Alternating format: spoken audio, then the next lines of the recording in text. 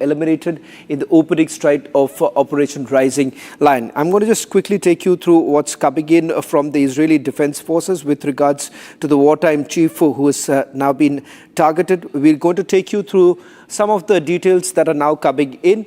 First, in the last 60 minutes, what has happened? On your screens right now, these are images that have been shot by Indian students. Large number of Kashmiri students who have been stuck in Iran. They have now been evacuated through Armenia. On your screens right now, these are the details. 1,300 medical students have been evacuated from Iran. Iran has attacked Israelis military base near Tel Aviv. That's happened in the last 60 minutes. Mossad building in Herzliya has been targeted by a rocket attack that has actually taken place. Iran makes a claim saying that the main cause of instability and war happens to be Israel. Now that's a claim that has been, once again, that's a statement that has been made by the Iranians. Trump, in all likelihood, may be sending across US Vice President J.D. Vance, as well as the Middle East envoy Witkoff to Iran for further talks, because there have been some indications coming in that there is a possibility that talks could take place between the United States of America and Iran. Iranians say that it is President Trump's responsibility to ensure that they dial the Prime Minister, and thereafter ensure that there is a de-escalation to take place. On your screens right now, these are multiple images that are essentially coming in from various parts of Iran right now, particularly from Tehran, where the evacuation is underway. In fact, President Trump once again has indicated that Tehran, those living in Tehran, should be leaving the city as soon as possible. Now, that's what President Trump had to say. I'm also going to go across to Ariala Rosenthal. He's the Director of International Relations, joining us from Ashdod. Ariala, thank you very much for joining us on this broadcast. The Iranians say that it is time for President Trump to dial Prime Minister Benjamin Netanyahu so that a ceasefire can be worked out. Do you believe that there is a possibility of any sort of ceasefire, particularly what we are witnessing right now with the United States of America upping the ante? Well, I must say that on my personal belief that my country has is knowing what it's doing now, in the terms that we will do all what is needed to eliminate the threat of Iran on the survival of the state of Israel. We must remember that in the last days since the escalation, Israel is only targeting military targets and not citizen targets like Iran is doing. We've had here several deaths and very hard bombardments throughout Israel, and I am sure that my country will finish first all the bank of targets that it has to do, in order that in the future Israel will not be under a threat. And of course, Israel is now doing all what is doing, not only for the safety of Israel, but the safety of the world. Well, in fact, Ariela, just to put this into perspective as to what's the end game right now for the Israelis, because it seems that there is a limitation that Israel faces right now. You do not have the ammunition to continue with the bunker bombers, and that is the reason why you need the United States of America to step in. What if US does not step in, and US sees this as an opportunity to strike a deal? And if that really works out, where does Israel really stand? Well, Israel and the U.S. are allies. We are known for backing one another. I'm sure that the U.S., as I heard from the news, that even President Trump informed all to leave Tehran because he knows what will be in the near future. And I'm fully sure that Israel and the U.S. are working together.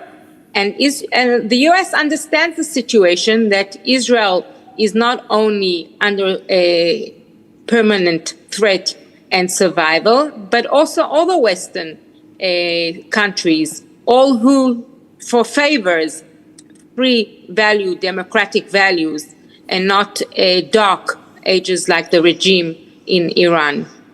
Arila, one final question that I want to ask you for those who are outside Israel. Could you give us a sense of what's really happening in various parts of the country? Because we believe the Iranians have made a claim that some of the military facilities closer to Tel Aviv have been targeted. What's the truth like? What's really happening around you? Well, I must say, in Ashdod, we're the fifth largest city in Israel. We're a strategic city in Israel. We are always on alert. Thank God, up till now, we have not received any bombardments in the city. Throughout Israel, yes, there are some strategic plants that have been hit, but we will overcome it. And we're a strong country, both morally and not only military. And we are listening very close to the guidelines of the home front, which have been proved to be very directing us how to conduct during emergency. And yes, we have lots of death, but it could have been worse. And thank God to the IDF that is looking and guiding the population how to behave during missiles attack. So I know that now Israel is already preparing everything that will be, the places that have been hit will be abolished and everything will be okay. The main thing is that we must immediately listen to the guidelines. They are life-saving, and that's what the population is doing. Right. And the rest, we leave it to the government, and God bless Israel. Arla, thank you very much for joining us from Ashdod and giving us a sense of what's really happening on the ground. Now, as far as the United States of America is concerned and what's the role that it would essentially play, whether at all US gets directly into it, because that's what the Israelis would rather want, draw the United States of America into the war, because there is a huge limitation that Israel really faces right now, particularly if at all they want to cripple Iran's nuclear facilities. Now, let me take you through what has happened in the last few hours with regards to the United States of America and its Air Force jets. There are 30 aircrafts that have essentially moved towards Spain. In fact, the US has mobilized its resources, 30 Air Force aircraft that have been moved, all KC-135. Two aircraft has already touched down in Sevilla. In Spain, more aircraft are approaching towards Europe. Now, that's the US airbase in Spain, where some of the aircraft have landed. Now, if at all the United States of America joins the Israelis, that would essentially mean that the talks have gone nowhere. United States of America has made it very clear that they are looking for a deal. And the deal is with regards to the fact that Iran will essentially not continue with their nuclear program. And the Iranians, on the other hand, have been a little iffy about this entire issue, but whether at all they are going to go ahead with the nuclear program itself, and how exactly would they do without the support of United States of America.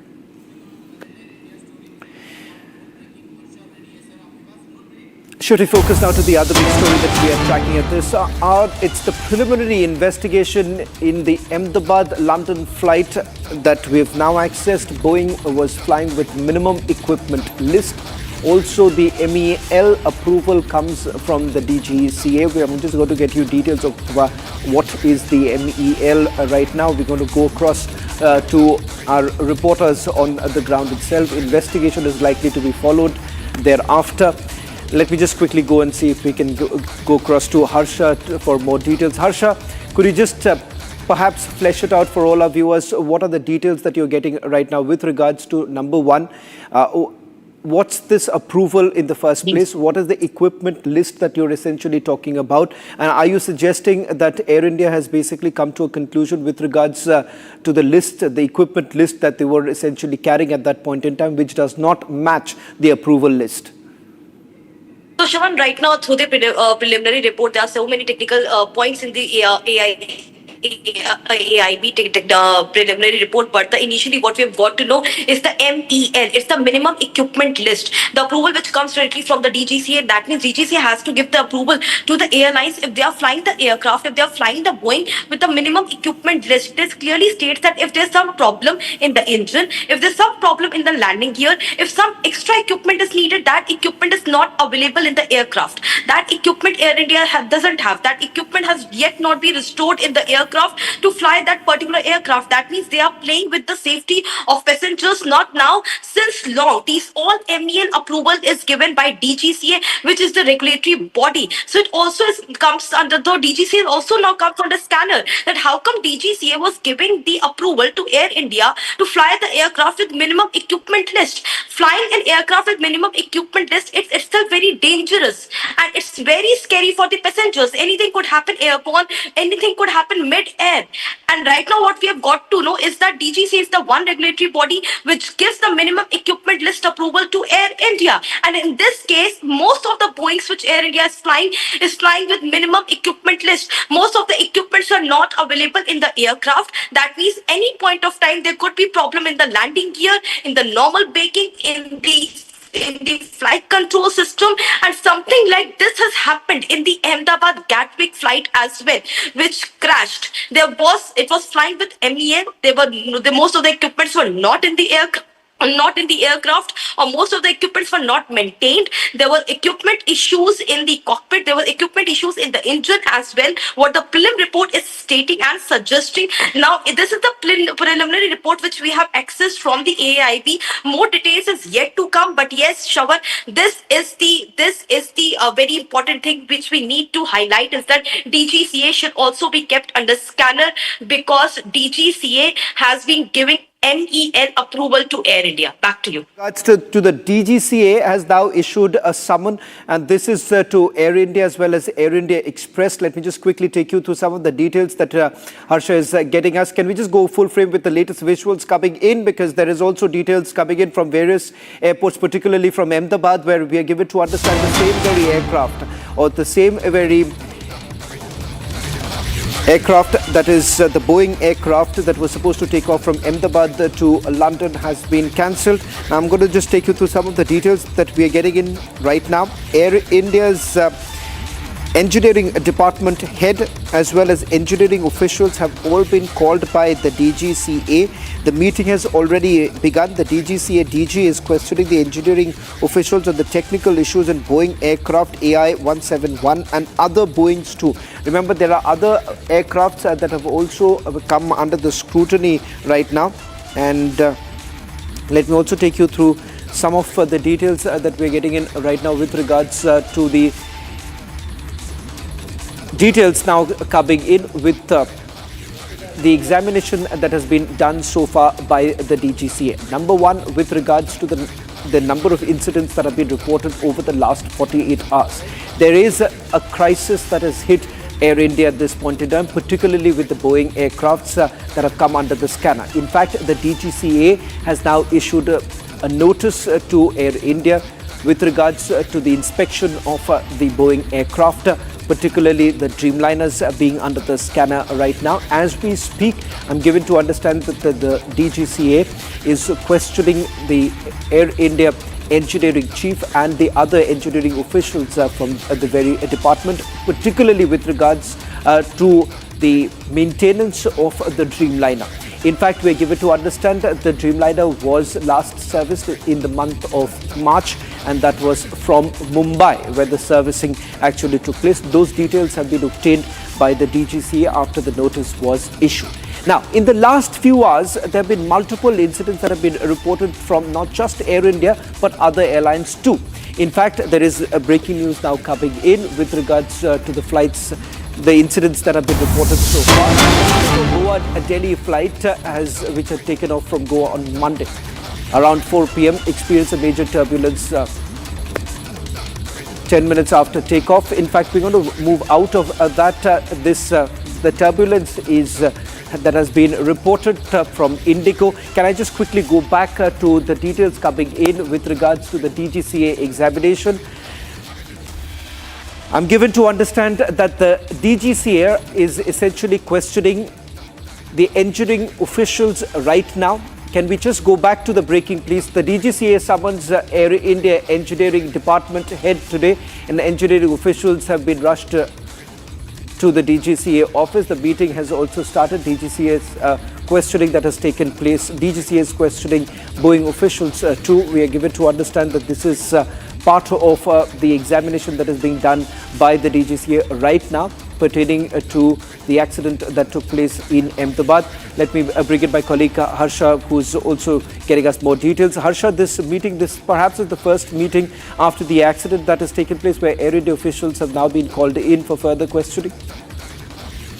Yes, Shravan, you're absolutely right. This is the first time DGCA has summoned Air India officials, and that through the officials of both Air India and Air India Express, and also the officials from the particularly department, which is the engineering department. Not to forget to tell all our viewers that this department is majorly responsible for the technicalities and for ensuring that the flight and aircraft is properly serviced, maintained, and this department knows each and every nitty-gritty related to the technicalities of the aircraft. So right now what we've gotten to know is that Air India technical engineering department officials have been summoned. The meeting was called at 3 o'clock. They were asked to appear in front of DGCA, DG Faiz Ahmed Siddiqui at 3 o'clock. The meeting has already commenced. Now they are being questioned by DGCA DG regarding the equipments in the Boeing 787, which flew from Ahmedabad for Gatwick, which crashed, and also regarding other Boeing issues as well. Because from past 3 days, Shravan, since the time crashes happened, from that day to till now, this is the 5th day in a row continuously. Every day there are reports of technical snags in Air India and Air India Express flight, and therefore the engineering officials have been called to ask more on the issues of the aircraft, the technical snags which are continuously appearing. And we've gotten to know that they have already been summoned. They had reached in at DGCA office. They are right now present there, and the DG is questioning them right now regarding the Boeing issues. Back to you. Harsha, with regards to whether at all this is the first meeting, I'm given to understand not just the engineering officials, but other officials of Air India have also been called in by the DGCA. Also, has Air India responded to the notice that was sent by the BCAS? Important to know that yes, Air India officials have responded to the earlier letter to earlier notice which BCAS had issued them, Sean, which we had reported as well, which we had telecasted, that these were the issues which BCAS had written to Air India, which they wanted to respond by the end of the day, and we have got to know that Air India has responded to them. We'll soon get to know exactly what response Air India has given. But yes, what you asked me, this is the first meeting, and not only Air India Engineering Department, but other department officials have also been called. In total, what I'm getting to now know exactly 12 to 15 officials from Air India have reached to DGCA office, and they have reached around 2:50 p.m. 3 p.m. was the time when they was asked to be there at DGCA office. All the officials are right now there. Air India Express, Engineering Department, Technical Department, and other officials are also present right now at DGCA. And this is the first meeting. This is the first time after the crash when Air India officials have appeared in front of DGCA, the regulatory body. Back to you. In fact, that's the latest now coming in right now from the DGCA office, where we are given to understand that this is the first set of questioning that's actually taking place with the Air India officials, particularly the engineering department. We are given to understand where officials from the engineering department who have been called in for questioning by the DGCA. Just over the last few hours, what you have seen right now, multiple incidents have actually been reported. In Ahmedabad, the Ahmedabad-London Air India flight has been cancelled due to a technical snag. Moving on, there was an emergency landing that took place in Nagpur. We are given to understand it is an Indigo aircraft there too. This was after a threat that was allegedly received.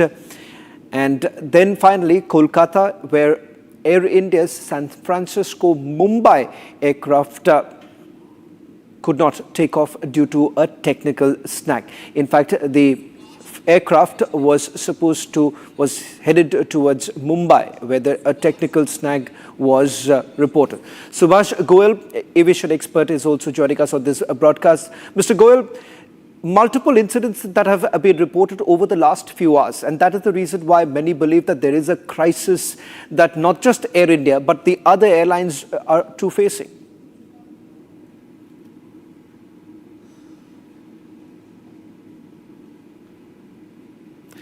Mr. Goel, am I audible?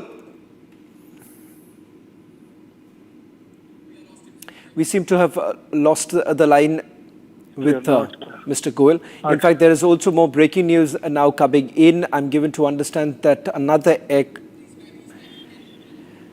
flight of Air India has also been cancelled. We'll try and get you more details. This is the flight from Amritsar to Gatwick that has also been cancelled. That's the Air India flight 2. We'll try and get you more details in a short while from now.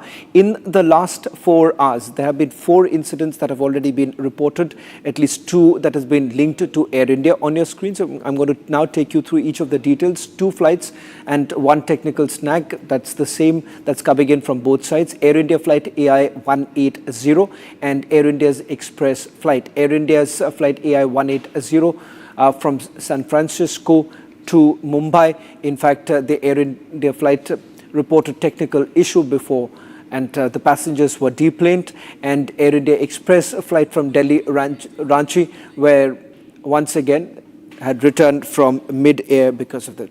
That's all that we have right now. The details coming in with regards to the incidents that have taken place. 8 incidents that have been reported in just 48 hours.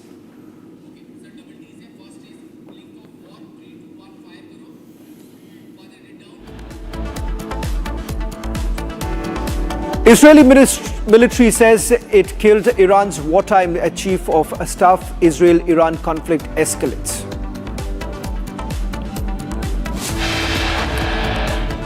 Prime Minister Modi in Canada to attend G7 summit to meet Zelensky on the sidelines of the summit.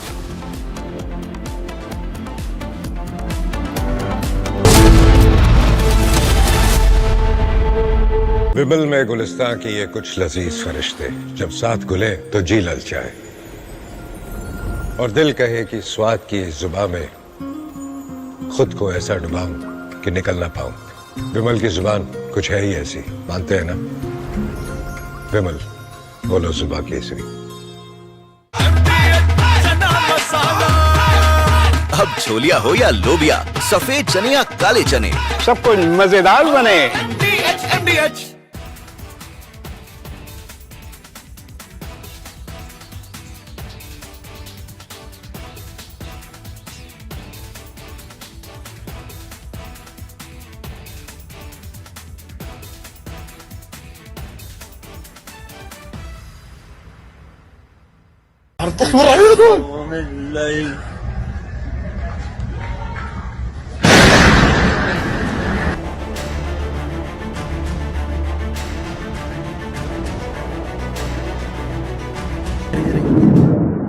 Ini Philo. Wow, bebatas itu.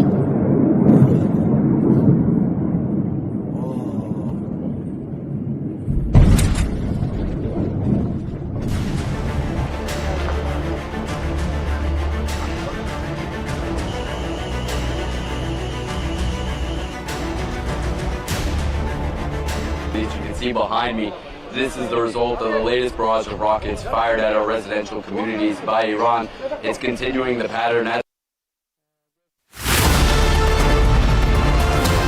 I don't just report from courtrooms on verdicts, I decode them. From breaking news to complex legal verdicts, every word is backed by law. At the Republic School of Journalism, you will learn how to report on legal issues with accuracy and speed. The RSJ Diploma, starting on the 30th of June. Apply now.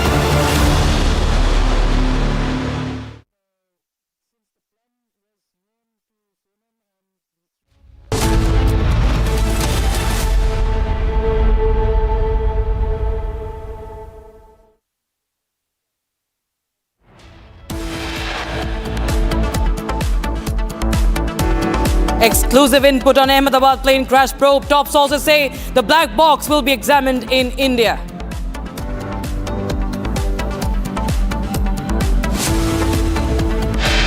दो बार हमारी ये flight cancel हुई है और air India कोई जवाब नहीं देते। अब हम लोग अभी अगली बार से एयर इंडिया में आने वाले नहीं हैं।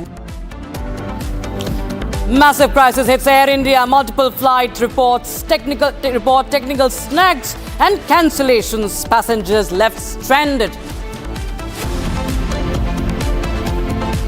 Goa to Lucknow Indigo flight faces mid-air turbulence. 10 minutes after takeoff, pilot regains control, averts major accident.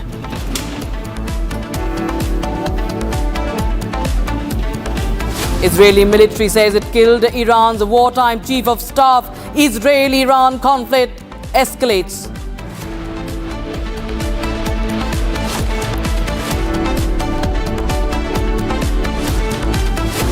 And Prime Minister Modi in Canada to attend the G7 summit to meet Volodymyr Zelensky on the sidelines.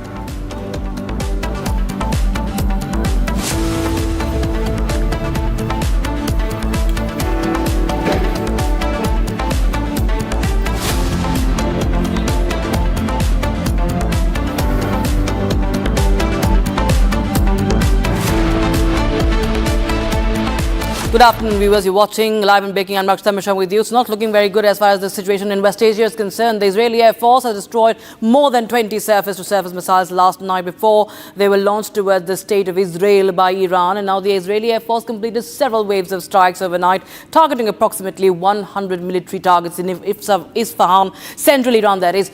And as part of the strikes, approximately 50 fighter jets and aircraft identified and struck the missile storage sites, surface-to-surface missile launches that were ready for a launch towards the state of Israel, and command centers where launch squads were preparing to carry out launches towards the territory of the state of Israel.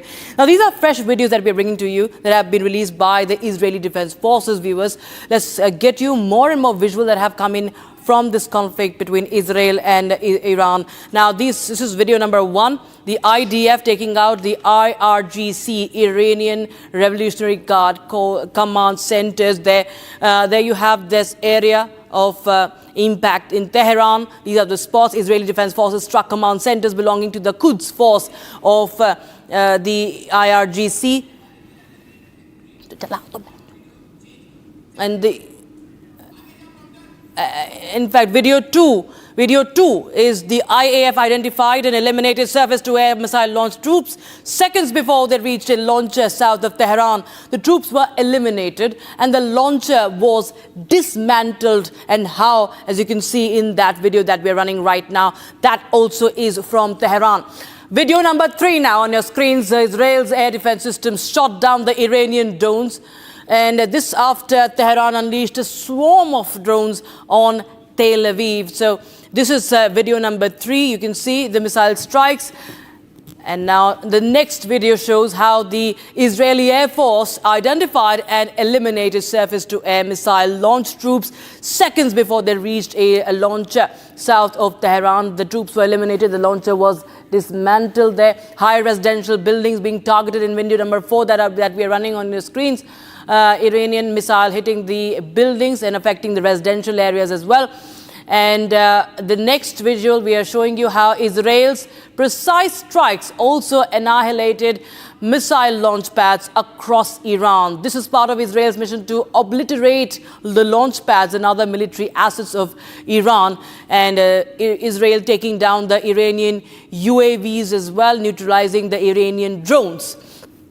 And then the U.S. Embassy in Israel has also sustained minor damages in the Iranian strikes. No casualties, however, been reported as far as the strike at the U.S. Embassy in Israel is concerned. The missile struck near the Tel Aviv branch, and it was the concussive force of the missile that damaged the building. We'll just run those visuals of the embassy there that has been affected. Iran, video number 6 shows Iran missile launch troops being eliminated and launches destroyed by the Israel Air Force. This is south of Tehran. The visuals coming in from the 16th of June, Iranian missile launch.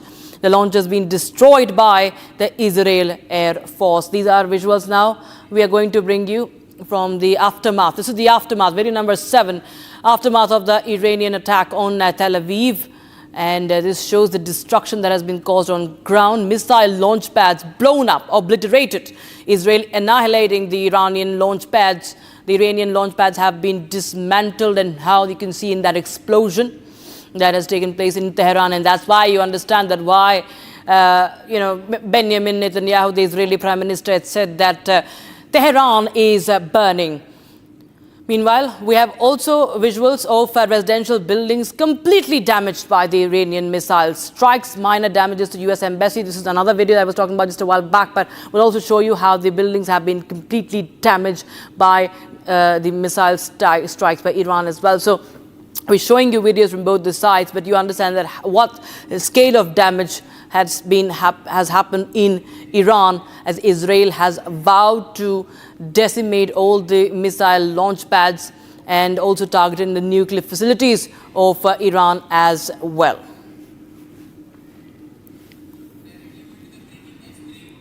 And meanwhile, we have some more breaking news coming in right now. Visuals of students being relocated from Tehran. Indian students, remember, have been stranded in this entire conflict, but the Indian embassy has helped them evacuate, and they've asked them to leave Tehran immediately. And many students have been taken to safer places, students being evacuated there. Those are the visuals from the bus, Indian students being taken away in the buses. They have been shifted to a safer spot, a safer location, as there are hundreds of students from India that have in fact who are there pursuing studies. One such student is from Kashmir. My colleague Gazinat spoke to the family of that Kashmiri student who is in Iran right now. Listen in. He's the daughter of the family who's studying in Shiraz University, and she is the one who's still been stuck there, and I'm joined by her father Nisar. जी ma'am, वो Shiraj medical university में पढ़ रही है। 2-4 दिन पहले जब ये वार स्टार्ट हो गया बिटवीन इसराइल एंड ईरान, तो वो बहुत डरे हुए थे। तो पहले दिन तो उतने डरे हुए नहीं थे, लेकिन जैसे जैसे वो दिन चढ़ता गया तो वहाँ से भी रॉकेट आ रहे हैं, यहाँ से भी रॉकेट आ रहे हैं, तो वो हॉस्टल में स्टक थे। तो फिर वो क्या करते, यहाँ फ़ोन करते, हम क्या कर सकते थे। फिर यूनिवर्सिटी वालों से कांटेक्ट किया, यूनिवर्सिटी बोलने वाला आप हॉस्टल में रहिए, आप बाहर मत निकले, हम देखते हैं क्या हालात रहेंगे, उसी हिसाब से करेंगे। तो रात को ज़्यादा जब वहाँ रॉकेट वगैरह मिसाइल चलने लगे तो वो बहुत डरे हुए, सहमे हुए थे। तो फिर उन्होंने हमारे साथ कांटेक्ट किया, हम क्या कर सकते थे। फिर लकीली हम थैंकफुल है इंडियन एम्बेसी के जो वहाँ ईरान में है, उनने उनके साथ कांटेक्ट किया, उनको अपना व्हाट्सअप नंबर दिया, कांटेक्ट नंबर, बोला आप घबराइए मत, हम कोशिश करेंगे कि हालात कैसे रहेंगे उस हिसाब से हम कोशिश करेंगे कि आपको सेफ जगह इवैक्यूएट करेंगे। तो अभी तक इवैक्यूएशन हुआ है क्या? आज मॉर्निंग में मेरी बेटी के साथ बात हुई, इंडियन स्टैंडर्ड टाइम 7 AM, तो वहाँ तेहरान में 5 AM थे, तो उनको उस टाइम इवैक्यूएट कर रहे थे वहाँ से सेफर प्लेस। इंडियन एम्बेसी की तरफ से उनका फुल सपोर्ट उनसे मिला, इंडियन एम्बेसी की तरफ से।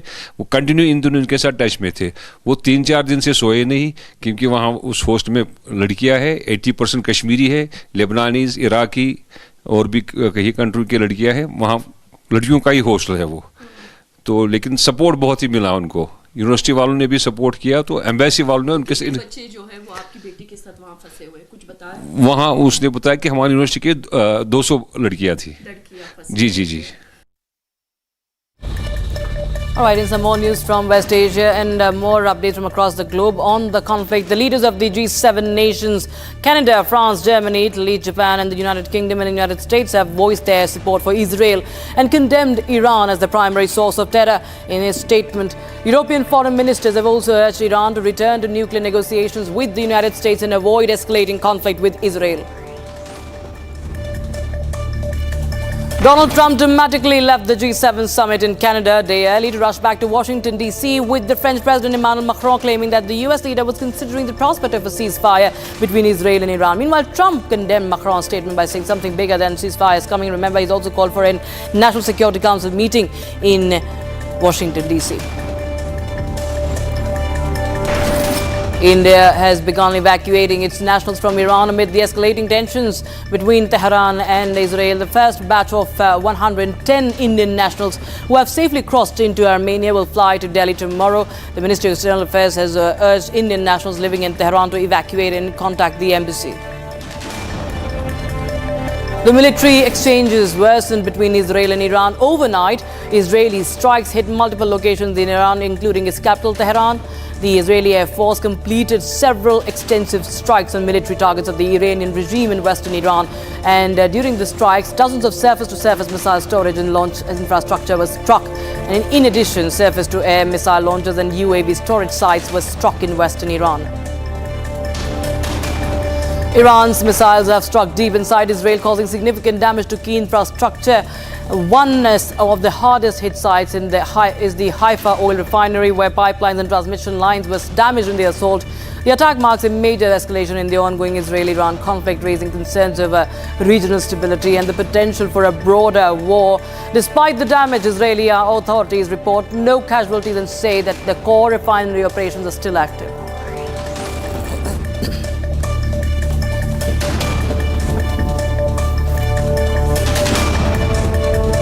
Viewers, we show you the footage that depicts the strikes moments ago by the Israeli Air Force on the studios and offices of the Iranian state-run broadcaster IRIB in Tehran. Here's a video from Republic Digital.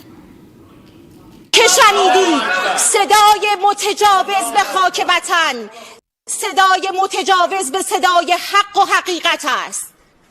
آنچه که ملاحظه کردید، صدایی که شنیدید، فضای غبارآلوده استودیو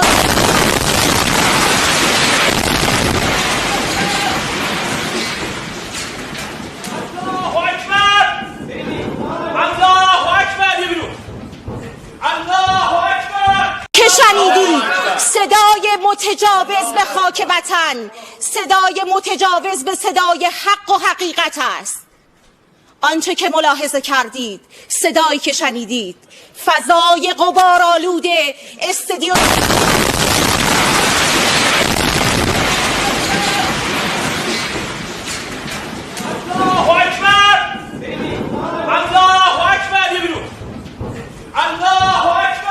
که شنیدید صدای متجاوز به خاک وطن، صدای متجاوز به صدای حق و حقیقت است.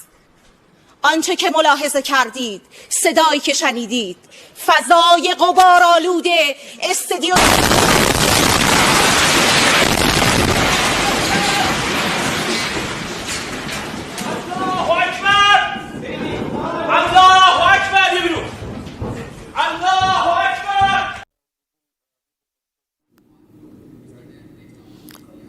All right, viewers, there you have those. That is a graphic that we are playing out right now that helps you understand how the U.S. Air Force jets have been targeting have flown into those air bases. Now, this is United States mobilizing resources. You can see it's flying to the southeast of Sevilla in Spain, and that is the Moron Air Base in Spain, and the aircraft movement there being depicted. The U.S. Mobilizing its assets, its resources. 30 Air Force aircraft have been moved so far, viewers. All KC-135. Remember, because U.S. has maintained all this while that it is not going to do anything here. But we see that it has moved its fleet as well.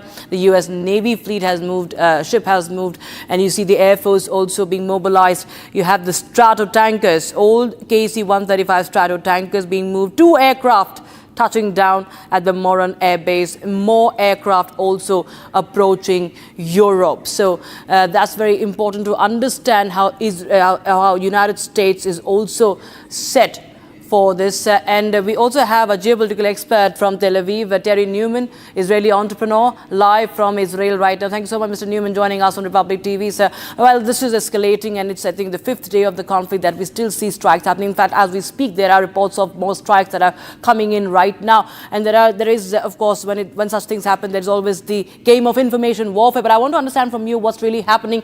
Has Iran stopped its strikes or not? What is the situation in Israel right now? Good afternoon. Iran is still striking. We had a few hours ago another barrage of ballistic missiles being sent towards us. Israel has, planned this for over 20 years. We have been saying to the free world that a nuclear Iran is something that cannot be accepted.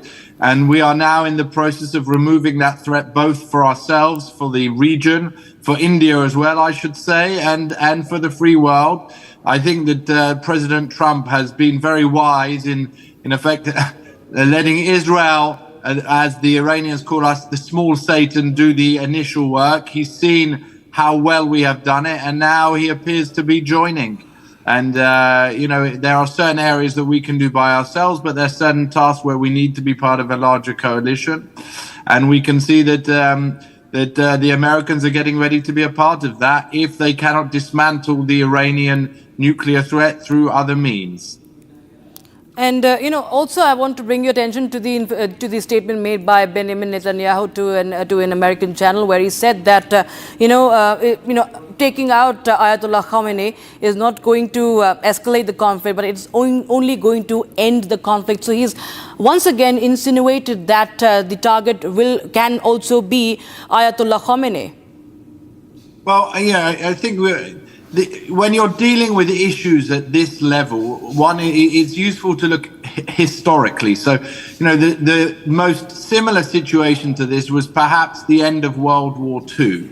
And you can take the two examples of the Nazis and of the Japanese. So in the Nazi situation, Hitler committed suicide when he lost all his major people around him.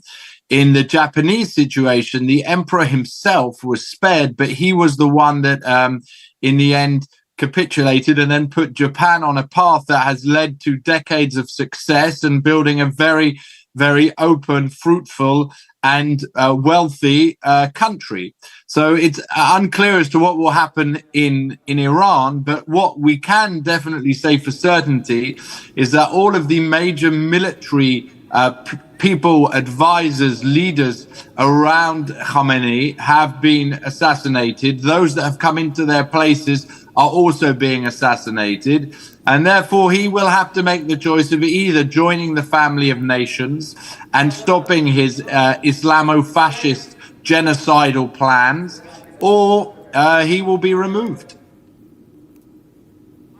Yes, Mr. Newman, we just also want to focus on Iran's wartime chief of staff that has been eliminated. Ali Shadmani has also been eliminated. And, what Israel is saying that it can reach any target. What military intel chief has hinted at, that it's expanding the Operation Rising Lion. How do you see this development? Because he was very close to Ayatollah Khamenei as well. Iran is a remarkable country of 90 million people. I think sometimes people forget what a large and important country it is. And those people that were, before the Islamist revolution, one of the most advanced countries in the area in terms of education, in terms of women's rights, in terms of science, in terms of technology, have been brutally oppressed now for decades. So you can imagine that the way that Israel is getting to these people in Iran is because there are many people, part of that 90 million, who have risen up against this evil regime in the past, that want to see it gone. But Israel's role cannot be to remove the regime itself. That is the role of the Iranian people, and they have been given the tools in a similar way to what we have seen in Lebanon, where Israel was able to deliver very, very serious blows on the leadership of Hezbollah, a major terrorist organization. But it was up to the Lebanese government to then step in and take control of the areas in the south of the country, the same as we've seen in Syria. And now it is up to the people of Iran to step up and take advantage of this moment, because Israel will remove threats to itself and to the wider world, but it cannot get involved in the domestic politics of Iran. That is something for the people of Iran to do themselves. Absolutely, of course, it's very important to understand the support also that is coming in. But the areas hit by Israel, just stay on with us, Mr. Newman. We are just running that visual to help our viewers understand the areas that have been targeted by Israel. The Israeli strikes in Tabriz, in Tehran, in Natanz. That's the main nuclear enrichment facility reportedly that has been attacked. Qaiman Shah, that refueling plane at the airport, hit. Tabriz is where the explosion happened, near a nuclear research center. So the nuclear scientists have been targeted. The commanders are are being targeted. And these are reports of the Israeli strikes between 12th to 16th of June. Talking about Tehran, Parchin military base, the state broadcaster has been hit. The Shahran fuel depot has also been hit by the Israeli strikes, as we are running those visuals to help you understand. Because Israel, especially if we talk about Tehran, we've seen dramatic visuals coming in as far as that city is concerned. Now, Mr. Newman, we understand that the Israeli airstrikes also are happening right now as we speak in multiple areas of Iran. But we also understand that how US has also mobilized its own resources, the US Navy or the US Air Force also. Meanwhile, we see that, Donald Trump continues to talk about a deal. He just cut short his G7 visit and he is now going to, head that NSC meeting, the National Security Council meeting as well. So what do we expect from here on? What will be United States' role, if you can share with our viewers? I can't speak on behalf of the United States, but I can certainly point out that the United States have bought a major aircraft carrier, the Nimitz, from Vietnam to the Middle Eastern arena now. They have sent in, I believe it's 28 air refueling planes into Europe. And as you showed earlier, they are sending other aerial assets across from the United States into the European arena. So they want to be ready in the event that Iran continues its aggressive rhetoric in its race to the nuclear bomb. I don't believe that the free world will have a better opportunity than this to remove the nuclear threat.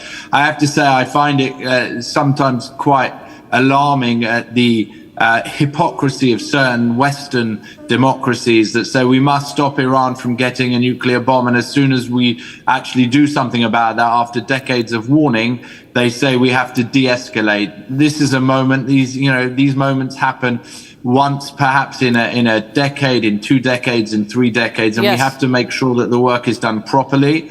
And I was saying earlier on a different channel that the Nimitz that's being sent in, actually, there's a certain historical irony that this was the same warship, the same aircraft carrier that was sent in 1979 and 80 after the Iranian Revolution to help get rid of the to help those Americans that were taken hostage in Tehran. So I hope that the Americans do what needs to be done and the nuclear threat will be removed. Absolutely. Terry Newman, thanks so much for joining us once again on Republic TV with your insights and your views on the story. Viewers, we step into a very short break, viewers, but continuing to track more updates from West Asia as the Israeli military has killed Iran's wartime chief of staff. The war is escalating. In the latest, we have Iranian military activate its air defenses following a series of Israeli airstrikes as we speak. We'll get you more on that. Also, we will tell you the details from Canada, where the Prime Minister is attending the G7 summit, all set to meet Zelensky on the sidelines as well.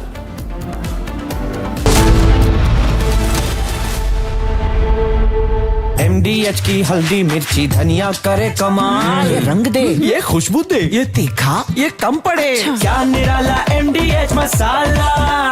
आपकी favourite Hyundai cars पर मिल रही है amazing deals. वैसे लोगे तो आप Hyundai ही, चाहे दिल की सुनो या डील्स की, तो जल्दी चले आओ हुंडई शोरूम। आधे बाउल दही में 4 चम्मच MDH चटनी पुदीना मसाला डाला, स्टर करो, पुदीना चटनी तैयार। MDH चटनी पुदीना मसाला।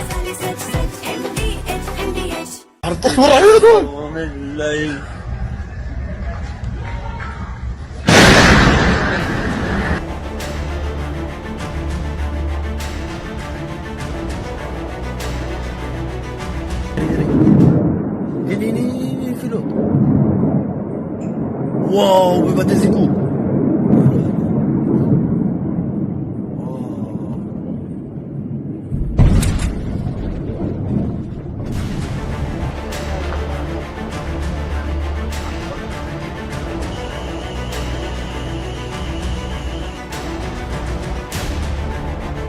As you can see behind me, this is the result of the latest barrage of rockets fired at our residential communities by Iran. It's continuing the pattern as we're seeing. Each and every one of these scenes are targeting residential communities, civilians in their homes.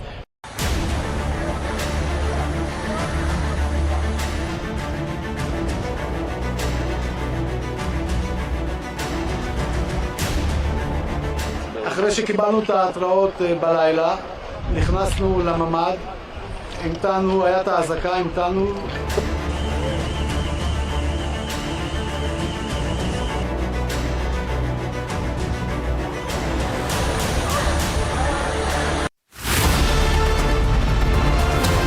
I don't just report from courtrooms on verdicts, I decode them.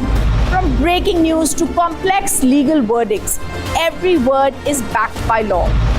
At the Republic School of Journalism, you will learn how to report on legal issues with accuracy and speed. The RSJ Diploma, starting on the 30th of June. Apply now. Amity has been ranked India's #1 not-for-profit private university for 11th year, with top 10 ranked institutions in management, engineering, biotech, law, masscom, telecom, hospitality, fashion and more. Yet another top ranking for Amity University. दादी के हाथों का जादू और खुशबू से महकता घर, माँ की मुस्कुराहट और खाने की सुगंध। MDH गरम मसाला, क्योंकि हर रिश्ता है स्वाद से जुड़ा।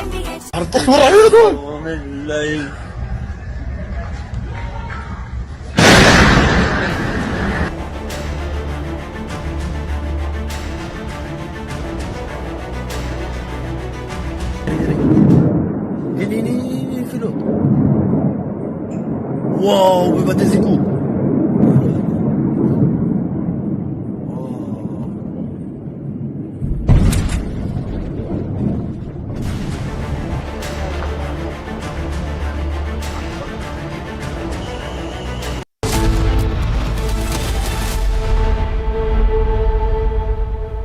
विमल में गुलिस्तां के ये कुछ लजीज फरिश्ते जब साथ घुले तो जी ललचाए और दिल कहे कि स्वाद की जुबान में खुद को ऐसे डुबाऊं कि निकल ना पाऊं।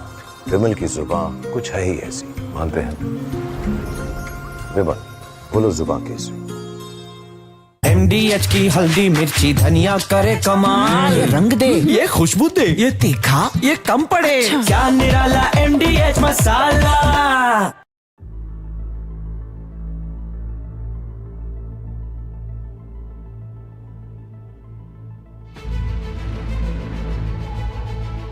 Technical reasons, sir, would like to stay closer to Hong Kong.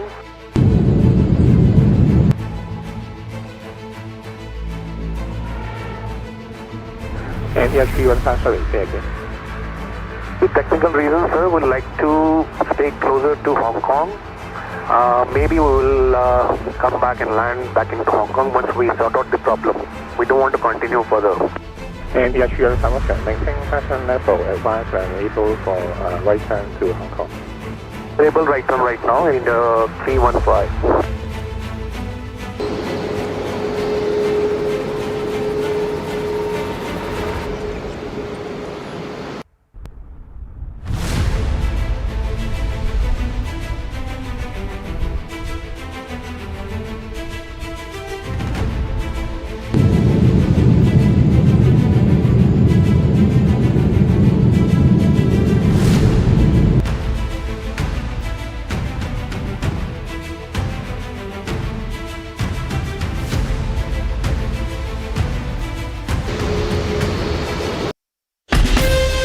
From Asia's largest news headquarters,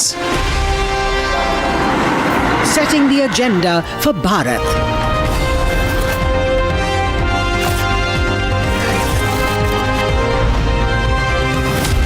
You're watching Republic.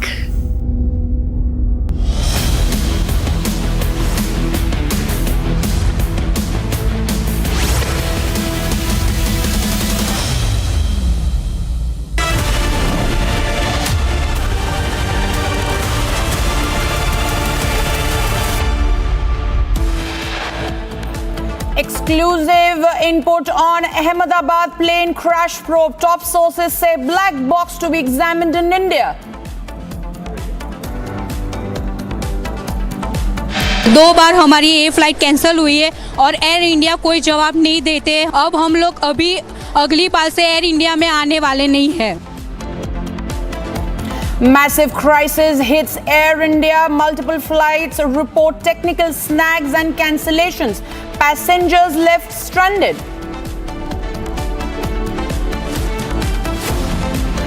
Goa-Lucknow Indigo flight faces mid-air turbulence 10 minutes after takeoff. Pilot regains control, averts major accident. Israeli military says it killed Iran's wartime chief of staff. Israel-Iran conflict escalates.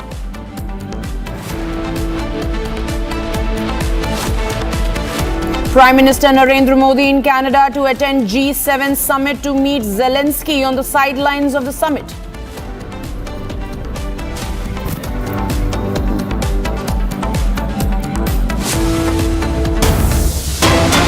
Breaking news coming in, viewers. Director General of Civil Aviation is set to chair a virtual meeting with Air India and Air India Express today.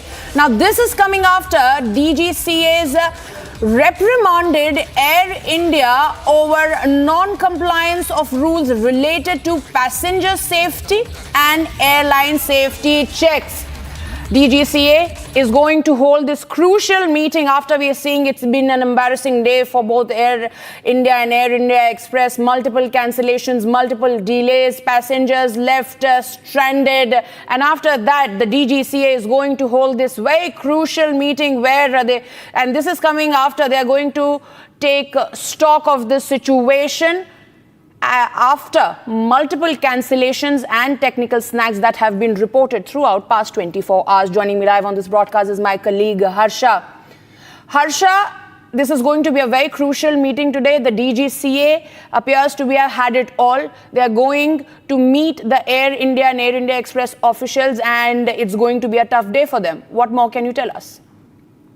So, Madhurima, there's an update for all our viewers as well because the meeting is underway. So, the meeting was called at 3 o'clock, and there's a physical meeting, not a virtual meeting. The Air India officials and Air India Express officials have already reached the DGCA office, and there's a first meeting where the DGCA have literally summoned the Air India. There appears to be a little technical snag over there with Harsha's audio connection, but what she is telling us that the meeting has already begun. It's been an hour since the meeting began, and the DGCA is very serious about this meeting, keeping in mind the fact that it's not a virtual meeting. They have been summoned physically, and DGCA is taking stock of the situation. It's a serious matter over there.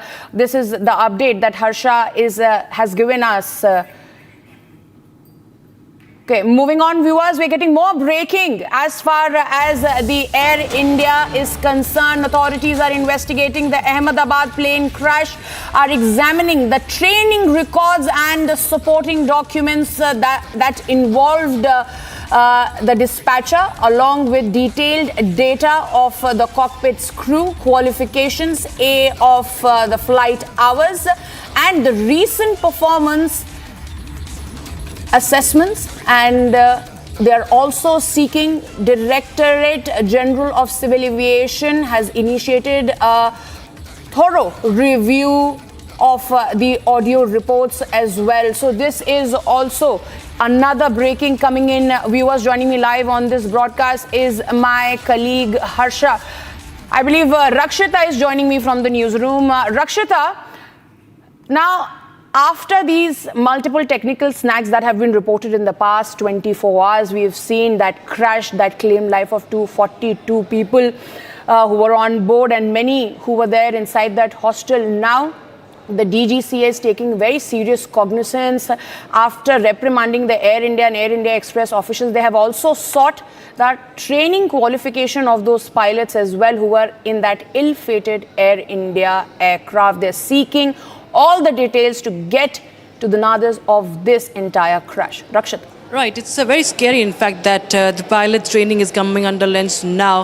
This is one of the oldest airlines that India has, and remember that there were many expectations after the Tatas took over, but it's only going from bad to worse, and now the DGCA, now after 242 people have been killed, we see that DGCA now summons the Air India engineering department head also today. We saw that the engineering officials also rushed to the DGCA office just today, and the meeting has begun with the 171 case and the other Boeing aircraft. The fleet also under scanner. Remember, the checks have been ordered. And if you talk about other airlines, I've interacted with people who are who are in the know-how of aviation sectors in other countries. Those safety checks that DGCA is now ordering, those things are a routine in other countries. It's a sad state of affairs that now all this is being investigated. And yes, there are many things that happen, like turbulence, which is a common thing. It can happen due to weather, but engine failures or the training of the pilots being under scanner, it's an alarming situation. Talking about the preliminary investigation of the Ahmedabad to London flight, it reveals that the minimum equipment list, it was flying with minimum equipment list, that is MEL, and this approval also comes from the DGCA. Now the DGCA also has many questions to answer here, Madhurima, as far as who gave the MEL approval to Air India as well. So both the DGCA also has to answer many questions, and why was there no quality check, no training check up until now? Why is it coming under scanner all of a sudden? Because of course, yes, it is the need of the hour after that biggest aviation tragedy. There is no other option for DGCA to do that. But the fact that there could be questions being raised on the training itself, on the equipment also, that of course speaks volume about how our aviation sector has been functioning, how it could jeopardize the lives of the passengers.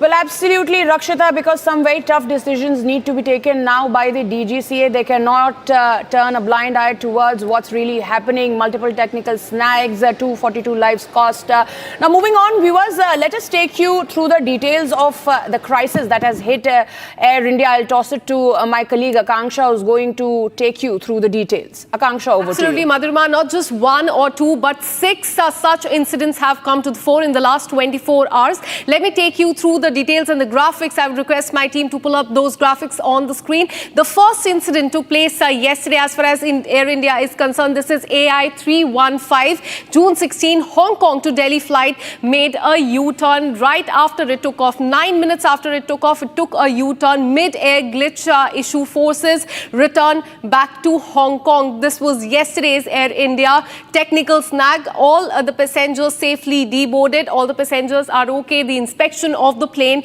was undertaken by the authorities. Let's take you through another incident that took place yesterday. This is SV 3112, June 16, Air Scare on Jeddah to Lucknow flight. We saw visuals of sparks and smoke coming out from the wheels of this specific plane. This is Saudi Arabian plane, and this in fact took place yesterday. Passengers of SV 3112 disembarked safely, but again raises a lot of questions about the quality of the aircraft, because we saw very concerning visuals. The third incident took place yesterday. This is Delhi to Ranchi Air India flight. Plane makes a U-turn to Delhi over technical issue. Another example of technical issue as far as Air India is concerned. Technical issue reported after takeoff from the national capital. This is Delhi to Ranchi Air India flight. Flight operation resumed after inspection and clearance. So in all these cases, inspection was carried out after these very concerning incidents in fact took place. Now let's talk about what happened today. Air India AI 2493, June 17th, air scare on Mumbai Ahmedabad plane. This happened earlier today is what we're learning. Operational issue delays the flight. Passengers faced a lot of issue as far as this another Air India flight is concerned. It got cancelled over FDTL. This is AI 2493.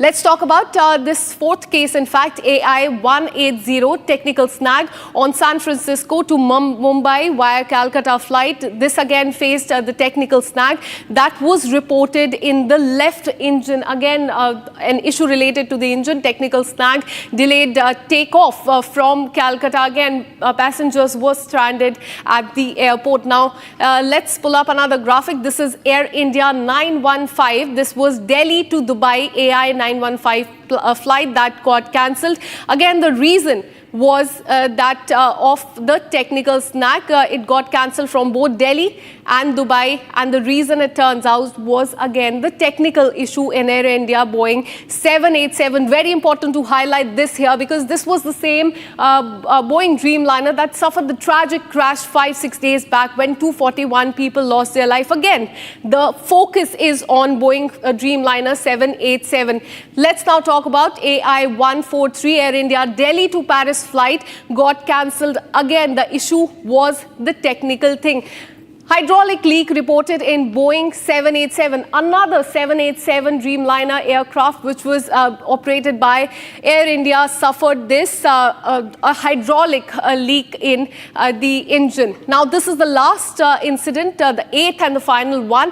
Air India 159, Air India flight from Ahmedabad to London got cancelled, and again the reason was because of the technical snag is what we're learning. Takeoff cancelled after the technical snag. This is AI 159. In the last 24 hours, not just one or two, 6 Air India flights, Madhurima, faced the technical snag. Back to you. Well, thank you, Akansha, for that detailed report. Moving on, viewers, we're getting more breaking news at the moment. Air India has issued a statement confirming that flight AI 143 from Delhi to Paris, scheduled for June 17th, has been cancelled after mandatory pre-flight check identified as technical issue. While the issue is currently being addressed, the airline stated that due to night operation restrictions at the Paris, the flight could not be rescheduled and therefore was cancelled. So therefore, once again, this time, which could be one of the very few times when that means Air India agrees to a technical snag. Joining me live on this broadcast is my colleague Rakshita. She continues to stay there at the newsroom. Rakshita, now Air India is saying that there was a technical snag, and which is why they could not fly the Delhi to Paris flight. Now, this was the 6th technical snag reported in the past 24 hours. It does not seem to be going well for Air India. Absolutely. Even the international flights, especially in focus over here, just getting you more details on that flight. This was a mandatory pre-flight check. He identified the issue which is being presently addressed. And remember, there has been just a few days before, the DGCA has ordered mandatory safety checks of all the Boeing, especially Boeing 737 Dreamliners. And in view of the flight coming under the restrictions on night operations at the CDG airport, the flight has now been cancelled. Now, Air India goes on to say that they're providing hotel accommodation, also offering full refunds, and that's what normally any airline should be doing. Consequently, they say that flight from Paris to Delhi stands cancelled. So the other flight, AI 142 from Paris to Delhi on the 18th of June, also stands cancelled. So we understand the effect it has on air travel. The fact that this Boeing Dreamliner has been on scanner, has been under scanner, and the technical faults that are being now exposed because of increased vigilance. Now, the fact that we are breaking more and more news about such airlines is because there is more scrutiny now. Had there been no reportage, has there been no pressure, with this coverage, these things could be easily ignored, and we've seen passengers who have been reeling under the circumstances. We have seen multiple airlines who just get away with such cancellations and just not explaining as to what really happened. And now you see the way they even issue these statements and bring more in-depth, understanding of what really happened. So the way they are explaining their reasons also behind the cancellation is also exposing that how they have been very much negligent in the past, and now each and every issue, big or small, but there can be no issue that can be anyway dismissed as small, because it could be, jeopardizing the security of those on board. So henceforth, we see many flights are now under scan, and the mandatory pre-flight checks, which should happen worldwide as far as all airlines are concerned, it happens too. Now we see Air India conducting these mandatory checks all the more and with more scrutiny, and henceforth we see these 2 flights are now cancelled. Well, thank you, Rakshita, for those details. Moving on, viewers, in fact, like I said, that there have been multiple snags and cancellations in the past 24 hours. Another flight, AI 159 from Ahmedabad to London, was cancelled after a technical snag yet again was reported. My colleague Gopi was there at the Ahmedabad airport where she spoke to some of very miffed passengers over there. Take a look. ये flight cancel क्यों हुई? आपने कितनी बार ये flight cancel हुई है? आप कब आए, कितने बजे आए? आपका परिवार भी आपके साथ आया है, कुछ बताएंगे? I booked a flight on 14 June because we want to back in London on 14 June. But on the 13th June, I got an email that you have to cancel this flight because of the atmosphere and weather. So they messaged me, emailed me that you have to reschedule your ticket. And on the they emailed me that you have to reschedule on 17 June. I got email on 12 p.m. in the morning that your flight is cancelled. 17 June flight cancelled. So my husband is there on the window and he's doing that.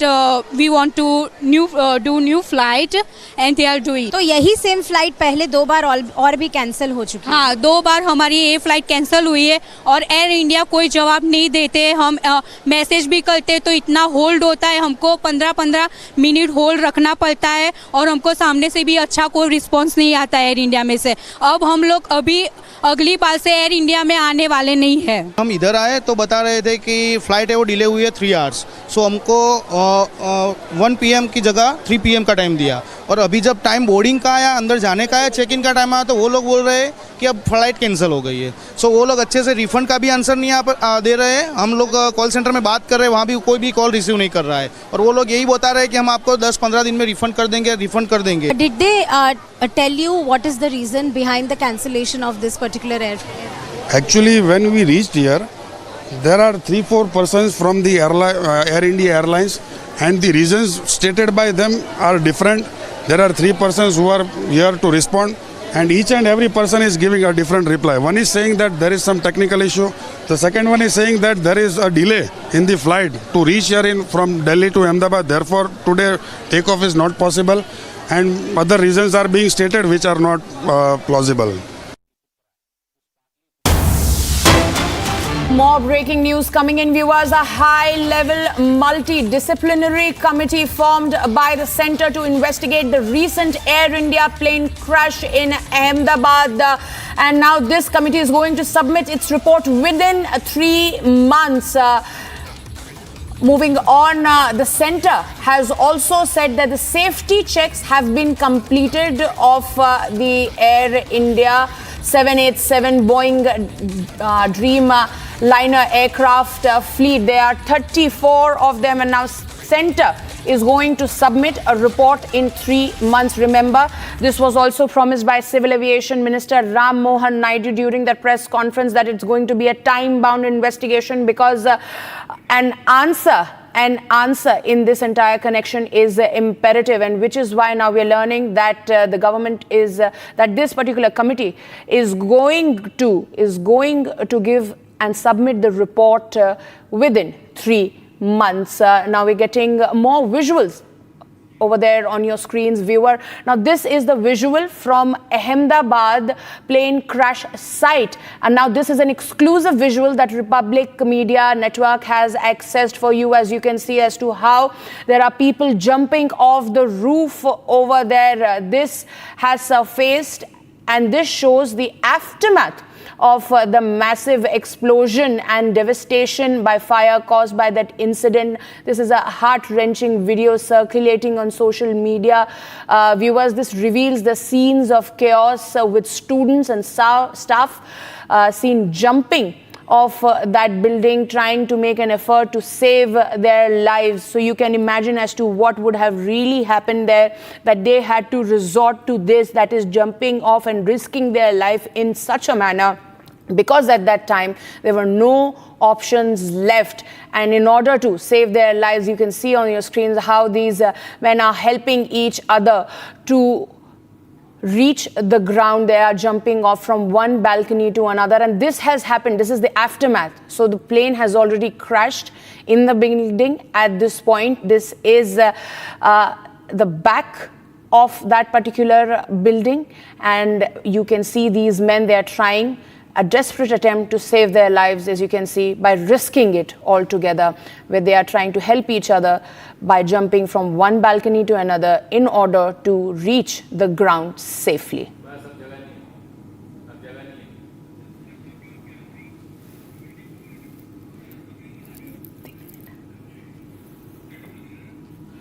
So these are the visuals you can see, viewers. This is the aftermath. This is the aftermath of what really happened. This is the crash site. This is the backside of that hostel that suffered.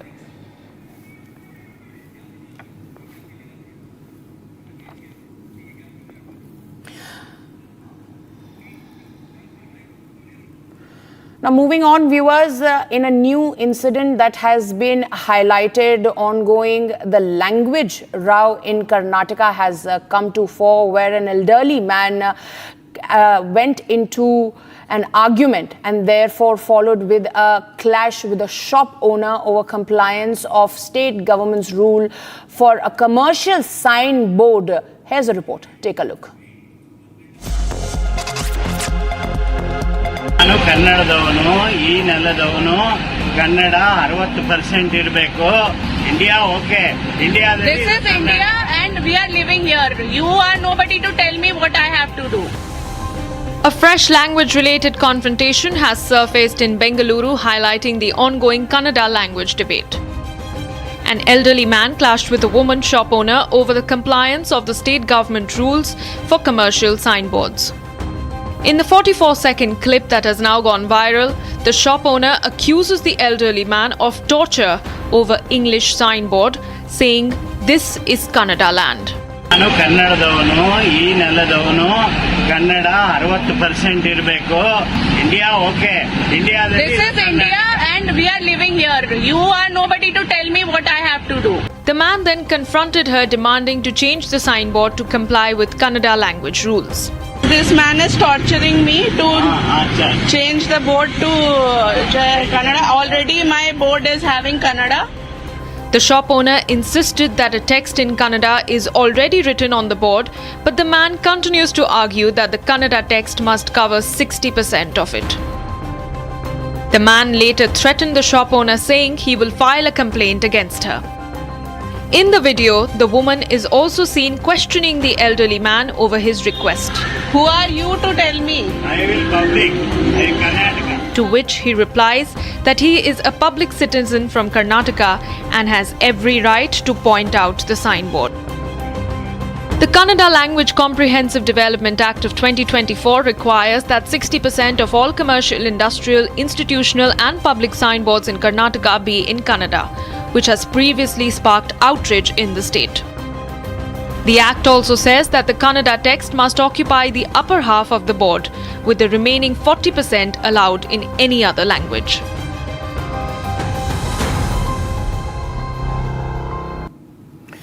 Moving on, viewers, Ambassador Deepak Vora explains India's balanced stance on the Israel-Iran conflict. With strong ties to both nations, India promotes dialogue and diplomacy without choosing sides. He highlights how India's strategic autonomy, its role as a voice for the global south, and the importance of peace in global affairs. Take a look. Vande Mataram. My name is Ambassador Deepak Vora and I am Special Advisor in some African countries. We are going to talk today about an issue that is exercising a lot of minds, and I read a lot of stuff in the Indian and international media about the challenge that India's diplomacy faces because of the conflict between Israel and Iran, both friends of India. Let me set this in perspective. We never allow our relationship with any one country to determine our relationship with another country. Chanakya had said something very interesting 2,400 years ago, that my enemy's enemy can be my friend. He did not say that my friend's enemy must also be my enemy. We are friends with both. We compartmentalize our relationship. As far as Israel is concerned, the relationship has a very strong defense component. It has a very strong agricultural component and education and high technology. With Iran, we were major importers of oil, but because of American pressure and sanctions, we do not import oil from Iran at the moment. So that can be ruled out. Anybody who says that we're not going to be able to get oil from Iran and oil prices in India, therefore, will rise as a result of that is talking nonsense. Essentially, I'm sorry to be rough, but that doesn't make any sense. However, the Chabahar port, which we have invested in and which was to provide an alternative route to Central Europe and beyond, bypassing Atta.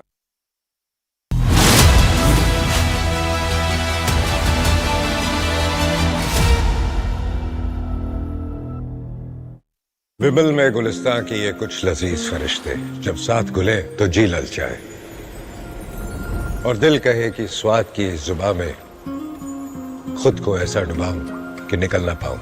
विमल की जुबान कुछ है ही ऐसी, मानते हैं ना?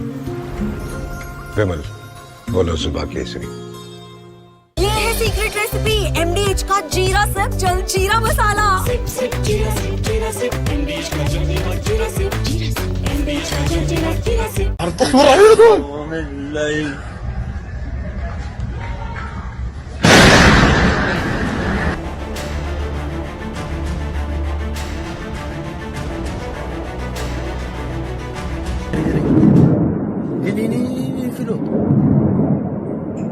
Wow, vai bater esse cu.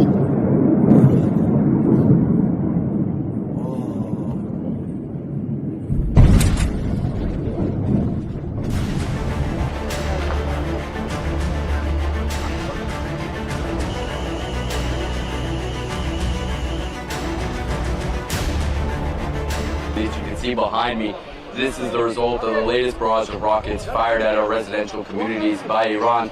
It's continuing the pattern as we're seeing. Each and every one of these scenes are targeting residential communities.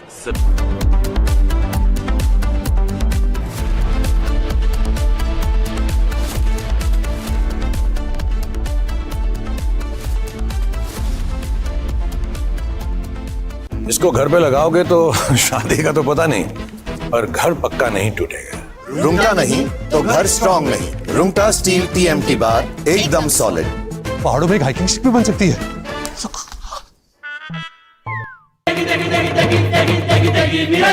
MDH की देगी मिर्च, देगी मिर्च का तड़का, अंग अंग फड़का। MDH की देगी मिर्च।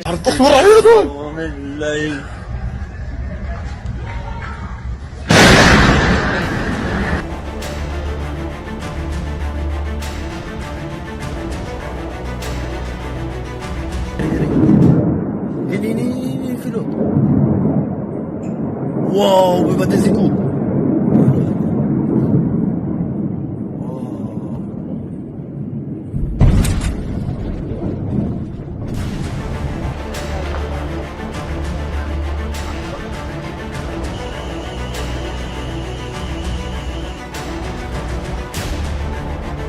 As you can see behind me, this is the result of the latest barrage of rockets fired at our residential communities by Iran.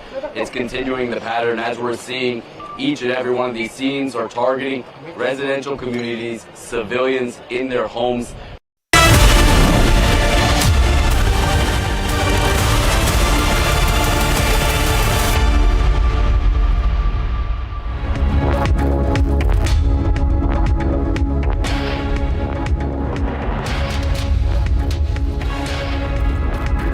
Welcome, you're watching Republic TV with me, Akanksha Khajuria. West Asia is on the edge. We'll get you more updates on the escalation that has been going on in the last 5 days. But first up, as always, the headlines.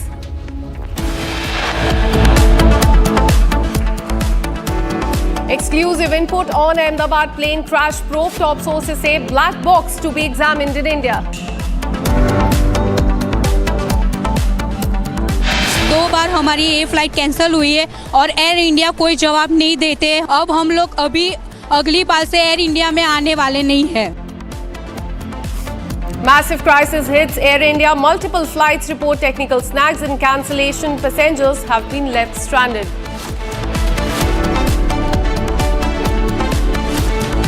Goa Lucknow Indigo flight faces mid-air turbulence. 10 minutes after takeoff, pilot regains control, averts a major incident.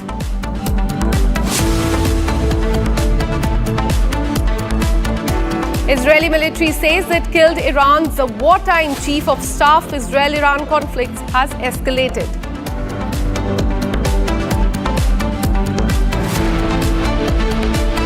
Prime Minister is in Canada today to attend G7 summit to meet Zelensky as well on the sidelines of the summit.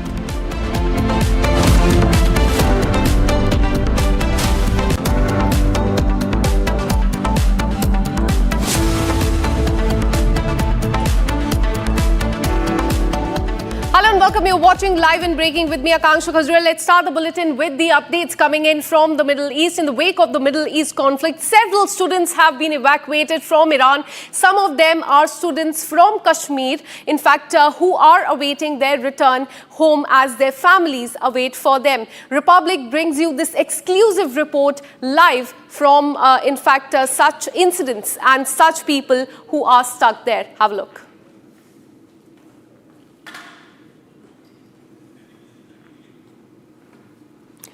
So a lot of students are stuck in Iran. As many as 10,000 people are in Iran. 6,000 of them are students. Most of them are Kashmiri. In fact, evacuation process is currently underway to relocate them to other parts of the country or to bring them to the Armenian border. And this is the evacuation step that the Indian government is taking as far as bringing people to safer place is concerned.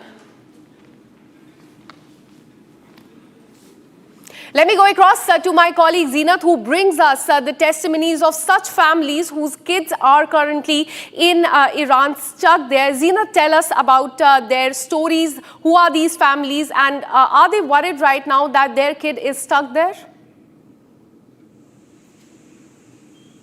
See, scores of children are still stuck at Iran, and that have left families worried. The families are moving from pillar to post to get the more information about their kids. Although the communication system is down in the Iran, they're trying the best to get in touch, to know about whereabouts of these kids and how to provide their help. I'm joined by one such family member from Nishat, Srinagar.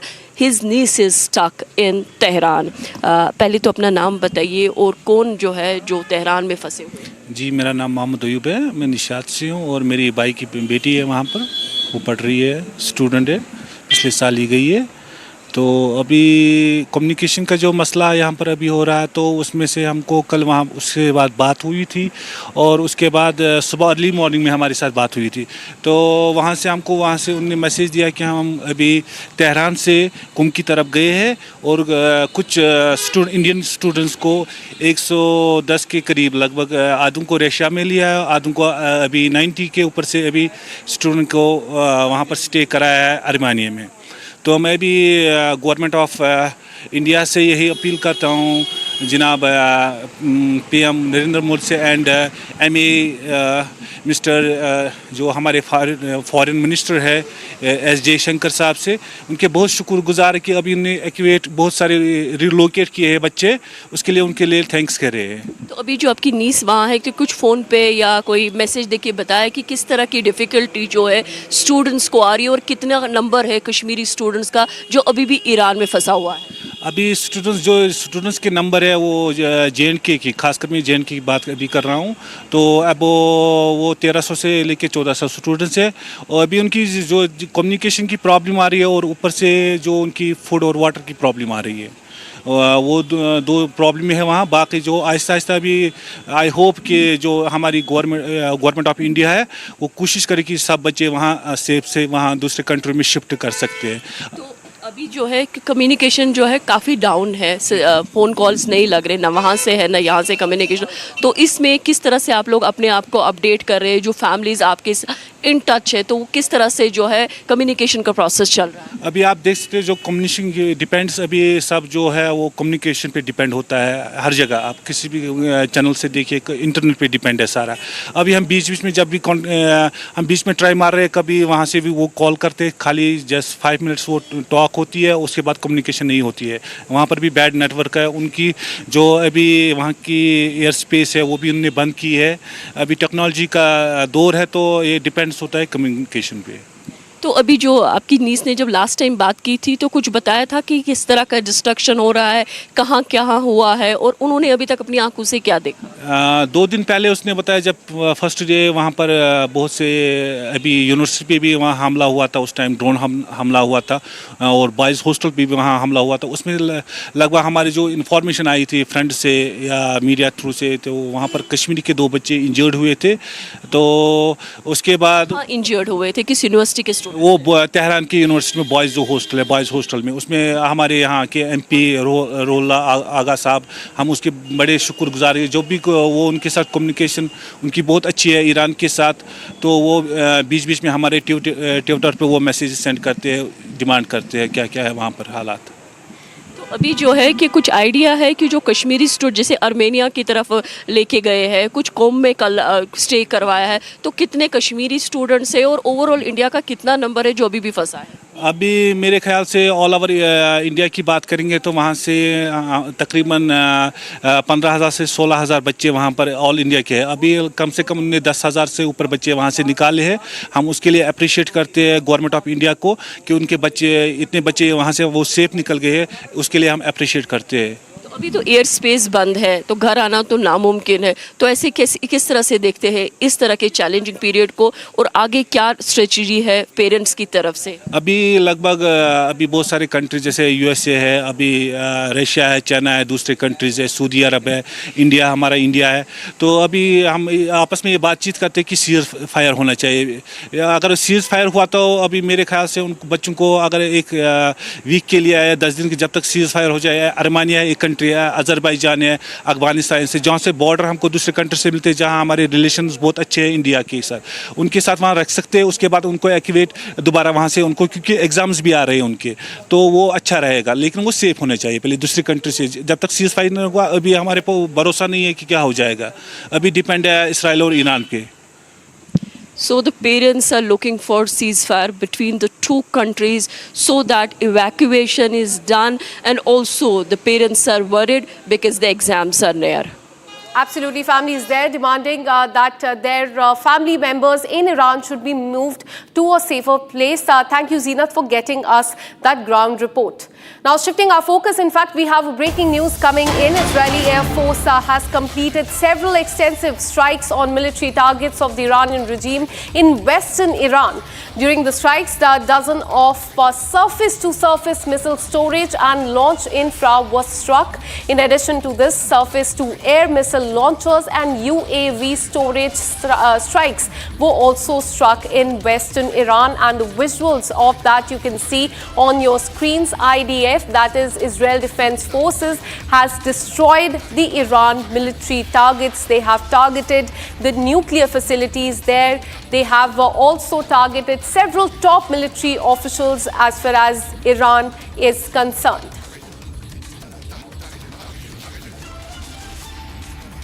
We are witnessing escalation in West Asia. It continues to be on the boil. In the last 5 days, we have seen attack and counter-attack coming in from Iran and Israel. Iran has also launched several attacks on Israel, destroying their buildings. Several people there as well losing their life. So this escalation continues as far as West Asia is concerned.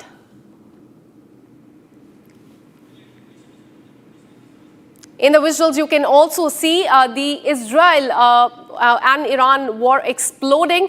On the visuals, you can see these are the areas where Israel Defense Forces have launched their attack as far as Iran is concerned, be it military bases or the nuclear facilities, the oil depot in Iran is concerned. And they have, in fact, issued and released these videos that you can see on the screen right there. And this is coming even as the G7 summit is going on. Remember, earlier today on the right side of your screen, you can see Donald Trump, President of United States, cutting short his visit for the G7 summit. He had to head back for a very crucial meeting as far as Israel and Iran conflict is concerned. So it definitely seems that the conflict is now escalating, with both sides launching attacks on each other.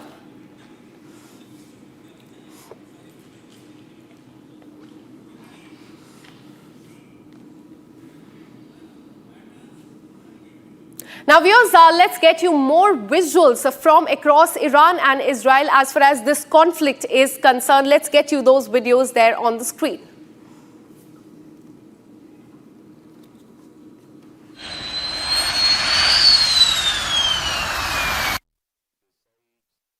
As you can see in the visuals, what IDF has said that they have killed one of their top military officials once again. You can see there on the visuals, Israel Air Force has hit the Tehran air base as well. So be it airport in Iran, nuclear facilities, military bases, their residential buildings as well. So these have been attacked by Israel. You can see there on the map as well, Israel is quite far from Iran. And these missiles have been launched in Tehran at several locations, be it Tabriz, Natanz, where the main nuclear facility is. And these are the visuals that IDF has released that we are showing to you on the screen. Several places there attacked by Israel. Now let's show you more videos as far as this conflict is concerned. This is a video of IDF taking out attack on Iran. Now let's have a look at this video of Israel destroying the missile launcher troops as well. And this is the video that has been released by Israel military forces. There they are destroying the missile launch troops, as you can see on the screen. Big blast there, and the video on your screen completely shows how this escalation has only grown. Meanwhile, these are the visuals from the aftermath of the Iran attack on Tel Aviv. These are the visuals of just 2 days back when Iran launched an attack on Tel Aviv. Several places, buildings were destroyed. They caught fire. There was damage that was reported in Tel Aviv area as well. Jerusalem was also a place that was attacked by Iran.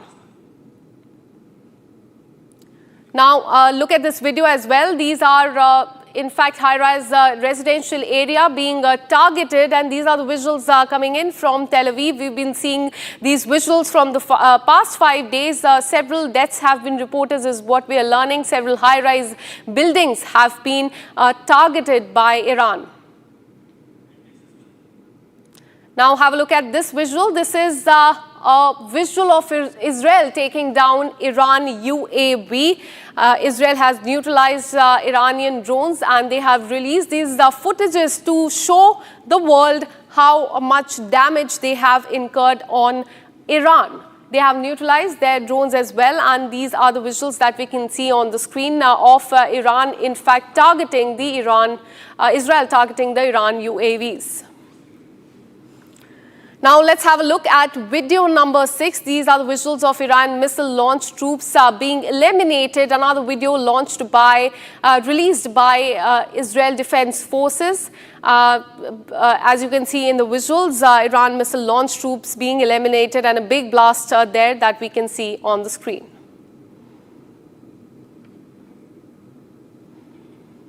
Now let's have a look at video number 8. Israel's precise strikes have also destroyed the missile launch pads across Iran. This is the part of Israel's mission to obliterate launch pads and other military assets of Iran. Big blast we can see there as well. As far as Iran is concerned, several big and main areas, including the nuclear facilities, have been attacked. And this is last video that we are going to show you. This happened yesterday when the US Embassy in Tel Aviv received minor damage, but there was no casualty that was reported. The missile struck near the Tel Aviv branch, and it was the conclusive force of the missile that damaged the building. There was shattered glass on the floor. There was minor damage, no casualty reported so far, and this comes amid the threat by Donald Trump as well that if any US assets are attacked, then Iran will face the wrath.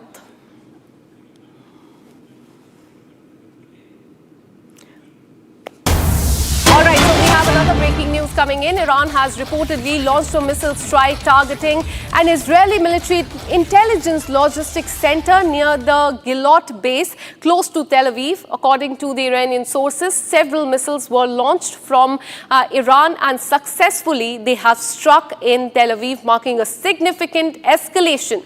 And we are showing you visuals of, in fact, that attack that took place. Remember, Iran attacked the US embassy yesterday, and today we are seeing the new attacks and further escalation.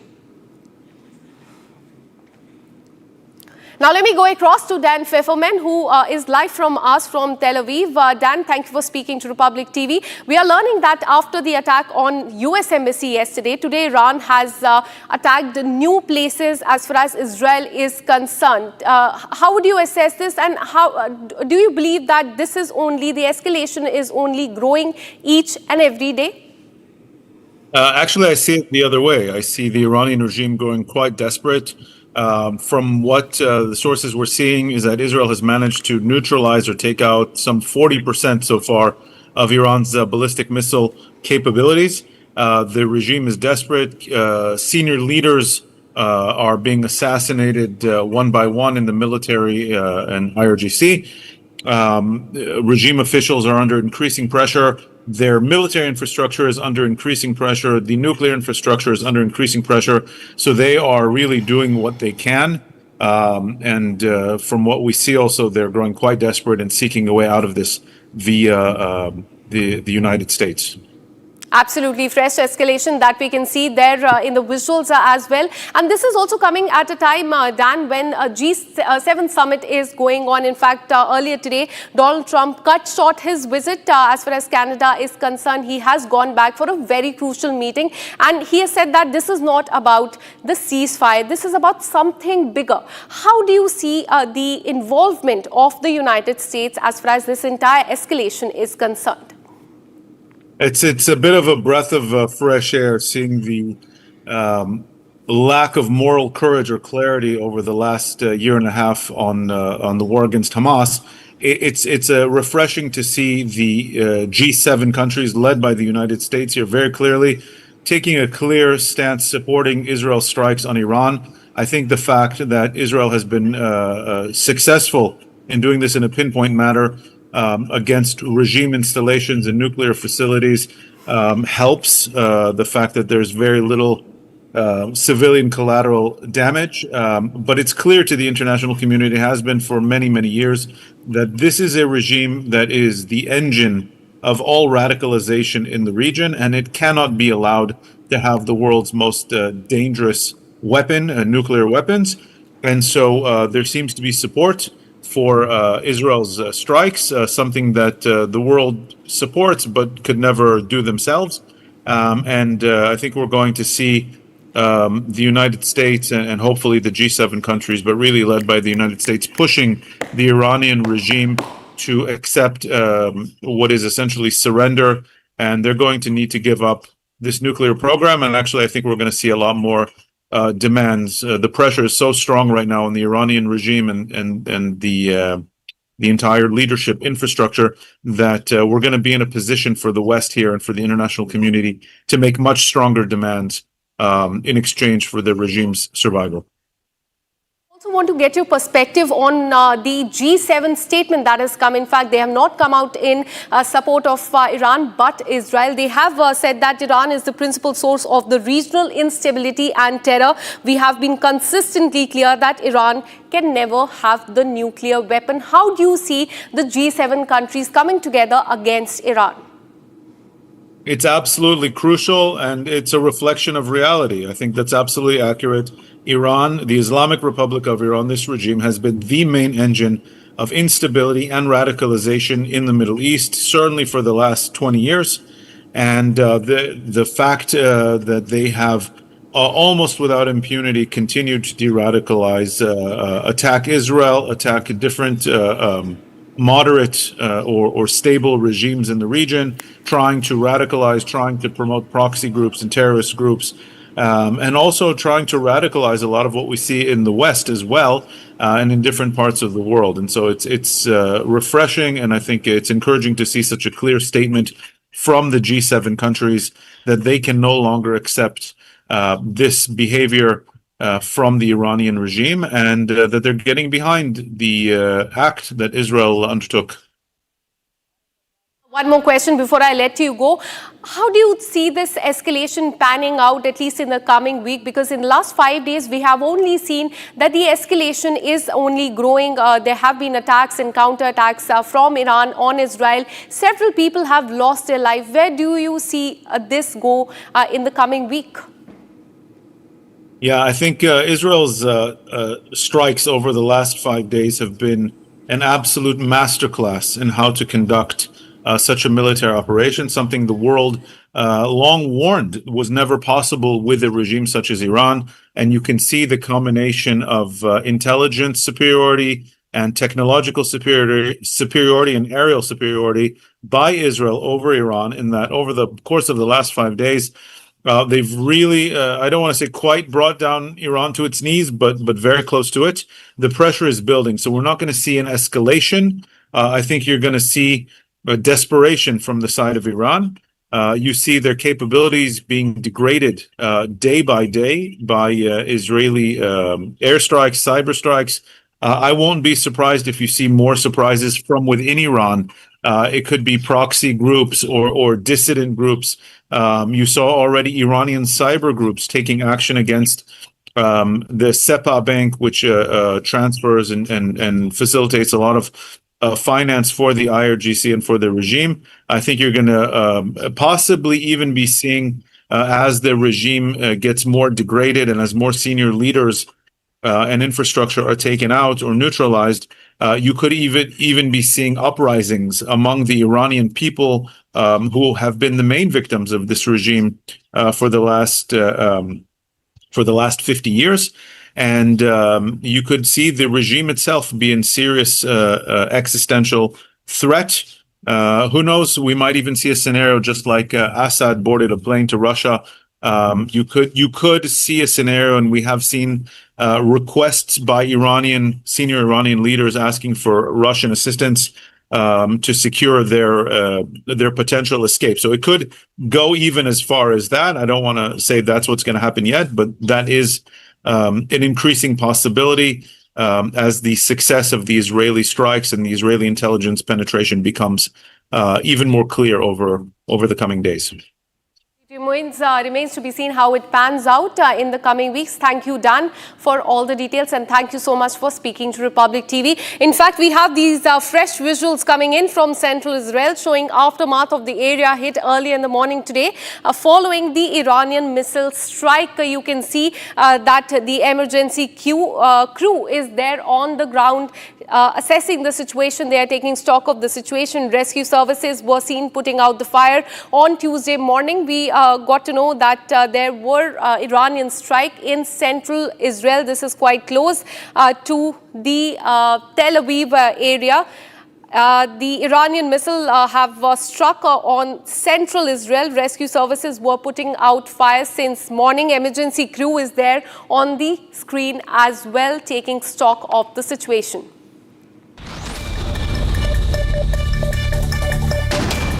Well, the leaders of the G7 nations, Canada, Germany, Italy, Japan, the United Kingdom and United States have voiced their support for Israel and condemned Iran as the primary source of terror.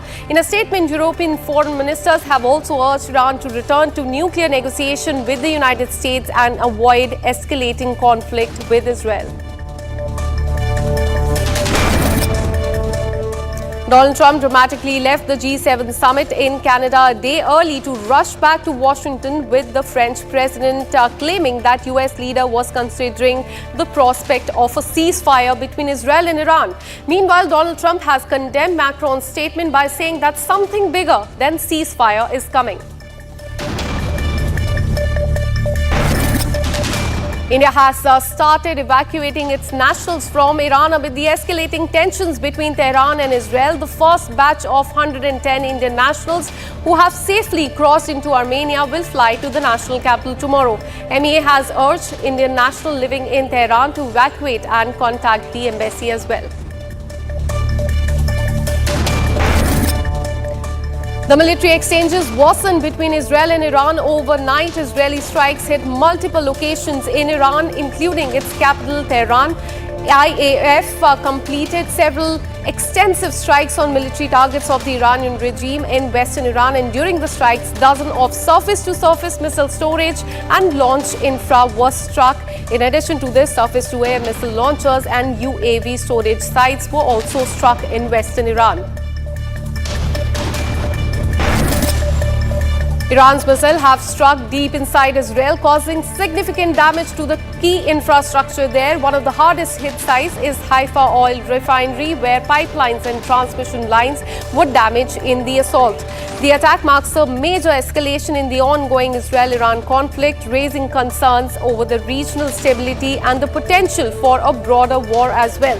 Now, despite the damage, Israeli authorities report that there is no casualty and say that the core refinery operations are still active.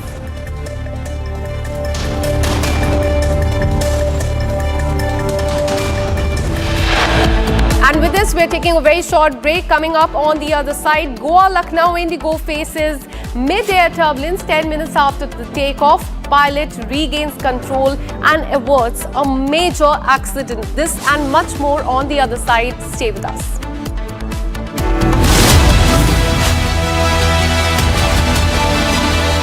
ये है secret recipe MDH का जीरा SIP jaljeera मसाला। SIP SIP जीरा SIP MDH का जलजीरा जीरा SIP MDH का जलजीरा जीरा SIP. विमल में गुलिस्तां के ये कुछ लजीज फरिश्ते जब साथ घुलें तो जी ललचाए और दिल कहे कि स्वाद की जुबान में खुद को ऐसे डुबाऊं कि निकल ना पाऊं।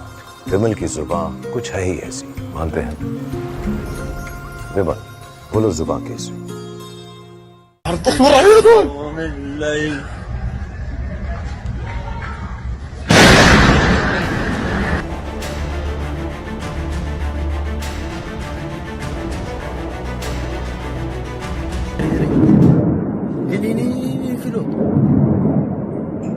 Wow, we bater esse cu.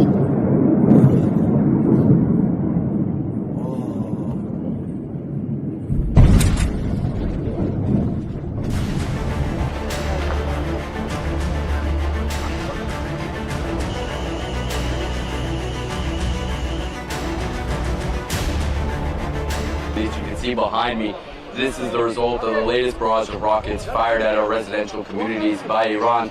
It's continuing the pattern as we're seeing. Each and every one of these scenes are targeting residential communities, civilians in their homes.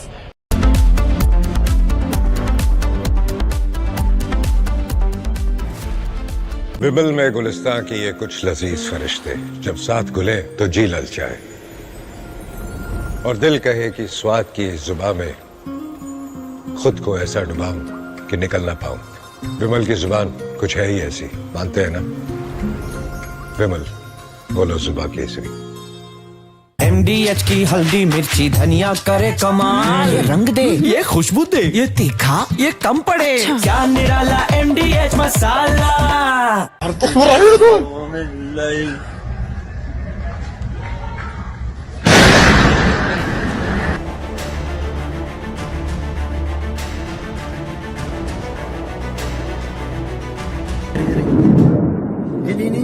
filho. Wow, we bater esse cu.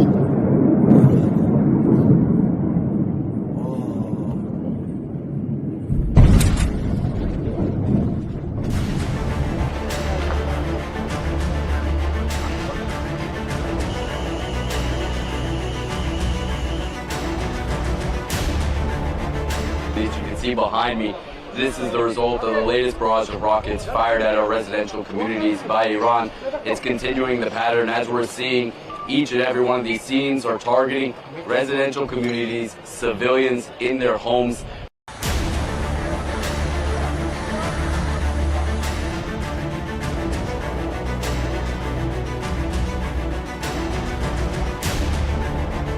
אחרי שקיבלנו את ההתראות בלילה, נכנסנו לממ"ד, המתנו, היה את האזעקה, המתנו.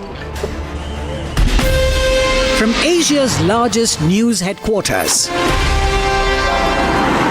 setting the agenda for Bharat.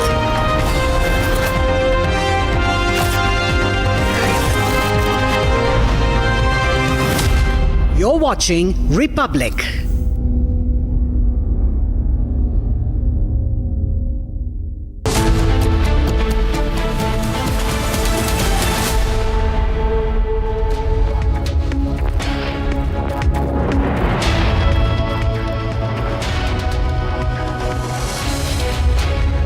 A very good evening, viewers. You're watching Live and Breaking. I'm Rakshita Mishra with you, viewers, and we get you all the latest updates on the war in West Asia. Latest updates coming in on Republic TV and more insights on that. First, the headlines at 5. Exclusive input on Ahmedabad plane crash probe. Top sources say black box to be examined in India. 2 बार हमारी ये flight cancel हुई है और air India कोई जवाब नहीं देते। अब हम लोग अभी अगली बार से एयर इंडिया में आने वाले नहीं है। Massive crisis hits Air India. Multiple flight reports, technical snags and cancellations. Passengers left stranded. Goa to Lucknow Indigo flight faces mid-air turbulence. 10 minutes after takeoff, pilot regains control, averts a major accident. Israeli military says it has killed Iran's wartime chief of staff. Israel-Iran conflict escalating. Prime Minister Modi in Canada to attend the G7 summit to meet Zelensky on the sidelines of the summit.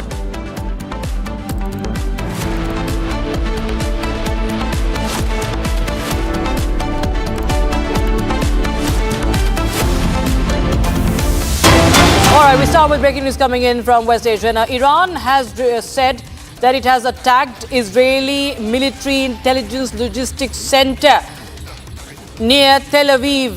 That is the breaking news we have right now. Iran reportedly has attacked Israeli military hub, the Israeli military intel center. That's the big breaking news we have right now. In fact, there are reports of coming in that it has hit the Mossad headquarters as well. These are only reports coming in. That's what Iran is claiming. But the situation, viewers, is only escalating.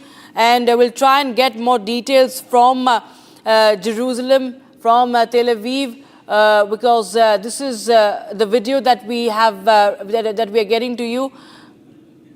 We have Yeshaya Rosenman, senior journalist, joining us live from Israel, Jerusalem.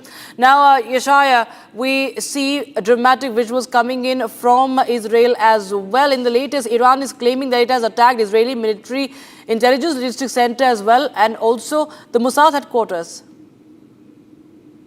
Hi, good afternoon from Jerusalem. So, to be honest, I don't have confirmation of this yet. Both the military intelligence and the Mossad headquarters are in the vicinity of Tel Aviv, a place called Glilot, and it's unclear yet. There's no confirmation as of yet what has been hit. A missile has hit in the vicinity. There was also a big movie theater there, so it's unclear yet what has been hit. What is the situation right now? What we understand that Israeli airstrikes also continue over Tehran and several other areas, and Iran also continues to fire ballistic missiles. Yes, so Israel has achieved complete aerial superiority over Western Iran, taken out all the air defenses. Israeli planes and drones circle constantly over Iran for surveillance and to hit sites. Beyond that, ballistic missiles have been coming in every night. Usually they are at night because liquid fuel missiles take a long time to arm, and Iran wants to do it without them being detected, so they shoot ballistic missiles at night. Every night they have been coming in. There have been hits in the greater Tel Aviv area and Haifa up north. Yes, so people are going to the shelters in the middle of the night. It's very unpleasant and causes anxiety. But it's quite clear that Israel has hit much more high-value targets within Iran, and and many of them, a far greater number of them.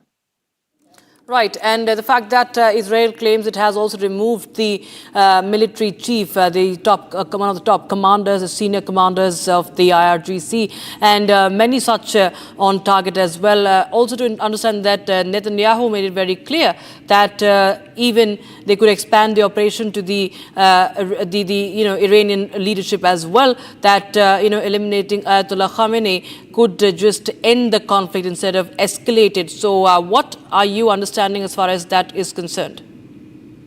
So the Iranian state has a dual structure of the government, which is appointed by the supreme leader, and the Revolutionary Guards. They have their own parallel government. So Israel has already eliminated a large number of Revolutionary Guard top brass and also military figures. At this point, the most recent developments have been cyber attacks, Israeli cyber attacks on Iranian banks and other installations. It's unclear if and when Supreme Leader Khamenei is will be targeted, and what the result of that will be. At what stage the Iranian people will simply revolt against the regime. Will the Americans join in bombing, given that America has far greater, much more powerful firepower? It's unclear. These are developments that we will see in the coming days. Yes, Yishai, just stay on with us. There's another breaking update that we are tracking right now, viewers. Iran has demanded action from the United Nations Security Council now to stop what it calls Israel's war of aggression. So once again, we see that Iran is demanding the condemnation and also appealing that Israel must be held accountable for the strikes. Yeshaya, I would come to you on this as well. Iran continues to say that it is aggression, it is war of aggression from Israel, that it continues to hit its civilian targets. More than 200 have lost their lives, that what Iran has said.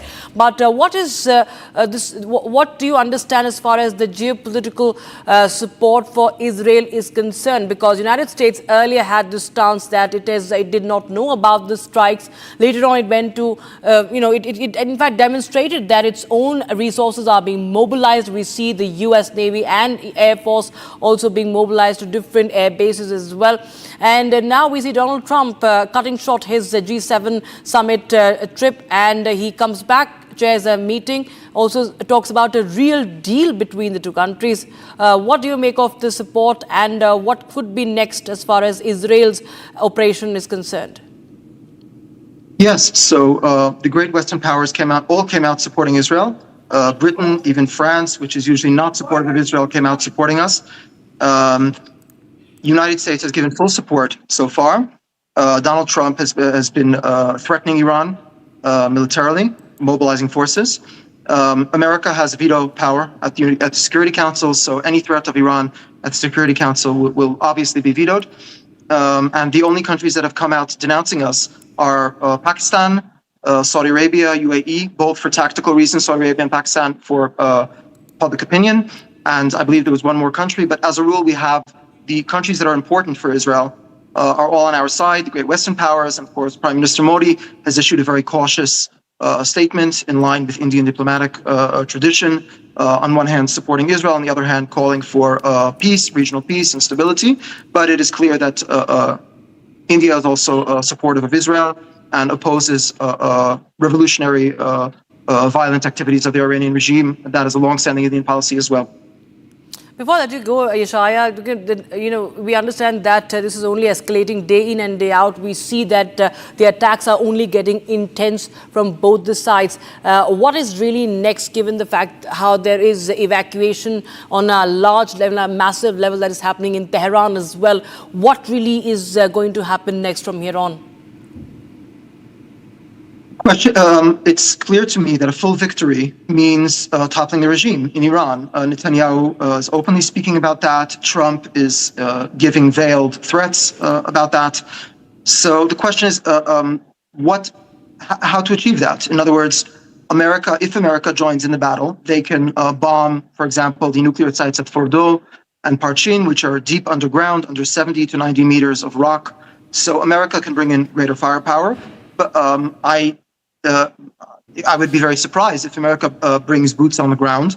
But the question is, if the 100% complete victory would be toppling the regime, how is that to be achieved? I don't know. Right. Right. Ishaya Rosen, thanks so much for joining us from Jerusalem with those updates coming in from ground. Welcome.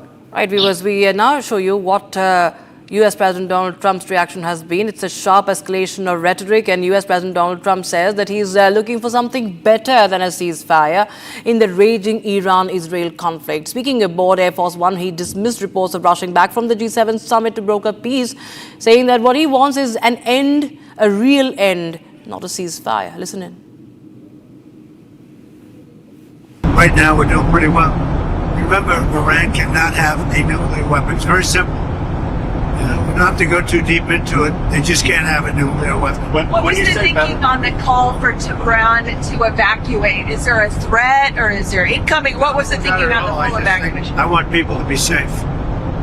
And that's always possible. A thing like that could happen. I just want people to be safe. Right now, we're doing pretty well. Remember, Iran cannot have a nuclear weapon. It's very simple. We don't have to go too deep into it. They just can't have a nuclear weapon. What was the thinking on the call for Tehran to evacuate? Is there a threat or is there incoming? What was the thinking on the full evacuation? I want people to be safe. And that's always possible. A thing like that could happen. I just want people to be safe. Now, viewers, the conflict in West Asia dominates the G7 summit that is happening in Canada. And now we are going to take a look at the analysis where the Arab nations moving forward to rapprochement, including with the Palestinians. The only way to block the understand is that Iranian influence has to be blocked and has worked relentlessly to undermine the peace process. We'll get you more analysis on that in this report from Republic Digital.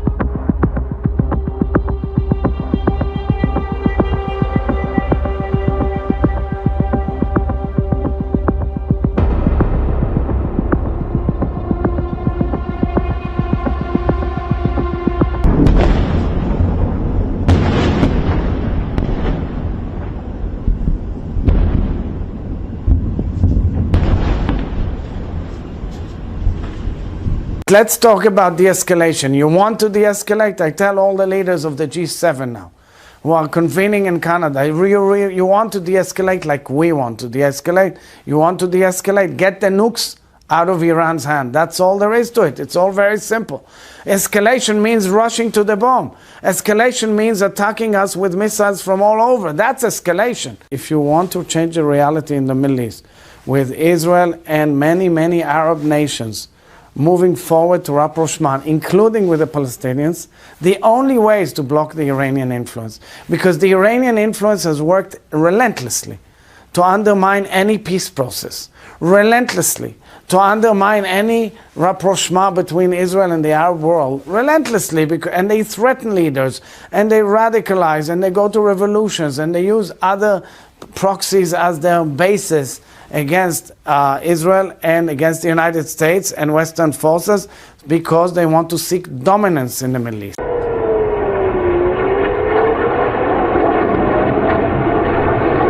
אנחנו פגענו בתחילת המלחמה בכוח, בעצם בבחירי המדענים. עד עכשיו חיסלנו 10, עוד היד נטויה, יש כמה שעוד נשלים אותם.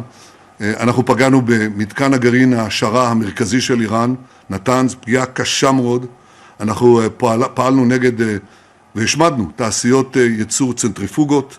אני פשוט מקריא, מתקן המרת אורניום, שהוא חיוני לפריצת נשק לגרעין, גם בו פגענו, ועוד היד נטויה, אנחנו ממשיכים להשמיד מטרות גרעין באופן שיטתי.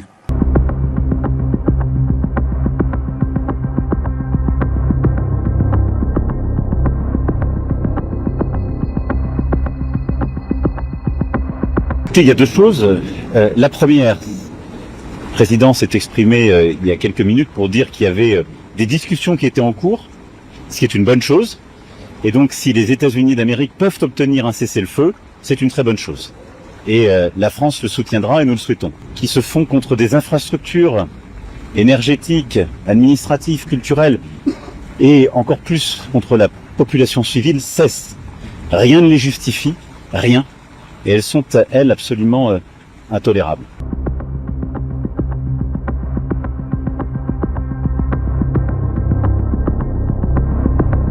Well, it is really important that we focus on de-escalation because the risks of the conflict escalating are obvious across the region and beyond the region.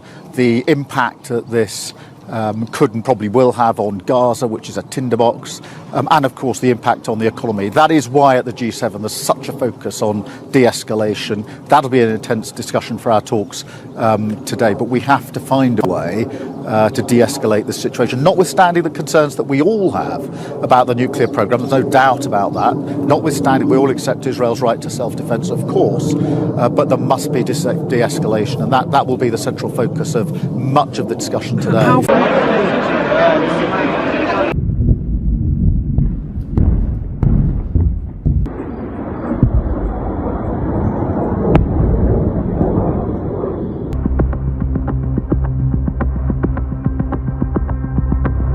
Israeli claims of surgical strike is false and misleading.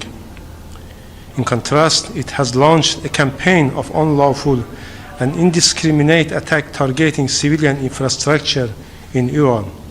Civilians were killed. Homes, hospitals, and other civilian infrastructure were destroyed. These are facts, not claims. Israel also targeted vital civilians and economic infrastructure. They are not accidents, they are war crimes. The Israeli regime has once again demonstrated that it is the foremost enemy of truth. It holds the disgraceful record of being the world's leading perpetrator of violence against journalists and media professionals. In response to this barbaric attack and aggression, Iran exercised its inherent right to self-defense in line with Article 51 of Charter. Our response was defensive, targeted, and proportionate. It is solely aimed at deterring and preventing the recurrence of such crimes. Iran will resolutely defend its security and territorial integrity. We focused only on military and economic assets involved in the aggression. Iran does not seek war or escalation, but we will not hesitate to defend our people, our territory, and our sovereignty. Breaking news coming in right now, viewers. Israeli Defense Minister Israel Katz has announced that today the Israel Defense Forces will strike very significant targets in Tehran. A big warning. It's a big signal, and it's an out-and-out statement in public by Israeli Defense Minister, who says that it will hit very, very significant targets in Tehran. Not to forget, him mentioning about the Fordo nuclear facility, saying that it's a matter that will certainly be addressed. Remember, Iran's Fordo fuel enrichment plant has been under massive scrutiny and been for the longest time on the target of the Israelis. And it was, of course, largely, there were a lot of talks about it in connection with the Iran nuclear deal as well. and it is a very well protected nuclear facility as far as this Fordo nuclear site is concerned. So there will be many targets that will be hit today by the Israeli Defense Forces. That is what Israel Katz, who is the Defense Minister of the State of Israel, has warned. So this is not going down, viewers. This is only escalating. It's only intensifying. The Israeli strikes are only intensifying, and it is not going to stop Tehran's targets. More targets in Tehran will be hit, and that's why you see there is a massive evacuation that is happening from the city of Tehran. It's a warning is issued by Israel that that there could be strike on Iran's Fordo as well. Remember, there have been bunker buster strikes at several nuclear facilities and other targets. Missile launchers also been decimated by the Israel Defense Forces. And now, okay, my colleague Akanksha is joining us live on the broadcast for more. Akanksha, this is an underground nuclear complex as far as Fordo is concerned. It has been very heavily protected. It's very difficult to, in fact, blow it up. But now, given the fact that how the Defense Minister of Israel is saying that they will address the issue of Fordo as well, it in fact signals it could be imminent that they strike that nuclear facility and many such targets in Tehran. Well, absolutely, Rakshita, as you rightly pointed out, Fordo nuclear site is very well protected. It is in the mountainous areas, also what we are learning, but a very specific and strong warning that has come from the Israeli defense minister. He said that, in fact, by tonight, very specific and significant targets in Iran will be targeted. There are 10 nuclear facilities around Tehran, and we are about to destroy these sites. So very clear warning by Israel to Iran just before they are saying that they are going to be launching this attack. And as you also pointed out, he said that the nuclear facility of Fordo is a matter that will certainly be addressed. And in fact, this site is very crucial because this is built inside a mountain and hardened against a bunker. Israel is keeping its eye on the Fordo nuclear site because in the last 5 days they have attacked several nuclear facilities, military bases, be it their top commanders, military commanders are also concerned. They have made precision strikes. Now next they are going to be targeting Fordo nuclear site. They have mentioned 10 nuclear sites are also under their scanner, but a strong warning given to Iran by Israel that tonight they are going to be hitting specific targets. So it remains to be seen what those targets will be, but it appears that it is going to be a very tough night for Iran. Absolutely, a very secretive and most secretive and heavily protected nuclear facility that is Fordo could be now under the radar. Thank you so much, Akanksha, for joining us with those details coming on that breaking development, viewers. Now, US President Donald Trump has left the Group of Seven, the G7 summit in Canada, just a day early due to this situation in West Asia. French President Emmanuel Macron said that Trump had made an offer for a ceasefire between Israel and Iran. However, Trump has dismissed Macron's claim. Earlier, remember, Trump had urged everyone to immediately evacuate Tehran, reiterating that Iran should have signed a nuclear deal with the United States. He briefly spoke about his experience at the G7 summit also before he left for the United States. Here's more.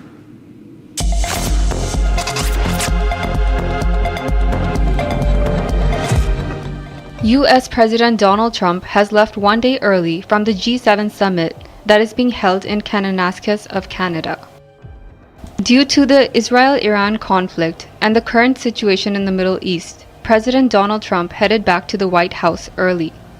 Speaking with the press at the G7 summit, Trump shared that he will be heading back after having dinner with the leaders. Well, I have to be back. Very important. I want to just thank our great host. You did a fantastic show. Thank you, Canada. But you probably see what I see. I have to be back as soon as I can. I'm going to have dinner with these wonderful leaders, and then I get on the plane. I have to be back early. President Trump reflected on the meeting and said that a lot got done. He said that the other leaders understand that he has to leave early. Trump was seen boarding an airplane at Calgary Airport to head back to the United States. We're still in a short break, but we continue to track the latest coming in on the aviation sector crisis. Massive crisis hitting Air India. Multiple flights report technical snags and cancellations, and passengers have been left stranded. Also, Goa to Lucknow Indigo flight also faced mid-air turbulence. 10 minutes after the takeoff, pilot regains control, averts a major accident. More on the other side. Stay tuned. Who is accountable for India's air safety loopholes? Why are red flags being ignored by regulators? How safe is your flight? Debating tonight at 8 p.m. Hi, this is Chef Ranveer Brar. Guarantee you brilliance on behalf of IAH. दादी के हाथों का जादू और खुशबू से महकता घर, माँ की मुस्कुराहट और खाने की सुगंध। MDH गरम मसाला, क्योंकि हर रिश्ता है स्वाद से जुड़ा।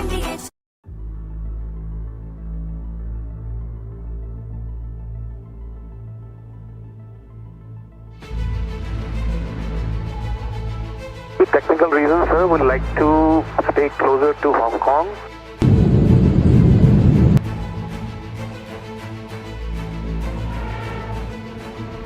And yes, you are sorry, say again. For technical reasons, sir, would like to stay closer to Hong Kong. Maybe we will come back and land back into Hong Kong once we sort out the problem. We don't want to continue further. And yes, you are somewhat maintain passion level, advance and able for right turn to Hong Kong. Able right turn right now in the 315.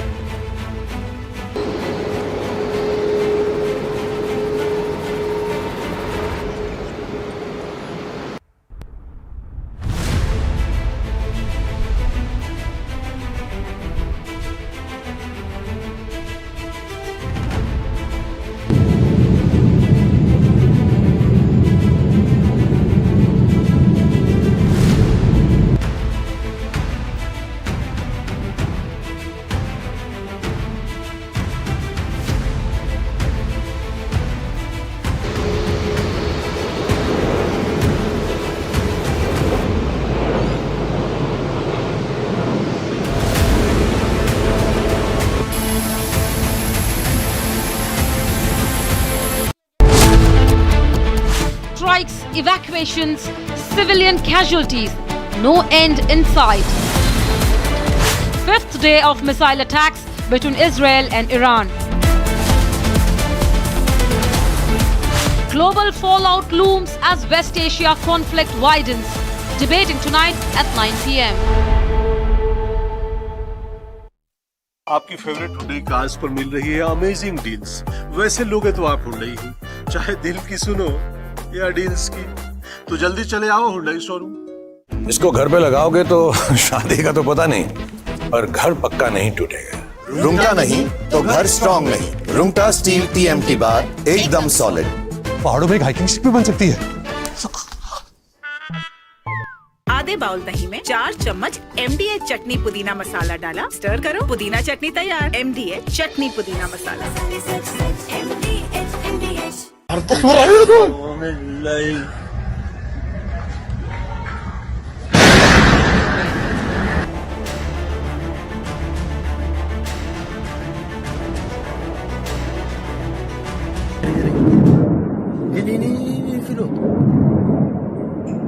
Wow, we got this cool.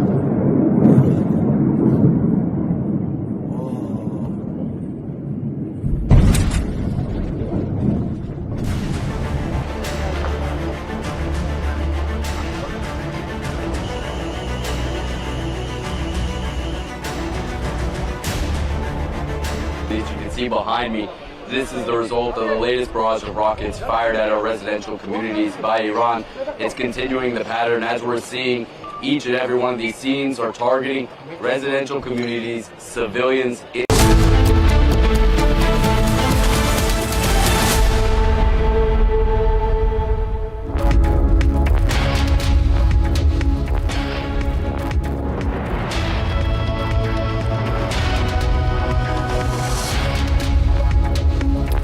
Welcome back, friends. The situation in the Middle East is building up to something with Donald Trump cancelling his participation in the G7 returning from Canada back to the Situation Room in the White House. What's up? Is America joining forces with Israel militarily? That's our focus. Let's begin with the headlines.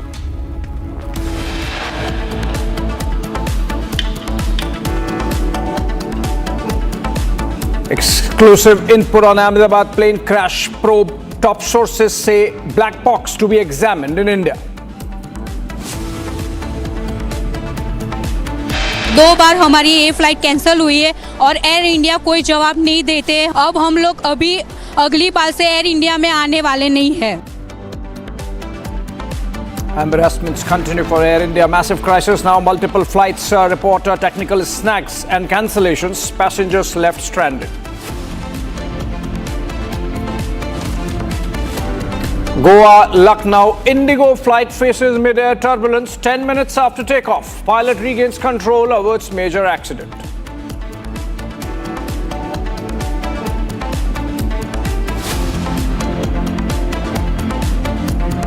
Israeli military says it killed Iran's wartime chief of staff. Israel-Iran conflict escalates.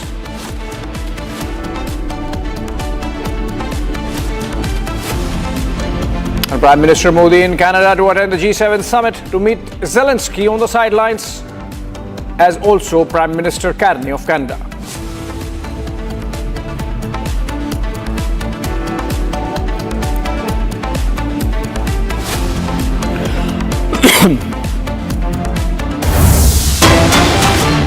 Another breaking associated with flying in Indian airspace. An Indigo flight flying from Kochi to Delhi was forced to make an emergency landing in Nagpur after the airline received a security alert. So the flight, originally operating from Muscat, was diverted as per protocol and landed safely. Something with our skies, it seems.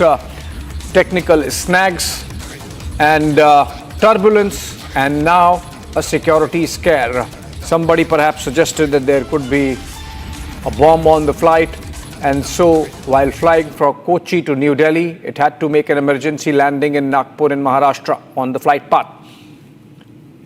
We'll have more details in a while from Harsha, our correspondent.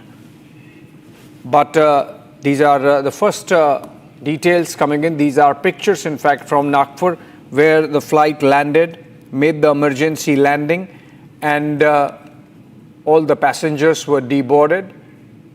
We are yet to hear whether they have been put on board another flight, or whether the same flight after security checks, or the same plane after security checks, is going to make its onwards journey to Delhi. But as of now, this is the information we have. Indigo flight Kochi to New Delhi making an emergency landing in Nagpur.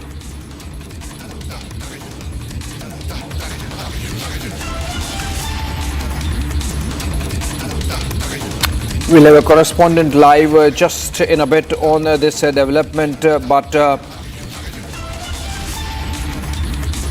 passengers expressing anger at the airport after being deboarded is what we are getting to hear. But this is obviously for their safety. In fact, the entire security apparatus is in a state of high alert, and nobody is taking chances. So whenever there is any technical snag, for example, airlines are preferring to cancel the flight rather than take the risk of flying the aircraft in the aftermath of the AI-171 crash in Ahmedabad.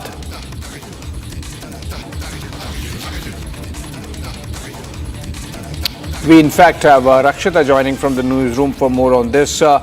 Rakshita, what more can you share about this Kochi-Delhi flight which had to make an emergency landing in Nagpur? Well, there are multiple reports as far as a bomb threat is concerned, but that's on social media. Officially, there's no information as far as the threat is concerned. But yes, as far as the Indigo spokesperson, he says, and I quote, that we confirm receiving a security concern. They only said it's a security concern pertaining to Indigo flight 6E1272 flying from Muscat to Kochi when the aircraft was operating its subsequent sector from Kochi to Delhi as 6E27006 on 17th of June. Now, following the protocol, relevant authorities were informed and the aircraft was diverted to Nagpur. So if there was a threat, of course, there are questions being raised why it was also diverted, but then that's what the procedure they say they had to follow. And the flight safely landed at the Dr. Babasaheb Ambedkar International Airport in Nagpur. All the customers were disembarked, fully cooperating with the authorities, and that's what the Indigo spokesperson has told my colleague Harsha, who gets us this information on the breaking news. So yes, the turbulence in our aviation sector just continues, and we just get almost every hour some of the other news about flights being the flight cancellations that are happening, and also flight diversions that are happening. This is the latest we have as far as a security threat. This is a security threat that Indigo is right now talking about. It has not said any more details. It has not given any further detail as to what sort of security threat that is. But yes, this Indigo flight which was coming in from Kochi, from Muscat, had departed, and then it made an emergency landing in Nagpur, and investigation also is currently underway in the matter. Abhishek, that's the limited information we have right now. Okay, thank you so much, Rakshita, with those details. And we are staying with the aviation story and the kind of crisis every airline is facing. Now it seems the turn of SpiceJet after Air India and Indigo. Angry passengers at the Pune airport confronted SpiceJet staff over allegedly being given stale food after their flight was delayed. Now from Nagpur to Pune, these pictures coming in from Pune where the staff of the ground staff of SpiceJet is being confronted. Let's listen to them. ये बिरयानी है क्या है? अब आप 2 रुपए वाले पुलाव के भी लायक नहीं है, वो पुलाव के भी लायक नहीं है। खाओ इसको, दही का टेस्ट देखो, पहले दही का टेस्ट देखो खा के। सब पुलाव है ना? पानी की बोतल मेरे पास है। एक चम्मच में पानी भाई जो काम कर सकता है उसको बुलाओ, मुझे क्यों आते हैं यार? 6 बजे लेकर दिया, 6 बजे तेरी मर्जी कर ले, का जहाज तैयार होने वाला नहीं है। बेचारे ने नाश्ता भी नहीं किया, तो खाना खाने तो चुपचाप। यार आप सवाल कर रहे हो यार। अभी पुणे में एक बंदा भूखा है, बैठ जा भाई, भाग मत, देख दिमाग खराब मत कर, बैठ जा आराम से। भैया जाना नहीं खाएगा तो हम कुत्ते हैं, खाना तू खाएगा, खा, यही सबके सामने खा, तो हमें भी पता चले ना कि हम जानवर हैं या इंसान हैं। क्या है ये? बिरयानी बताओ सर, बिरयानी आप सच्ची बताओ, बिरयानी है ये? बिरयानी है क्या है? अब आप 2 रुपए वाले पुलाव के भी लायक नहीं है, वो पुलाव के भी लायक नहीं है। खाओ इसको, दही का टेस्ट देखो, पहले दही का टेस्ट देखो खा के। सब पुलाव है ना? पानी की बोतल मेरे पास है। एक चम्मच में पानी भाई जो काम कर सकता है उसको बुलाओ, मुझे क्यों आते हैं यार? 6 बजे लेकर दिया, 6 बजे तेरी मर्जी कर ले, का जहाज तैयार होने वाला नहीं है। बेचारे ने नाश्ता भी नहीं किया, तो खाना खाने तो चुपचाप। यार आप सवाल कर रहे हो यार। अभी पुणे में एक बंदा भूखा है, बैठ जा भाई, भाग मत, देख दिमाग खराब नहीं खाएगा तो हम कुत्ते हैं, खाना तू खाएगा, खा, यही सबके सामने खा, तो हमें भी पता चले ना कि हम जानवर हैं या इंसान हैं। क्या है ये? बिरयानी बताओ सर, बिरयानी आप सच्ची बताओ, बिरयानी है ये? बिरयानी है क्या है? अब आप 2 रुपए वाले पुलाव के भी लायक नहीं है, वो पुलाव के भी लायक नहीं है। खाओ इसको, दही का टेस्ट देखो, पहले दही का टेस्ट देखो खा के। सब पुलाव है ना? पानी की बोतल मेरे पास है। एक चम्मच में पानी।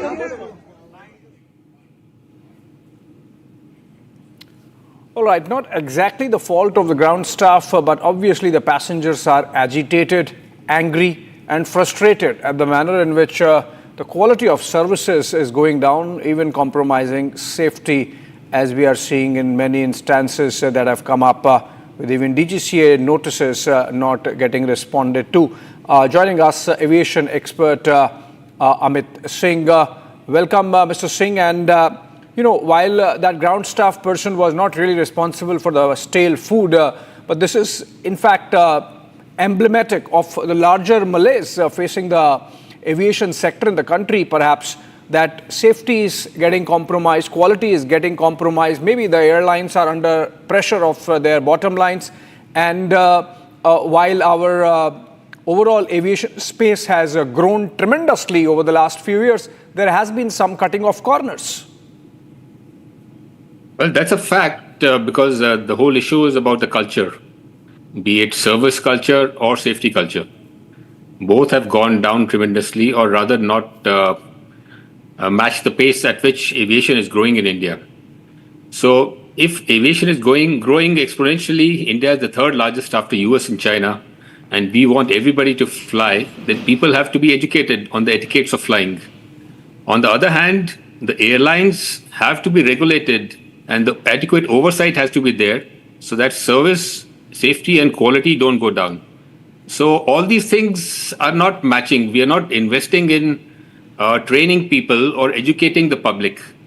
So when people travel on the trains or buses or aviation, so there has to be a certain line drawn, right. What is permitted, what is not permitted. So it has to be, people have to be told at the basic level, at the grassroots level, at schools, colleges, everywhere. It has to be on the placards, advertisements that this is not done or these are your rights. So they can demand the rights, but on the other hand, they have to be maintain certain civility.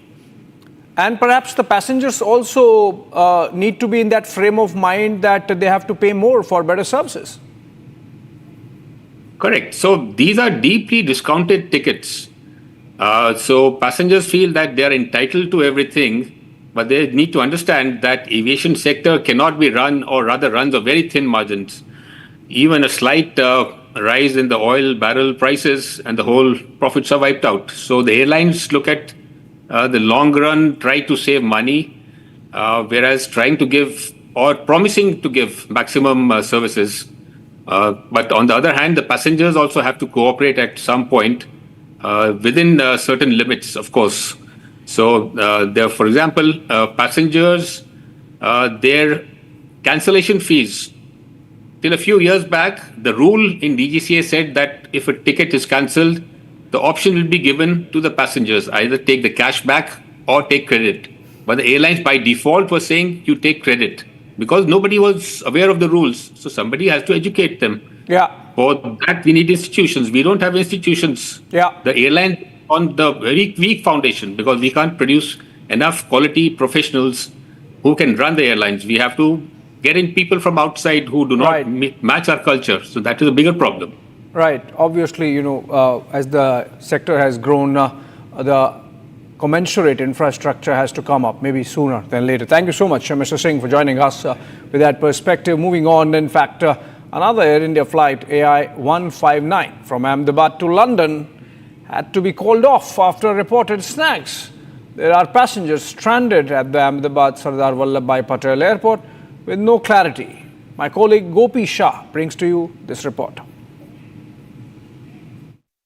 ये flight cancel क्यों हुई? आपने कितनी बार ये flight cancel हुई है? आप कब आए, कितने बजे आए? आपका परिवार भी आपके साथ आया है, कुछ बताएंगे? I booked a flight on 14 June because we want to back in London on 14 June. But on the 13th June, I got an email that you have to cancel this flight because of the atmosphere and weather. So they messaged me, emailed me that you have to reschedule your ticket. And on the, they emailed me that you have to reschedule on 17 June. I got email on 12 p.m. in the morning that your flight is cancelled. 17 June flight cancelled. So my husband is there on the window and he's doing that. We want to do new flight and they are doing. तो यही same flight पहले 2 बार और भी cancel हो चुकी है? हाँ, 2 बार हमारी ये फ्लाइट कैंसिल हुई है और एयर इंडिया कोई जवाब नहीं देते. हम मैसेज भी करते तो इतना होल्ड होता है, हमको 15-15 मिनट होल्ड रखना पड़ता है और हमको सामने से भी अच्छा कोई रिस्पॉन्स नहीं आता है एयर इंडिया में से. अब हम लोग अभी अगली बार से एयर इंडिया में आने वाले नहीं है। हम इधर आए तो बता रहे थे कि फ्लाइट है वो डिले हुई है 3 आवर्स। सो हमको 1 PM की जगह 3 PM का टाइम दिया, और अभी जब टाइम बोर्डिंग का आया, अंदर जाने का है, चेक इन का टाइम आया, तो वो लोग बोल रहे हैं कि अब फ्लाइट कैंसिल हो गई है। सो वो लोग अच्छे से रिफंड का भी आंसर नहीं दे रहे हैं। हम लोग कॉल सेंटर में बात कर रहे हैं, वहाँ भी कोई भी कॉल रिसीव नहीं कर रहा है, और वो लोग यही बता रहे हैं कि हम आपको 10-15 दिन में रिफंड कर देंगे। Did they tell you what is the reason behind the cancellation of this particular air? Actually, when we reached here, there are 3-4 persons from the Air India Airlines, and the reasons stated by them are different. There are 3 persons who are here to respond, and each and every person is giving a different reply. One is saying that there is some technical issue. The second one is saying that there is a delay in the flight to reach here from Delhi to Ahmedabad. Therefore, today takeoff is not possible, and other reasons are being stated which are not plausible.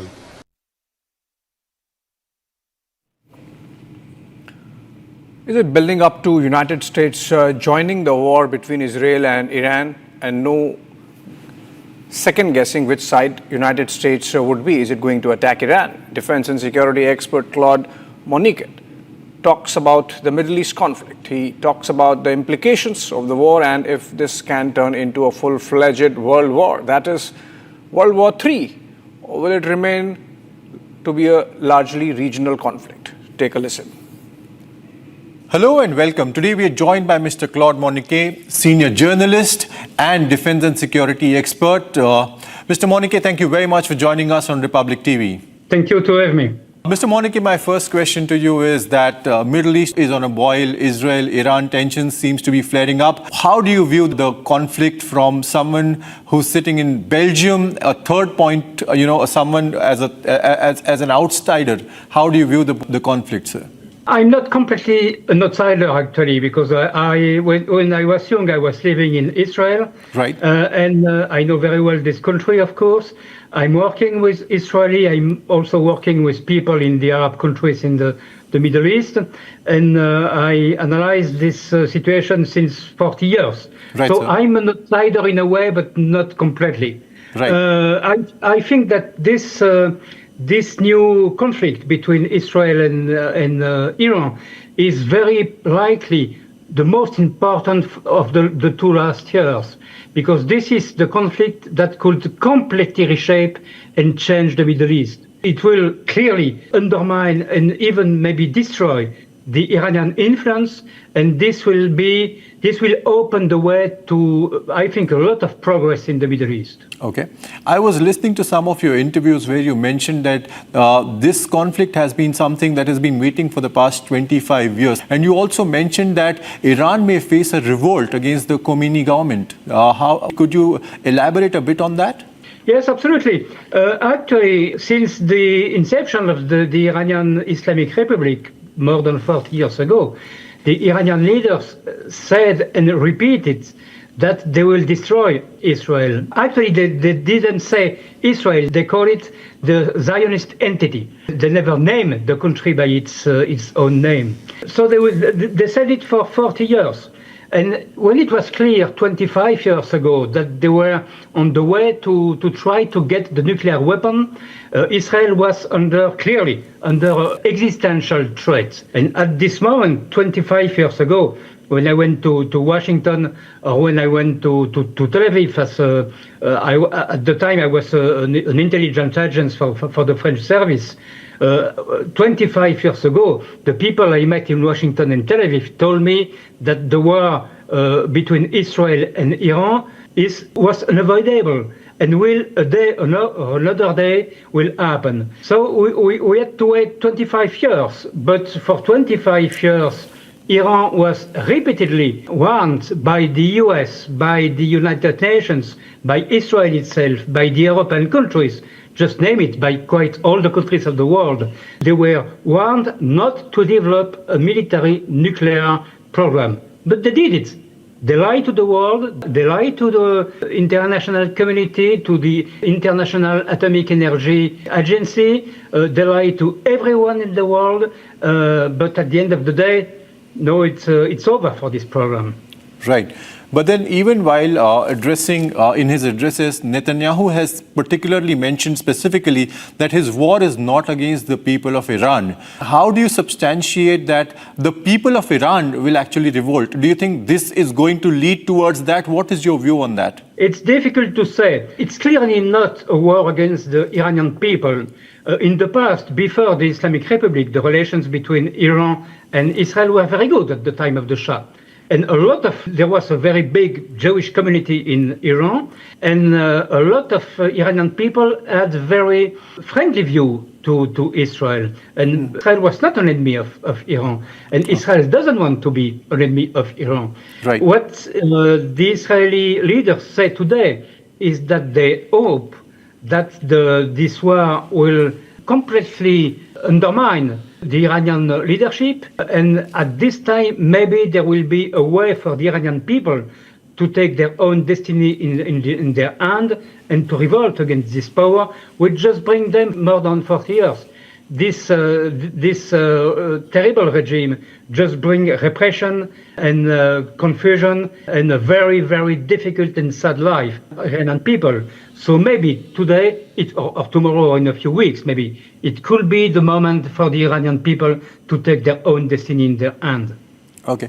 Now that it has started, how long do you think the conflict will continue, sir? Do you see a timeline? Do you see that it might end? Do you see there could be a ceasefire, an intervention from US? What do you think happening? What may happen? Oh, it's very, very complicated to assess. I think it will continue for at least a few days, because from a strategic and a military point of view, Israel decided to attack. If they stop the attacks now, it is absolutely unsure that they could attack again in some weeks or some months. Mm-hmm. And the military, the nuclear military program is not completely destroyed.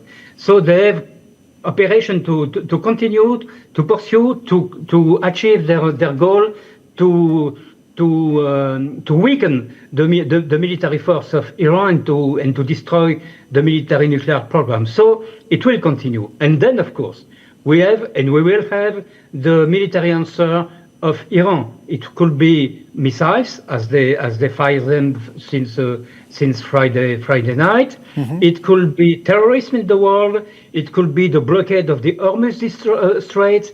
We don't know. We don't know exactly what will be the way chosen by Iran in the next hours and days. And this also, of course, will be taken in account to decide the right response the right answer by Israel.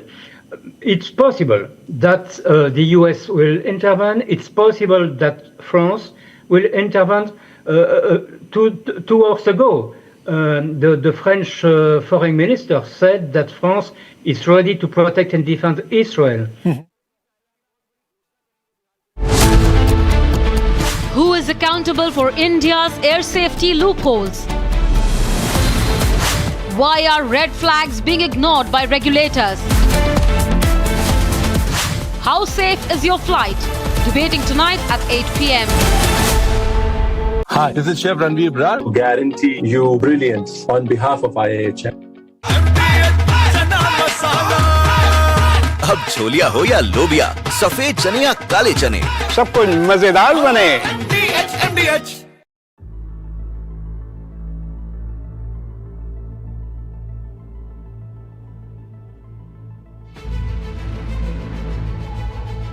With technical reasons, sir, would like to stay closer to Hong Kong.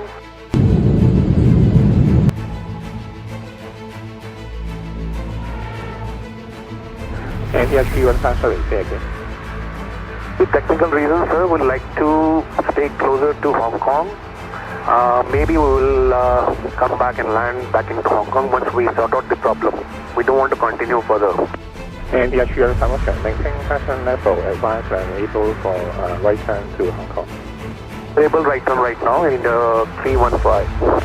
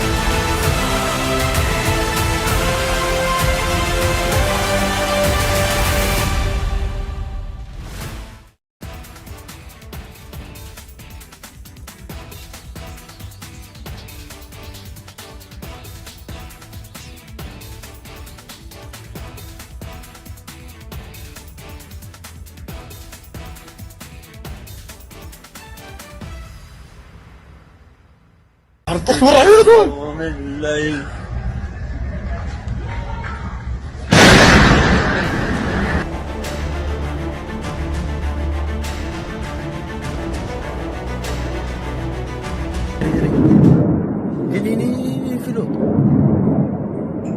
Wow, voi fate sicuro.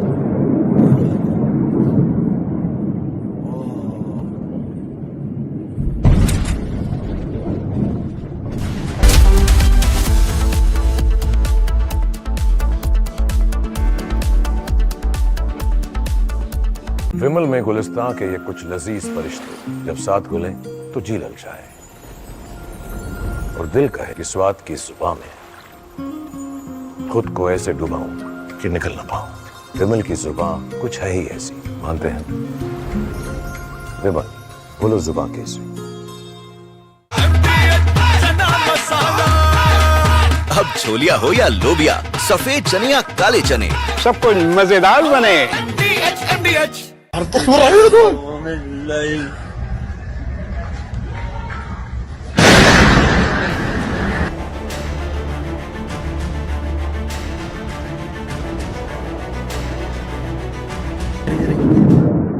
Vieni, filo. Wow, voi fate sicuro.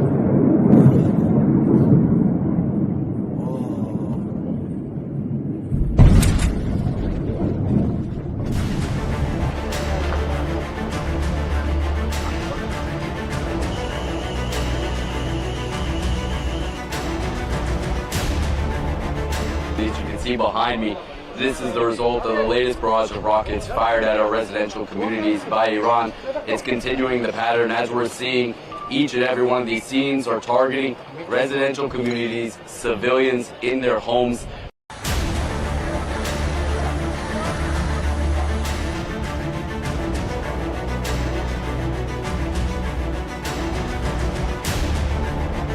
אחרי שקיבלנו את ההתראות בלילה, נכנסנו לממ"ד, המתנו, היה את האזעקה, המתנו.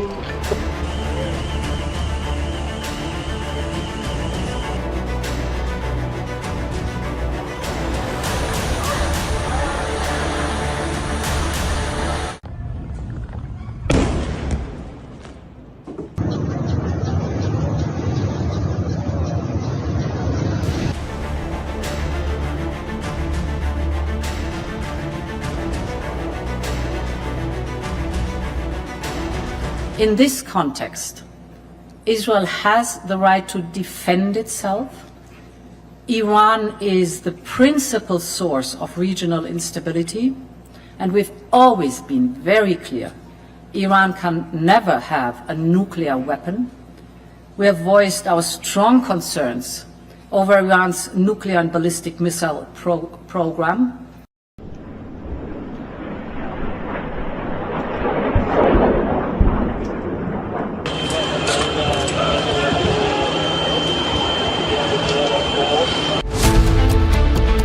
Who is accountable for India's air safety loopholes?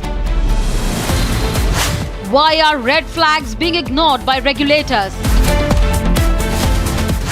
How safe is your flight? Debating tonight at 8 p.m.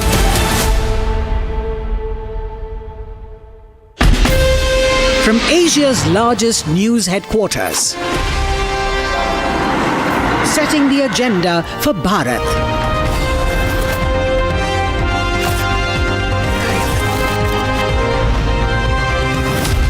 You're watching Republic.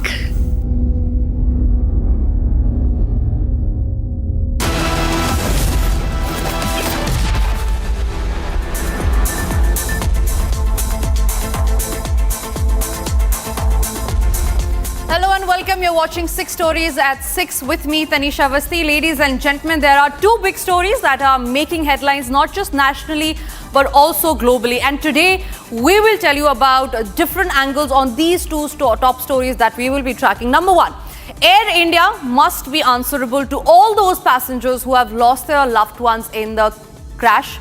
Air India must answer on back-to-back technical snags and the failures, the hydraulic failures that their airlines have been facing. And also Air India must be answerable to those passengers who pay a hefty amount to travel via their airlines only to remain stranded. The aviation crisis, ladies and gentlemen, is unending. Just today, there have been at least 5 incidents of technical snags and hydraulic failures of flights being grounded, and we'll get you inside the details of what all snags have been reported. Meanwhile, what has also been reported are back-to-back bomb scare threats on multiple flights, and the latest being that of an Indigo flight that was grounded in Kolkata. We will also take you through the other big story that we are tracking, which is the Iran-Israel conflict, which is unending. There's no respite that is inside. There have been damage, destruction and loss of lives in both Iran and Israel in what is now being seen as a tit-for-tat strike. And with the massive escalation of the conflict, are we on the brink of World War III? How are the world leaders reacting to it? We have the top focus on the agenda-setting stories, the top main stories at 6 p.m. today. Let's get started first up with the top story. Ladies and gentlemen, Air India, known as Maharaja, is completely losing on its name now. This after back-to-back incidents of technical snags, hydraulic failure and a lot more. Let's first take you through the 2 major incidents that have been reported today that left passengers worried, stranded. Now the visual that you see on your screen is from the Ahmedabad airport. Air India today cancelled its Ahmedabad to London airline, that was AI-159. The flight was originally scheduled to depart from London at 10 p.m. on June 16 and arrive in Ahmedabad at 9:20 a.m. on June 17. But it departed at 11:16 p.m. from London on June 16 and arrived in Ahmedabad at 1:24 p.m. on June 17. It was rescheduled to depart from Ahmedabad at 3 p.m. but later it was cancelled. The official statement is what they say. The preliminary probe in the report on today flight cancellation says that the AI-159 Ahmedabad to London was flying with minimum equipment list. As a result, the passengers were stranded and this is their ordeal. ये flight cancel क्यों हुई? आपने कितनी बार ये flight cancel हुई है? आप कब आए, कितने बजे आए? आपका परिवार भी आपके साथ आया, कुछ बताएंगे? I booked a flight on 14 June because we want to back in London on 14 June.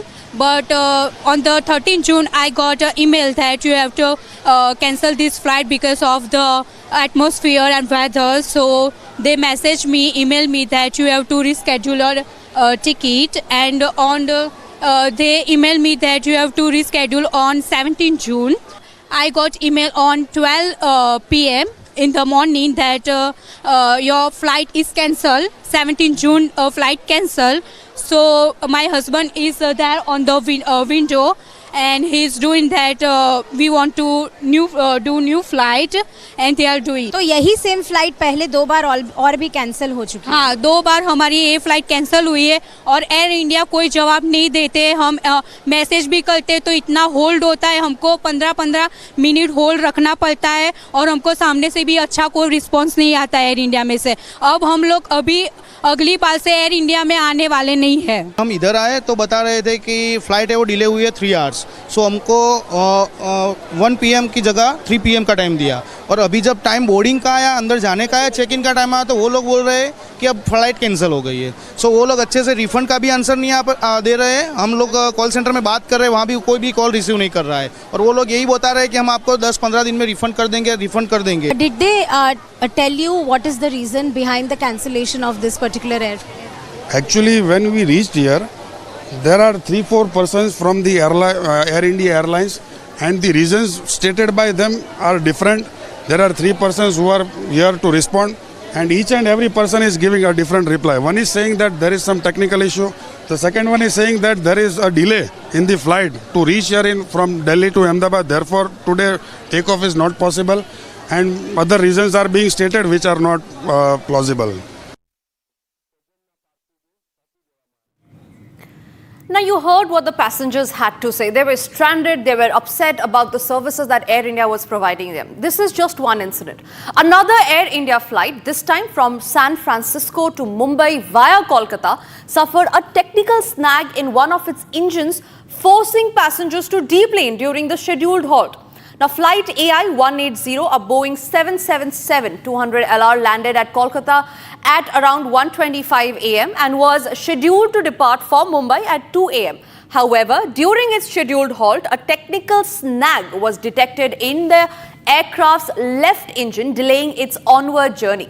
At around 5:20 a.m., an announcement was made on board asking all passengers to deplane. The aircraft's captain informed the flyers that the step was being taken in the interest of flight safety. Visuals from Kolkata airport showed the aircraft grounded on the tarmac with airline personnel inspecting the faulty engine.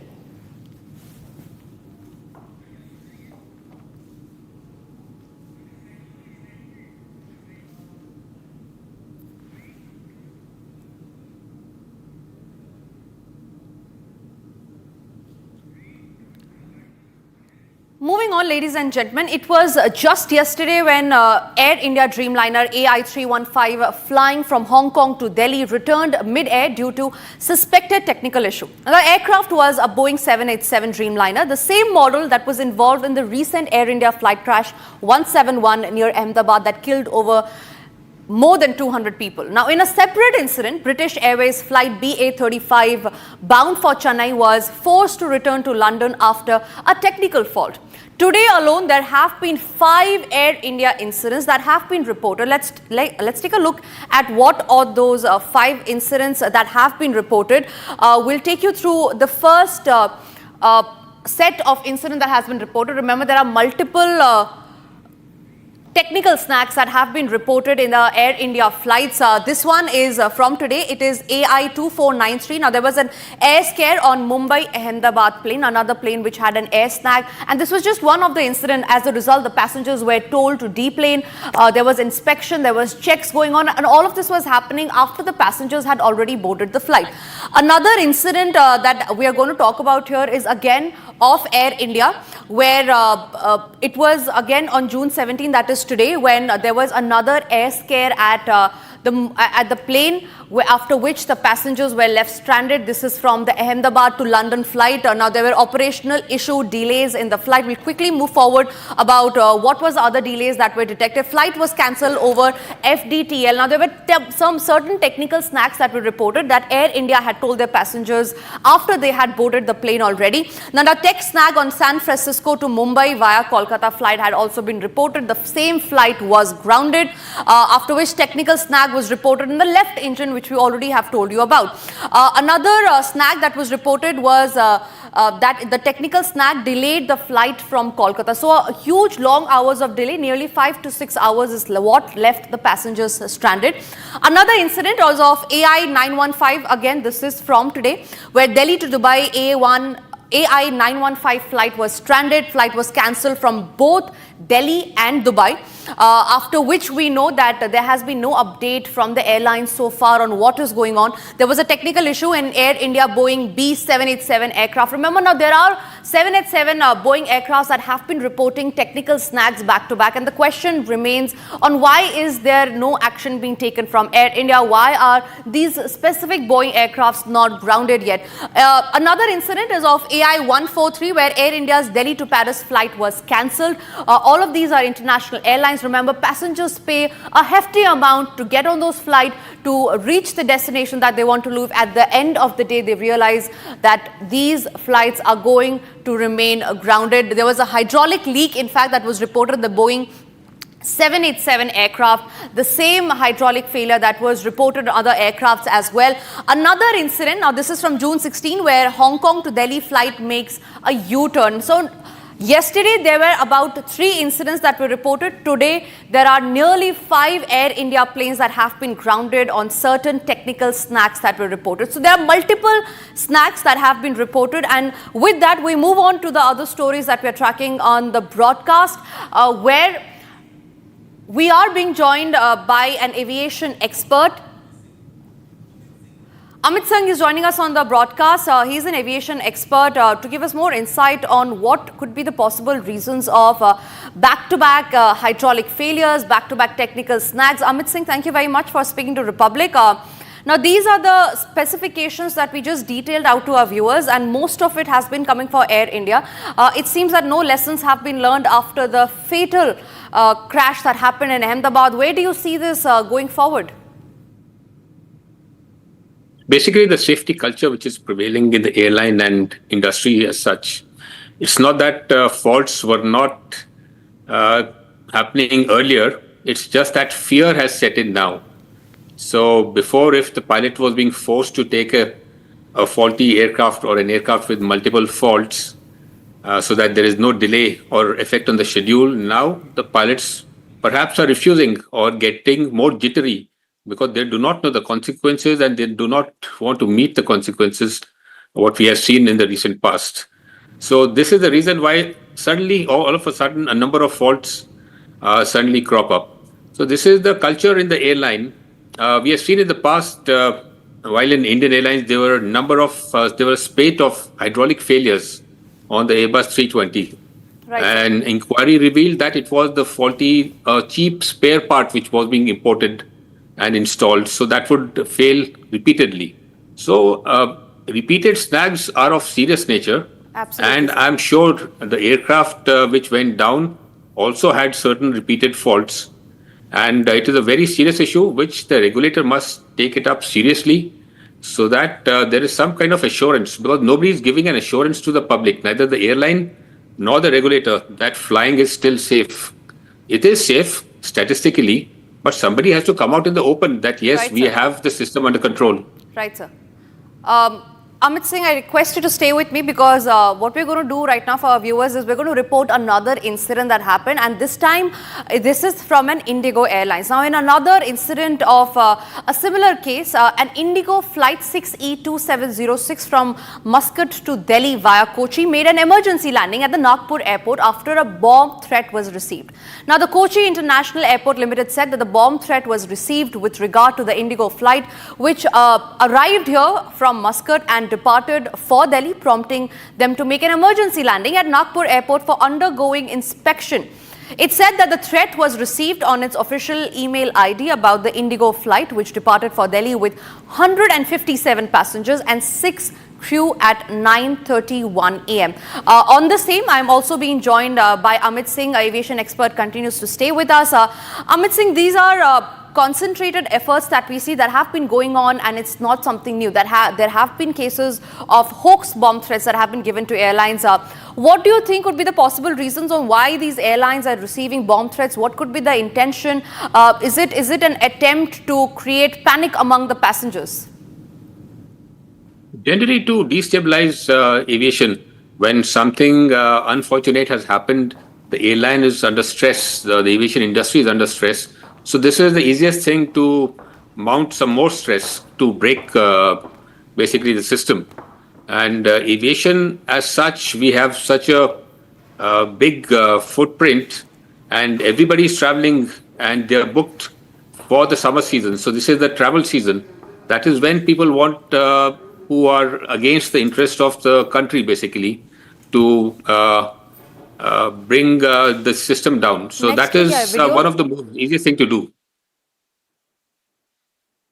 Absolutely. Thank you very much, sir, for speaking to Republic and sharing your views on that. With that, we move forward to the other stories that we're tracking on the broadcast, and this has made headlines globally. Now, Israel and Iran launched a new round of attacks as the conflict between the two heavily armed rivals entered day 5th. Israel said it had killed Ali Shadmani, Iran's new wartime chief of staff and country's most senior military commander.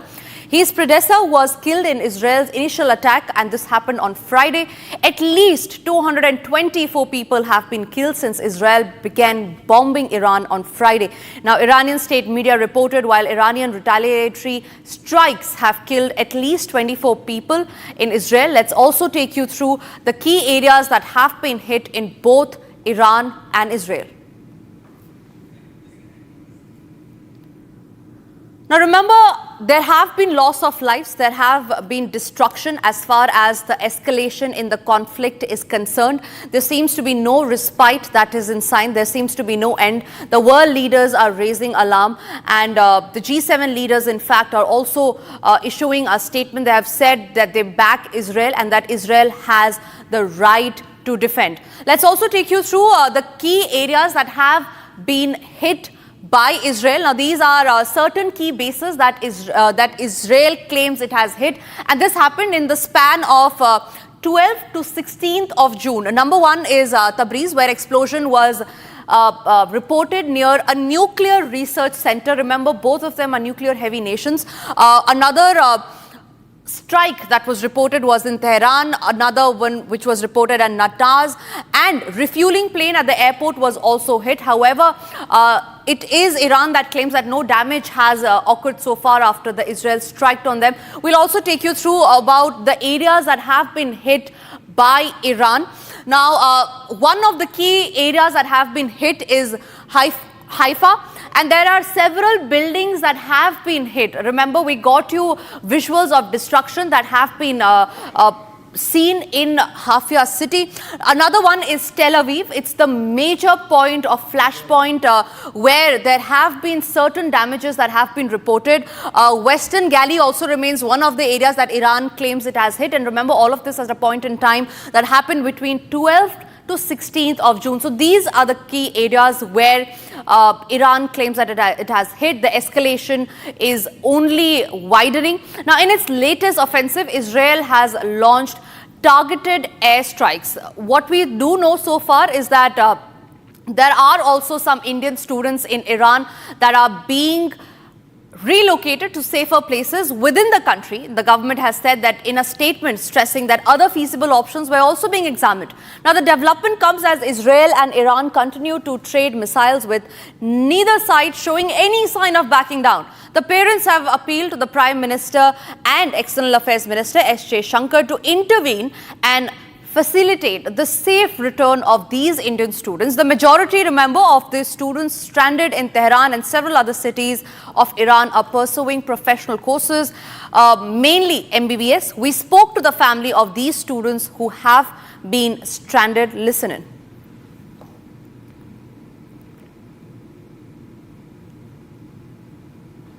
Daughter of the family who's studying in Shiraz University. And she is the one who's still been stuck there, and I'm joined by her father, Nisar. जी ma'am, वो Shiraj medical university में पढ़ रही है. 2-4 दिन पहले जब ये वार स्टार्ट हो गया बिटवीन इसराइल एंड ईरान, तो वो बहुत डरे हुए थे. तो पहले दिन तो उतने डरे हुए नहीं थे, लेकिन जैसे जैसे वो दिन चढ़ता गया तो वहाँ से भी रॉकेट आ रहे हैं, यहाँ से भी रॉकेट आ रहे हैं. तो वो हॉस्टल में स्टक थे. तो फिर वो क्या करते, यहाँ फ़ोन करते, हम क्या कर सकते थे. फिर यूनिवर्सिटी वालों से कांटेक्ट किया. यूनिवर्सिटी बोलने वाला, आप हॉस्टल में रहिए, आप बाहर मत निकले, हम देखते हैं क्या हालात रहेंगे, उसी हिसाब से करेंगे. तो रात को ज़्यादा जब वहाँ रॉकेट वगैरह मिसाइल चलने लगे तो वो बहुत डरे हुए, सहमे हुए थे. तो फिर उन्होंने हमारे साथ कांटेक्ट किया, हम क्या कर सकते थे. फिर लकीली हम थैंकफुल है इंडियन एम्बेसी के जो वहाँ ईरान में है, उनने उनके साथ कांटेक्ट किया, उनको अपना व्हाट्सअप नंबर दिया, कांटेक्ट नंबर, बोला आप घबराइए मत, हम कोशिश करेंगे कि हालात कैसे रहेंगे उस हिसाब से हम कोशिश करेंगे कि आपको सेफ जगह इवैक्यूएट करेंगे. तो अभी तक इवैक्यूएशन हुआ है क्या? आज मॉर्निंग में मेरी बेटी के साथ बात हुई, इंडियन स्टैंडर्ड टाइम 7 AM, तो वहाँ तेहरान में 5 AM थे, तो उनको उस टाइम इवैक्यूएट कर रहे थे वहाँ से सेफर प्लेस. इंडियन एम्बेसी की तरफ से उनका फुल सपोर्ट उनसे मिला, इंडियन एम्बेसी की तरफ से. वो कंटिन्यू इन दोनों उनके साथ टच में थे. वो 3-4 दिन से सोए नहीं, क्योंकि वहाँ उस होस्ट में लड़कियाँ हैं, 80% कश्मीरी है, लेबनानीज, इराकी और भी कई कंट्री की लड़कियां हैं. वहाँ लड़कियों का ही हॉस्टल है वो. तो लेकिन सपोर्ट बहुत ही मिला उनको, यूनिवर्सिटी वालों ने भी सपोर्ट किया. तो एम्बेसी वालों ने उनके बच्चे जो है वो आपकी बेटी के साथ वहाँ फंसे हुए, कुछ बताया? वहाँ उसने बताया कि हमारी यूनिवर्सिटी के 200 लड़कियाँ थी. जी जी जी. Ladies and gentlemen, the Israeli Air Force destroyed more than 20 surface-to-surface missiles last night before they were launched towards the state of Israel by Iran. Now, the Israeli Air Force completed several waves of strike overnight, targeting approximately 100 military targets in central Iran. Now, let's get you the key visuals that are surfacing across Iran and Israel. One of the key videos shows how far the destruction has happened. Remember, there are certain nuclear sites as well that have been hit. There are certain videos that have circulated, and to access and tell us about the damage and destruction that has happened, we are being joined by our reporter Nick, who is joining live from Tel Aviv. Nick, talk to us about what are the kind of destruction that Tel Aviv specifically has gone through since you're reporting from there, and what is the situation so far as the ground is concerned? Here behind me, you can see one of the targets of the Iranian missiles. Here you can see kids supposed to be. This is one of their bird and kangaroo paintings. And inside of this bus, around 70 children supposed to be, because those buses, 10 of them, are taking each morning the children to the kindergartens and to the schools. But all of them, as you can see, are completely destroyed just from one ballistic missile fired from Iran. And it happened in the morning, exactly at the time when those children supposed to go to schools, to kindergartens. And just because Israel decided to close all the schools, kindergartens, and workplaces, because of the emergency situation, no one was here, but otherwise it could be a huge tragedy. You can see how all of those buses are destroyed. And now I will show you a huge hole that this ballistic missile made inside of the area here. And then you can also see behind how close are the residential buildings, kindergarten, schools. They're all here, close to this hole. You see, this is what happened from one ballistic missile that Iran shot towards Israel. I will now go inside so you'll see how huge the hole. This is the hole from one ballistic missile of Iran. And they were targeting civilians in Israel. They were targeting buses that are taking children to the school, to kindergartens, and residential areas here. There are no military targets here all around. And this is what Iran doing for 5 days. They are striking civilian residential areas all across Israel. Back to you. Thank you very much for getting us those ground reports. All eyes are now on how the situation is going to pan out, because there seems to be no relief, no respite that have been seen. Moving on, the G7 summit has cracked under the pressure of war. And remember, G7 has also released a statement. They have completely backed Israel. We're keeping a very close watch on that, as Prime Minister Modi will also be attending the G7 summit. And that is all that we could pack in this edition of 6 Stories at 6. We will be back tomorrow with more agenda-setting stories at 6 p.m. Don't go anywhere. Coming up next after the break is Live and Breaking.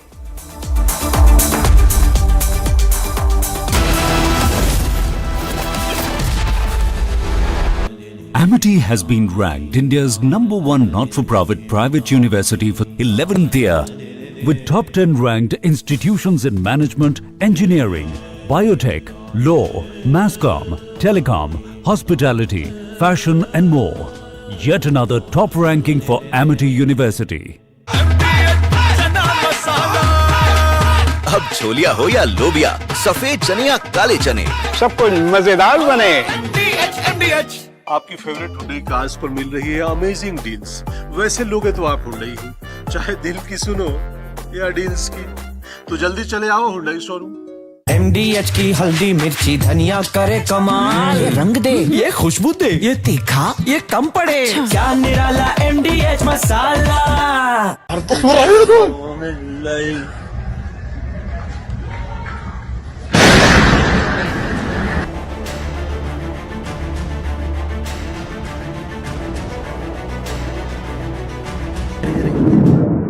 Vieni, filo. Wow, vi battesi cu.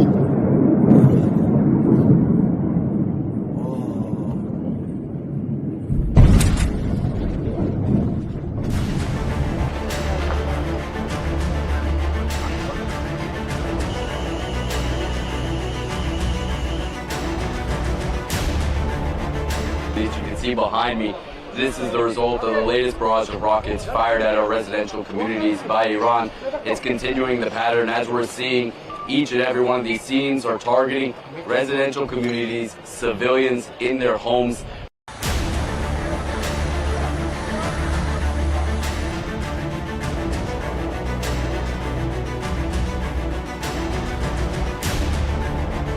אחרי שקיבלנו את ההתראות בלילה, נכנסנו לממ"ד, המתנו, היה את האזעקה, המתנו.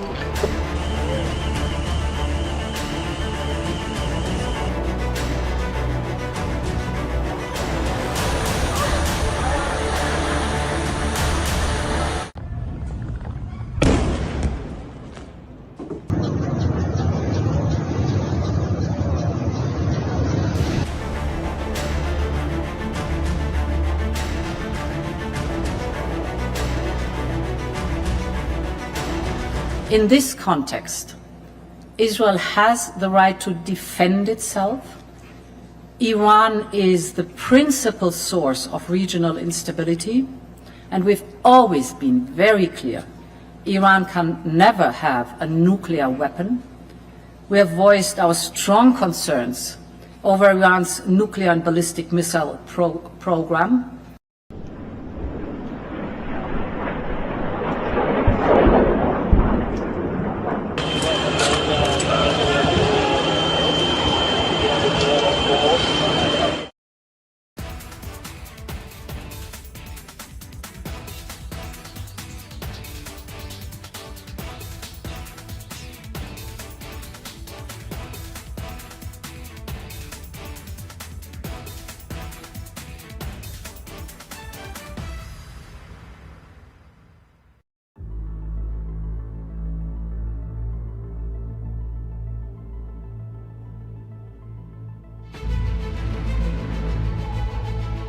Technical reasons, sir, would like to stay closer to Hong Kong.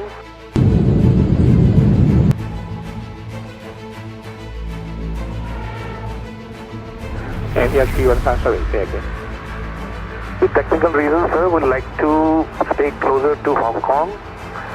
Maybe we will come back and land back into Hong Kong once we sort out the problem. We don't want to continue further. And the assurance maintain passion level advance and able for right turn to Hong Kong.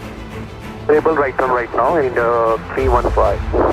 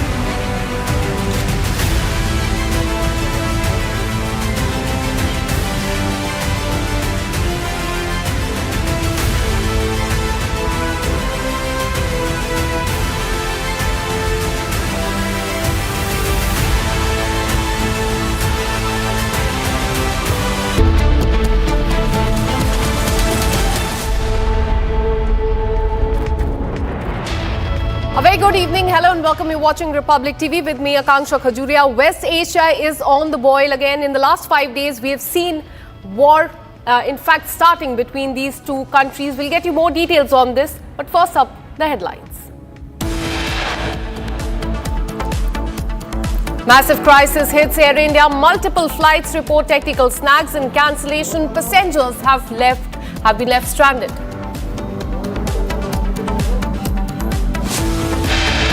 Indigo flight flying from Kochi to the national capital was forced to make an emergency landing in Nagpur after the airline received a security alert.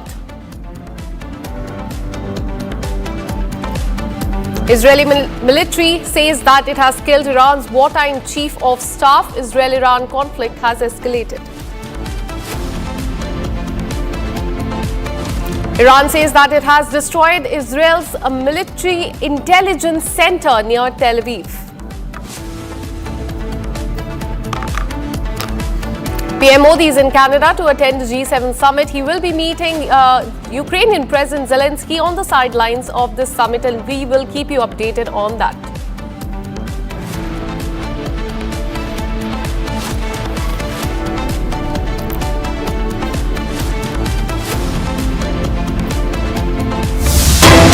We have a breaking news coming in. The IDF and Israel's border police have launched a fresh counter-attack operation on the northern Samaria. This comes as a part of the efforts to expand gains made during Operation Iron Wall.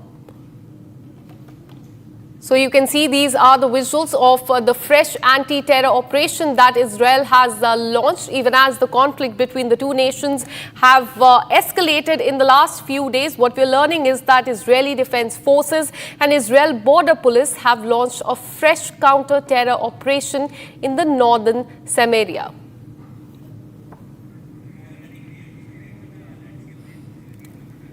Well, this comes as a part of the efforts to expand gains made during the Operation Iron Wall. For more on this, let me go across to, in fact, our guest will be joining in some time. Let me go across to our reporter who joins us from Tel Aviv. Nick, tell us about the situation on the ground, and in fact on this breaking update that we are also getting, that IDF and Israeli Border Police have launched a fresh counter-terror operation in northern Samaria. Tell us about this and then the escalation of the war as far as Israel and Iran is concerned. I can tell you about the escalation of the war with Iran. I'm now standing at the place where one of the ballistic missiles from Iran hit the ground, and you see the massive damage to all of those buses that's supposed to take children to the school. And absolutely, okay. Nick. You can see here all the damage, and the Israeli Minister of Defense came here shortly ago, and he said that Israel will continue the war against Iran until Iran will stop attack Israel, and maybe Khomeini, the head of Iran, will be the next one, and his fate will be like Saddam Hussein. That's what said the Minister of Defense of Israel. And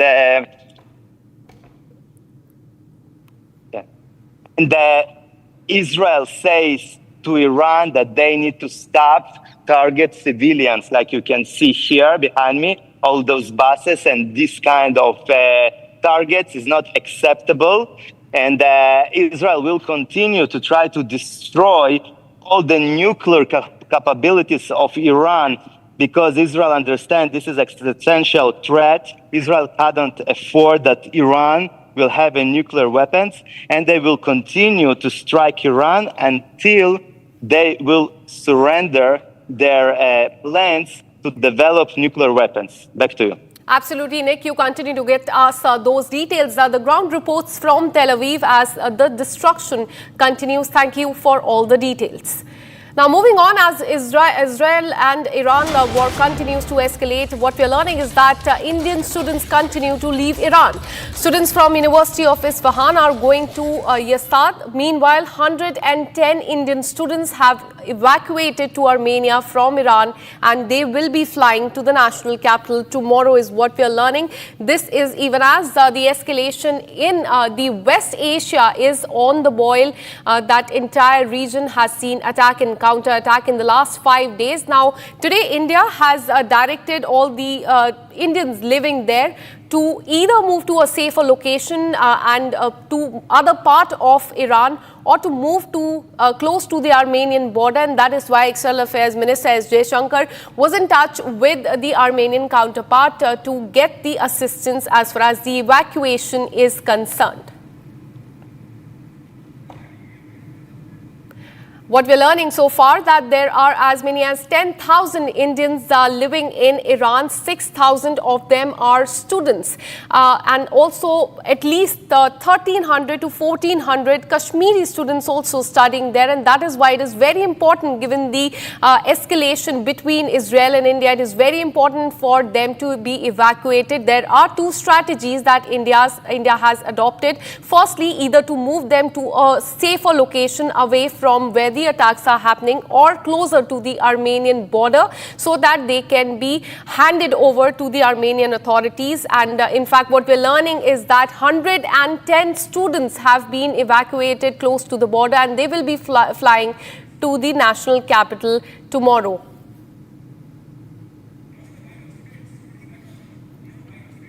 In fact, we are getting you the ordeal of the students who have been evacuated or who are still stuck there. We have, in fact, a reaction coming in from one student. Listen in.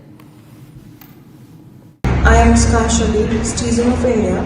Right now, I am fourth year medical student in Urmia University of Medical Sciences, Urmia. Right now, exactly 110 students of India who were in the University of Urmia are being accommodated in the capital of Armenia, that is Yerevan. Accommodation arranged by the Embassy of India is very well promising here. 2-3 days ago, we were in such a terrible situation. We had been witnessing missiles in the sky, explosions nearby, explosions in the night time, which was very distressing. But right now, we are very safe. And all the members of embassy are treating us like family, not just the citizens of India. Medical sciences, as you can see, we are traveling. We are in the bus. We are almost 20 people in the bus, and rest in the another bus, 30 people are there. So overall, roughly we are 50 people. We started our journey. I would like to thank Indian Embassy. Early morning, they just relocated us. First, we got all collected near our university. And after that, now we are getting relocated towards Yas from Isfahan. This journey is almost taking 5 or 6 hours. As Yas is a really safer place than Isfahan. You can see the visuals, the outside of these things where we are traveling. But thanks to Indian Embassy that we are not facing any problems here. They are trying to provide every possible facility here. I would request our Indian Embassy that to evacuate us from Iran, as the situation in Iran is not really that stable. मैं बहुत खुश हूँ कि हमारी embassy जो है हमें बहुत सपोर्ट किया. हम बहुत सारे स्टूडेंट्स हैं, बहुत सारे बिजनेस क्लास पीपल हैं, बहुत सारे टूरिस्ट हैं. सबको एक सेफ प्लेस पे ले जा रहे हैं. डेंजरस प्लेस से वो सेफली हमें पहुँचा रहे हैं. उनका कोऑपरेशन के लिए बहुत बहुत थैंक यू उनको. And meanwhile, Brigade Combat Team and Yahalom unit forces have dismantled an underground Hamas compound beneath the European hospital, which is located in the southern Gaza Strip. Now, this is the same compound where the body of Mohammed Sinwar was found. A targeted operation has been conducted over the past 2 weeks to locate and map out the large-scale underground Hamas infrastructure as well. Here's more on that story. An underground Hamas compound beneath the European hospital in Gaza has been dismantled by the Golani Brigade Combat Team and Yahalom unit forces. This is the same complex where the body of Mohammed Sinwar was found. The route was dismantled in a complex logistical and engineering operation after the tunnel routes were mapped by the Yahalom unit and additional units. Dozens of trucks and cement mixers were used to seal the tunnel. Approximately 250 cubic meters of concrete was used during the process. The effort was led by the Golani Brigade's Engineering Battalion and with the division's Logistical Support Unit. The operation was carried out with precision and care to avoid damaging the hospital building. Very short break coming up. On the other side, Prime Minister is in Canada today to attend the G7 summit. He will be meeting with Zelensky on the sidelines of the summit. This and much more on the other side. After this very short break, we'll tell you more.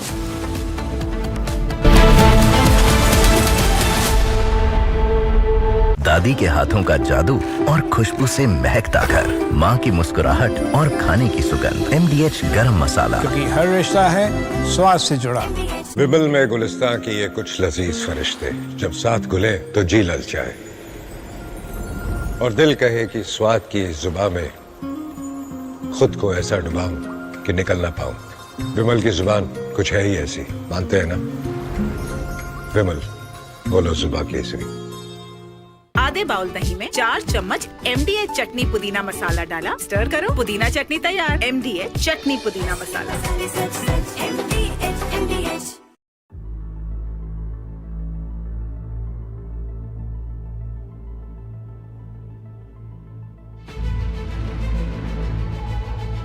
With technical reasons, sir, would like to stay closer to Hong Kong.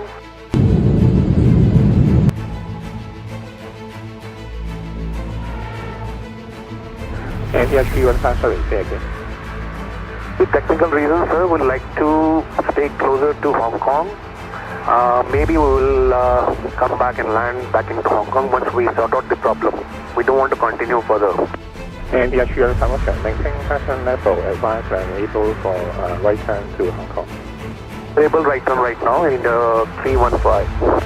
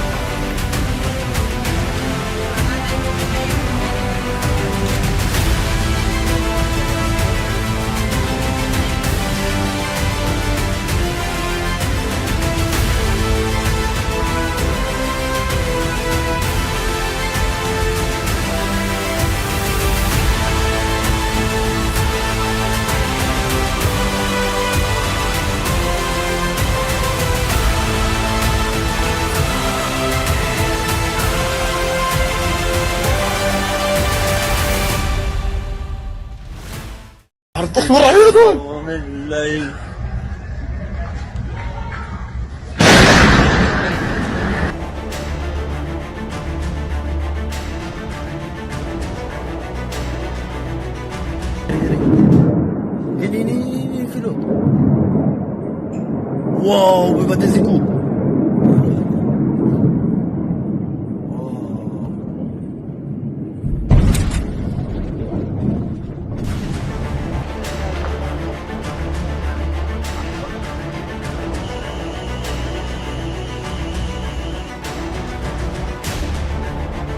As you can see behind me, this is the result of the latest barrage of rockets fired at our residential communities by Iran. It's continuing the pattern as we're seeing. Each and every one of these scenes are targeting residential communities, civilians in their homes.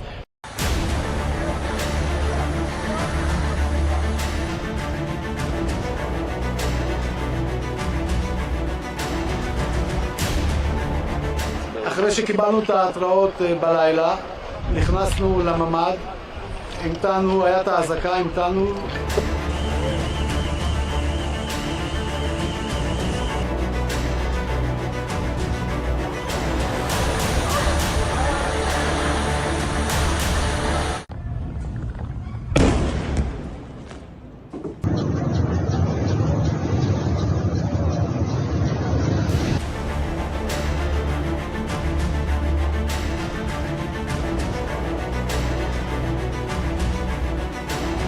In this context, Israel has the right to defend itself. Iran is the principal source of regional instability, and we've always been very clear. Iran can never have a nuclear weapon.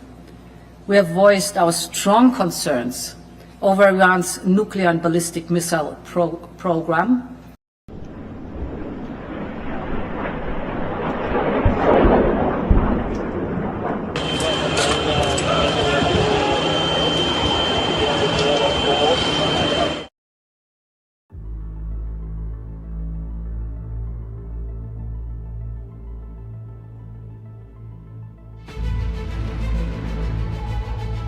With technical reasons, sir, would like to stay closer to Hong Kong.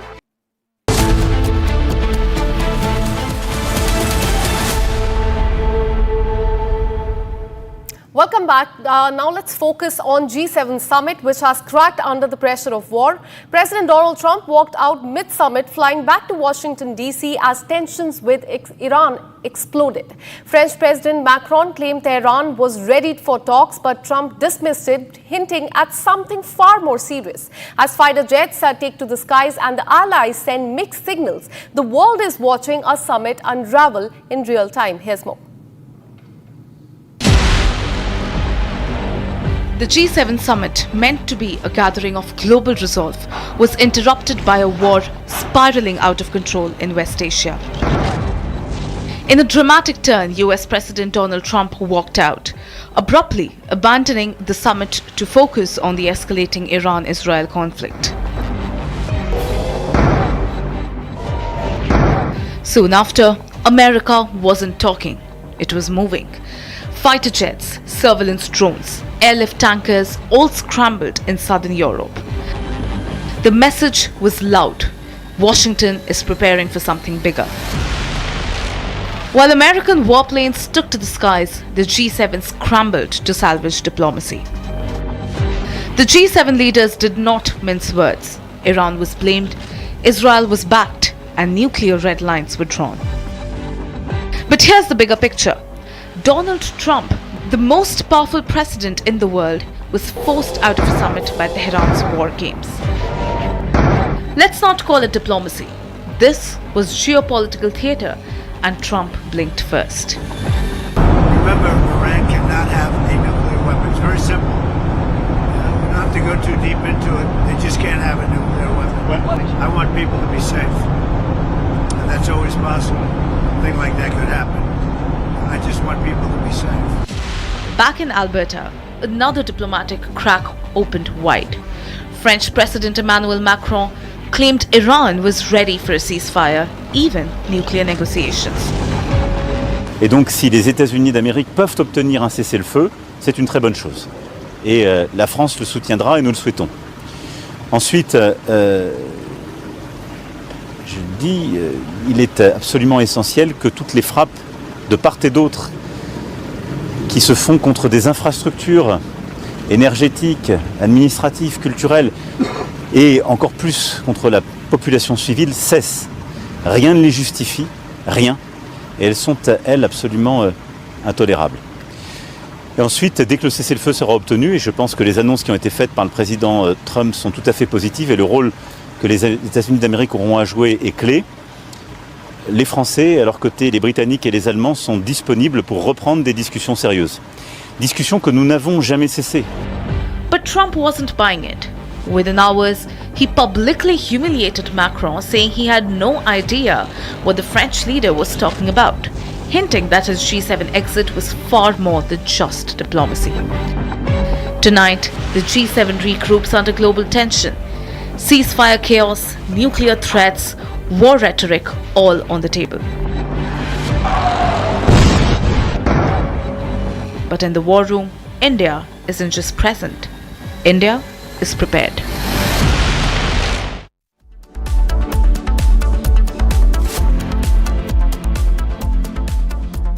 Amity has been ranked India's #1 not-for-profit private university for 11th year, with top 10 ranked institutions in management, engineering, biotech, law, mass comm, telecom, hospitality, fashion and more. yet another top ranking for Amity University. दादी के हाथों का जादू और खुशबू से महकता घर, माँ की मुस्कुराहट और खाने की सुगंध। MDH गरम मसाला, क्योंकि हर रिश्ता है स्वाद से जुड़ा। आपकी फेवरेट हुंडई कार्स पर मिल रही है amazing deals.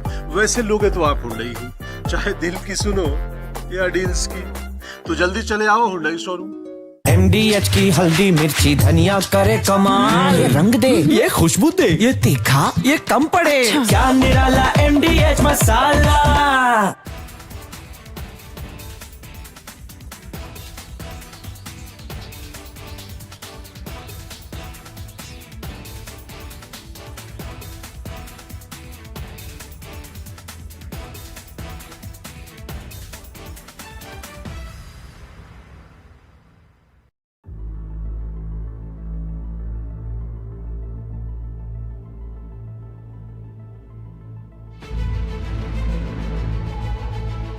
Technical reasons, sir, would like to stay closer to Hong Kong.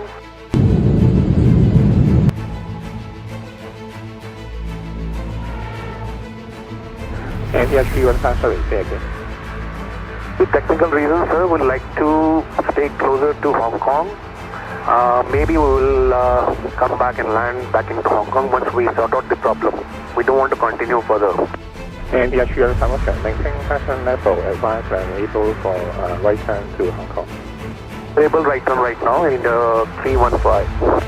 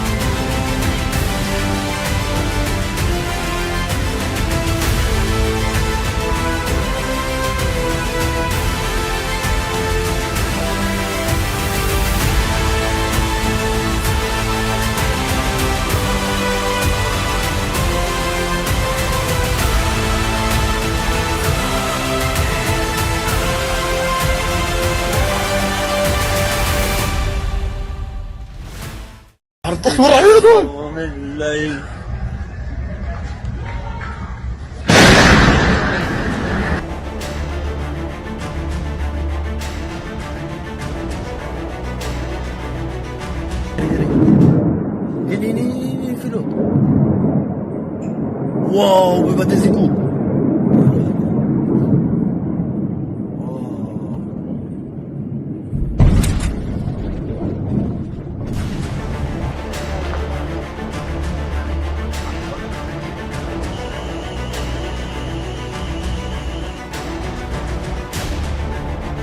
As you can see behind me, this is the result of the latest barrage of rockets fired at our residential communities by Iran.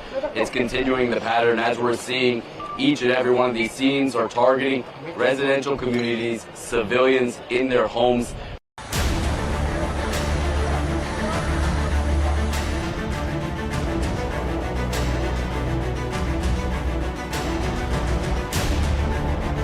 אחרי שקיבלנו את ההתראות בלילה, נכנסנו לממ"ד, המתנו, היה את האזעקה, המתנו.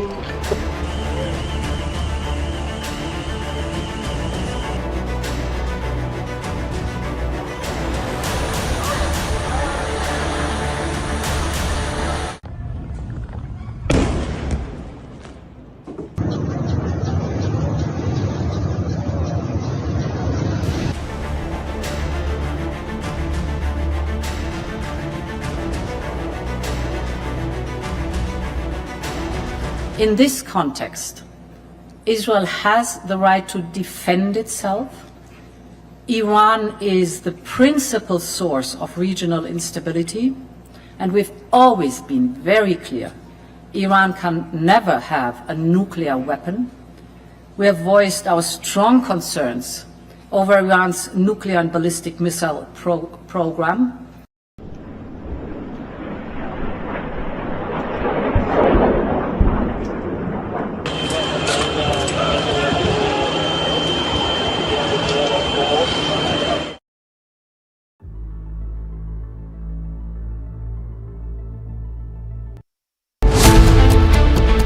Strikes, evacuations, civilian casualties, no end in sight. Fifth day of missile attacks between Israel and Iran. Global fallout looms as West Asia conflict widens. Debating tonight at 9 p.m. Hi, this is Chef Ranveer Brar. Guarantee you brilliance on behalf of IAHM. आधे bowl दही में 4 चम्मच MDH चटनी पुदीना मसाला डाला, stir करो, पुदीना चटनी तैयार। MDH चटनी पुदीना मसाला। इसको घर पे लगाओगे तो शादी का तो पता नहीं, पर घर पक्का नहीं टूटेगा। रुंगटा नहीं तो घर स्ट्रॉन्ग नहीं। रुंगटा स्टील TMT बार एकदम सॉलिड। पहाड़ों में एक हाइकिंग स्टिक भी बन सकती है।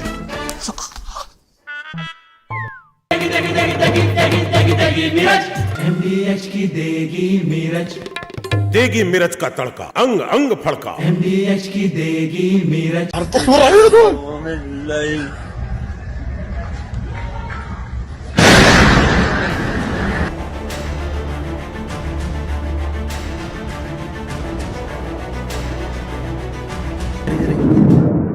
नहीं फिरो। Wow, we got this coup.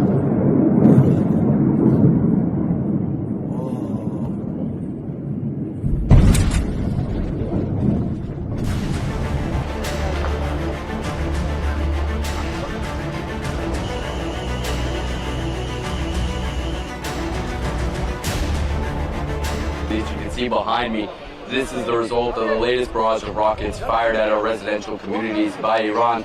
It's continuing the pattern as we're seeing. Each and every one of these scenes are targeting residential communities, civilians in their homes.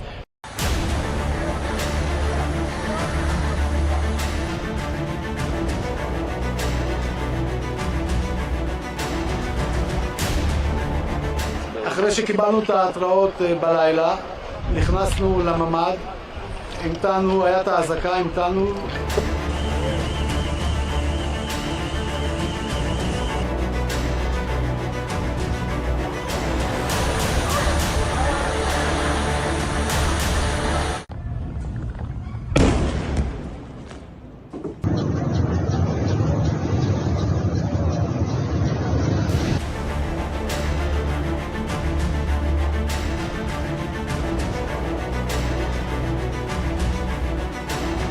In this context, Israel has the right to defend itself. Iran is the principal source of regional instability, and we've always been very clear. Iran can never have a nuclear weapon. We have voiced our strong concerns over Iran's nuclear and ballistic missile program.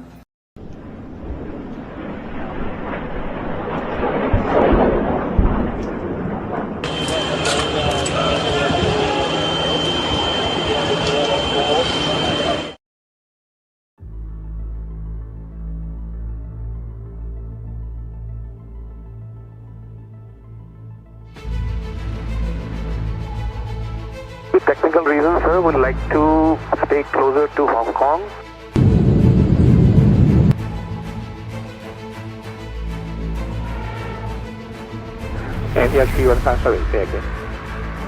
With technical reasons, sir, would like to stay closer to Hong Kong.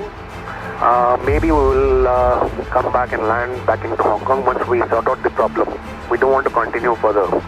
And yes, you are maintain passenger level advance and able for right turn to Hong Kong.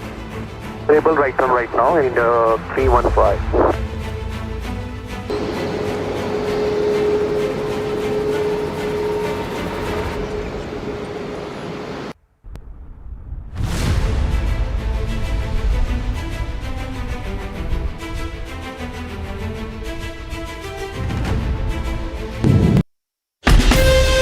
from Asia's largest news headquarters, setting the agenda for Bharat.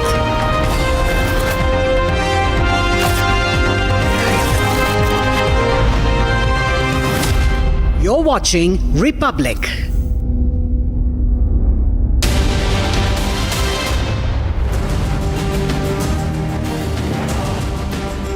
Hello and welcome. You're watching the Tuesday edition of This is Exclusive with me, Shavan Sen.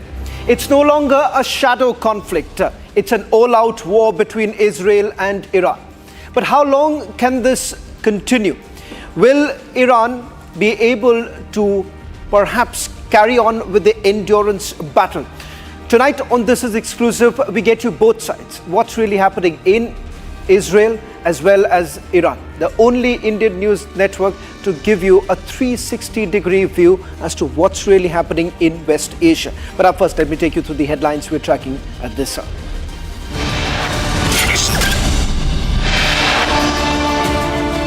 No sign of a ceasefire soon. Israeli Defense Minister Katz announces that the IDF will strike very significant targets in Tehran later today.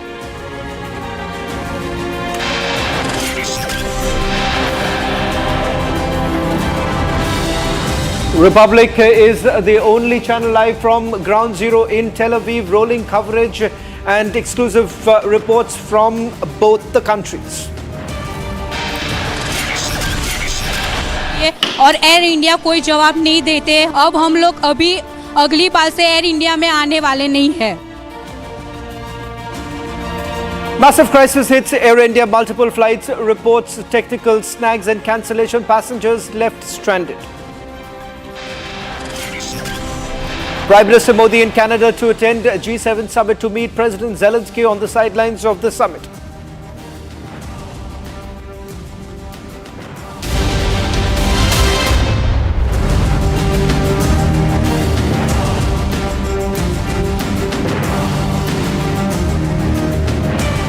Ladies and gentlemen, in the last 24 hours, the Iran-Israel conflict has escalated sharply, with both nations exchanging direct military strikes in what is being described as the most intense confrontation between the two powers in recent years.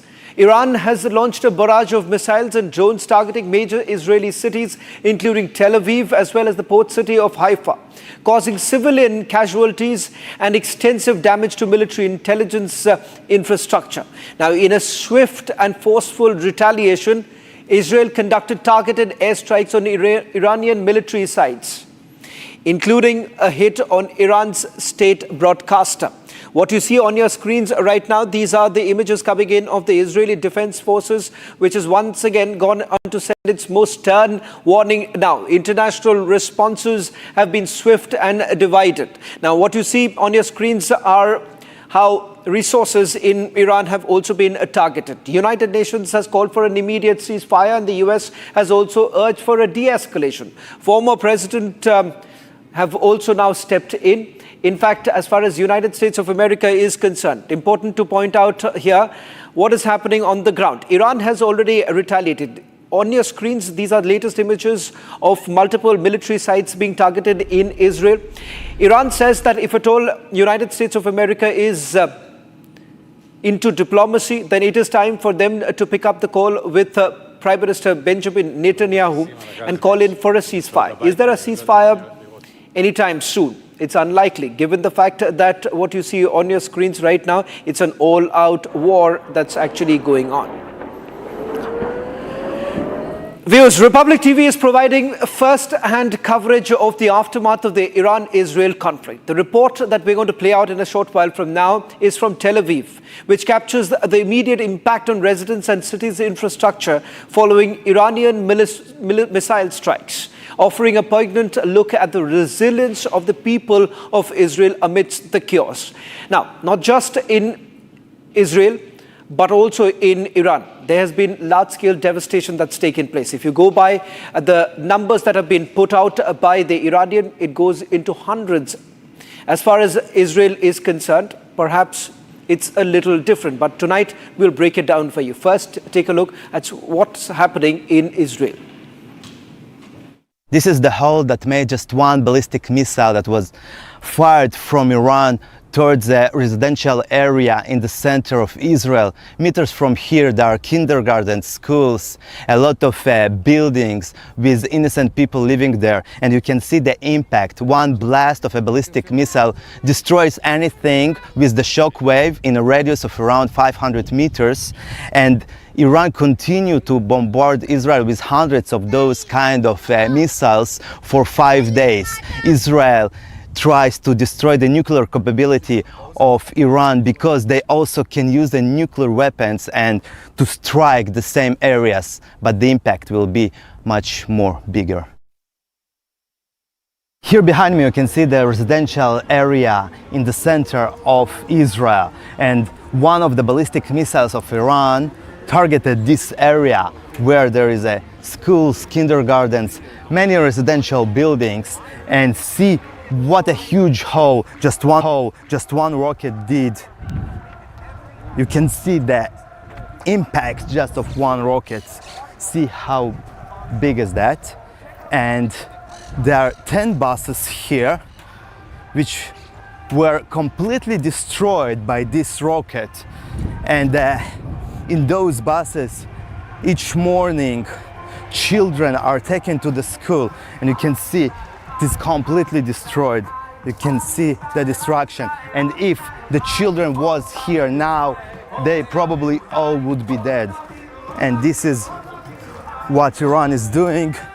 They are targeting those kind of places where residential places are, where there's so many infrastructure, public places, regular people are living here, and you can see the destruction, how many of the buses were destroyed completely. And now some Jewish Orthodox Jews came here to cheer up the people of Israel. They probably want to say to them that God with us, with Israel, this is the promised land, and Israel will prevail. And you can see what a huge damage to all those buses, 10 buses, each of them with about 70 or even more places.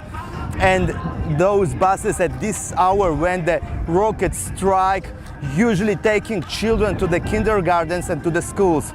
But because Israel declared a military situation, emergency situation, the kindergarten, schools and workplaces are not open, and that's why there were no one here, no children. And this is a miracle that no one was killed from this ballistic attack by Iran. But you can understand what a huge disaster that could be. Nikol Yochin, center of Israel. This bus was one of the targets of the Iranian ballistic missiles. In this bus supposed to be about 70 children, and also there are another 9 buses that are completely destroyed from one Iranian ballistic missile. It happened in the morning when usually those buses take children to kindergartens and to schools all around the city. But just because Israel was now in an emergency situation, the kindergartens, the schools and also the workplaces are closed. That's why nobody was here, and just because of that, it is not a big tragedy that could happen here. Nikol Yochin, the center of Israel. И все, последний раз я выхожу.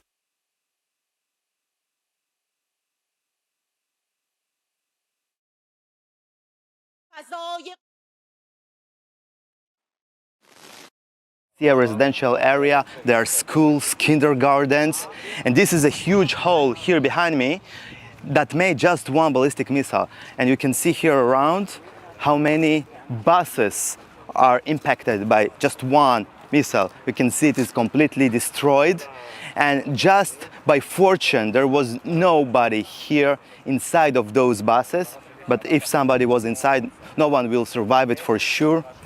You can see how huge the blast was, and more than 10 buses are completely destroyed. You can go and see here all around the complete destruction. In one bus there could be more than 70 people, and you see it is completely burned. And you can see here there are more of those buses. There are so much of them. This one here completely burned, but also the other ones. There are 1, 2, 3, 4, 5, 6, 7, 8, 9, 10 buses that were destroyed.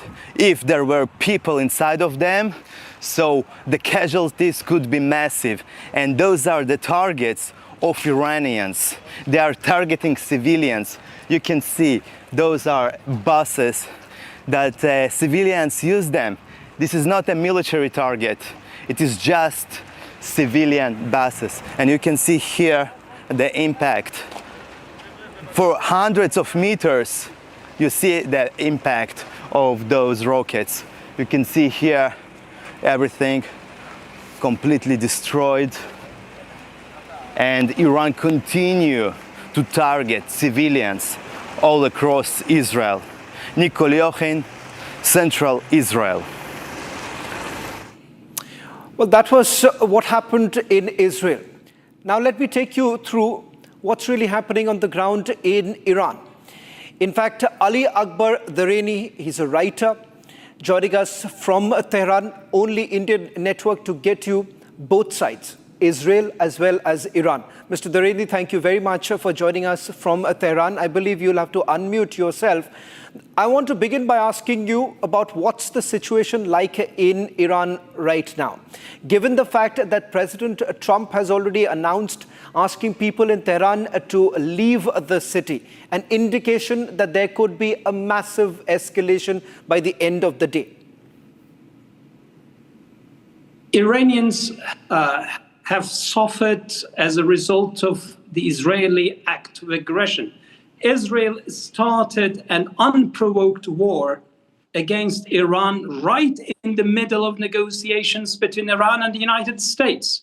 And this war has been directly assisted by the United States. Israel, under no circumstances, was able to carry out such an act of aggression without logistical, intelligence, military, and diplomatic support from the United States. Iran did not start a war. It is Israel that started the war. The pictures you showed highlighted that Iran is targeting civilian areas in Israel. Iran is retaliating to Israel, targeting civilian areas and residential buildings in Tehran and other Iranian cities. Look at what Israel has done from the first moment it attacked Iran. They claim that it has everything to do with Iran's nuclear program. That's sheer lies. It has nothing to do with Iran's nuclear program. Israel possesses nuclear weapons. Iran doesn't. Israel is targeting civilian areas. Can you build nuclear weapons with hospitals? Yesterday, can I then ask you, Mr. Dareni, it targeted Iran's broadcaster organization. Can you build a nuclear weapon with a media organization? Can you build a nuclear weapon with civilian areas? They say, I'm not getting into the specifics of that because the Israelis are claiming that it is used by the Iranian military, but that's not the point that I want to, focus on. But what I want to ask you is that, what's the end game? Because there were reports that were coming in that Iran essentially wants some sort of a mediation to take place. You've been urging United States of America to make that call to Prime Minister Netanyahu, hoping for a ceasefire. Is that what Iran is looking forward to? Is there a possibility of some sort of a ceasefire in the coming few days? Iran did not start a war. It didn't want a war. Is it willing to come? Is it willing? Expand. Is Iran willing for a ceasefire agreement? Who are pushing the United States to enter the war. So Iran has not asked for a ceasefire, although it doesn't want the war to expand. Israel has killed civilians in Iran, started an unprovoked war. If Iran does not impose a heavy cost on Israel, Israel is not going to stop. So Iran's priority is to punish Israel and inflict unbearable pain on Israel so that Israel stops its acts of aggression. At the same time, if that stops, Iran will be open to diplomacy. Iran was in the process of diplomacy. Iran was about to enter a 6th round of negotiations with the United States. It was Israel that derailed the talks, and it was the United States and the Trump administration that allowed Israel to derail the talks and allow Israel to carry out such an act of aggression. And now it is killing diplomacy. I hope the Trump administration is wise enough not to fall in the trap by war-hungry Netanyahu. This is a key issue, but Iran is prepared for all eventualities. Well, thank you very much, Mr. Durini, for getting us the view from Tehran, the only Indian news network to put across both sides, what's happening in Israel as well as in Iran. In fact, earlier today, I spoke to an Israeli parliamentarian to get you a sense of what's really happening in Israel. In fact, the parliamentarian, when she spoke to me, was at an attack site. This is what she had to tell me. Israeli Member of Parliament Nina Shatta is joining us on this broadcast. Ms. Shatta, let me first begin by asking you, what's the situation like on the ground? I'm given to understand that you visited certain sites that were attacked by the Iranians. What's the current situation like? Because the Iranians are claiming that several of your defense facilities have now been targeted. Is that true? Thank you, Mr. Sharon Shan, to you, and hello to the audience. I can say that I am now in the site that attacked aggressively by Iran, but Iran regime. Unfortunately, last night it was the 5th day that we are dealing with a very aggressive regime that send missiles through the innocent people and innocent civilians.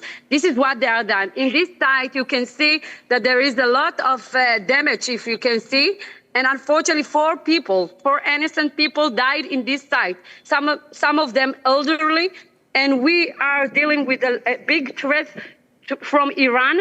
And I want to tell that the job that Israel done now with Iran and the war that we open against this unfortunately evil regime that tried to threaten by terror, by nuclear bombs, it is not a job and it is not a mission only for Israel. It is to bring a peace for the Middle East, but not the Middle East, also to all the countries that believe in peace and believe in democracy and believe that people need a safetiness. Ms. Shatta, has Israel been able to achieve its goal?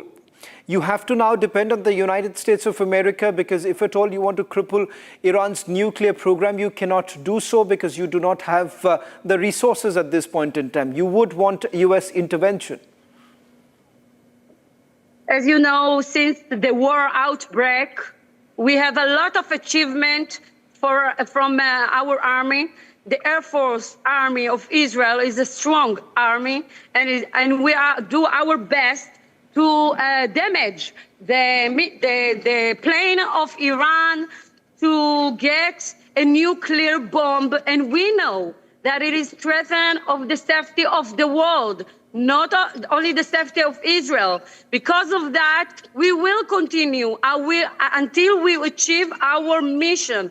One of them, it is to stop and remove the threat of a nuclear bomb. The second one, as you see the damage of the missiles that Iran sent, you understand that their goal is to hurt and to destroy Israel, and it won't happen. And because of that, we will continue until we achieve our mission. Now, let me tell you what's the cost of this war. The escalating conflict between Israel and Iran has exacted a significant economic toll on both the nations and the global economy. Israel's military expenditures have surged, with costs associated with missile defense systems, airstrikes escalating into billions. Bank of Israel estimates that the war could cost the country up to $67 billion by 2025, including military outlays and civilian expenses. Now, the financial strain has led to an increased budget deficit and rise in government borrowing costs. Iran, already grappling with economic challenges, faces further strain due to international sanctions and the depreciation of its currency. Now, as the situation continues to develop, the economic ramifications are becoming increasingly evident, affecting markets and economies worldwide. Columnist Terry Newman explains.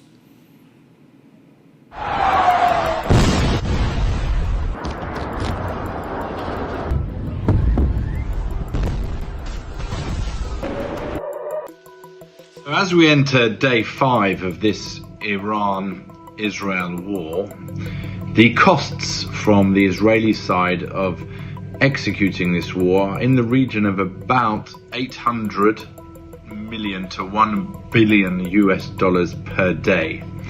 Now, that number splits approximately 50% on offensive costs, i.e.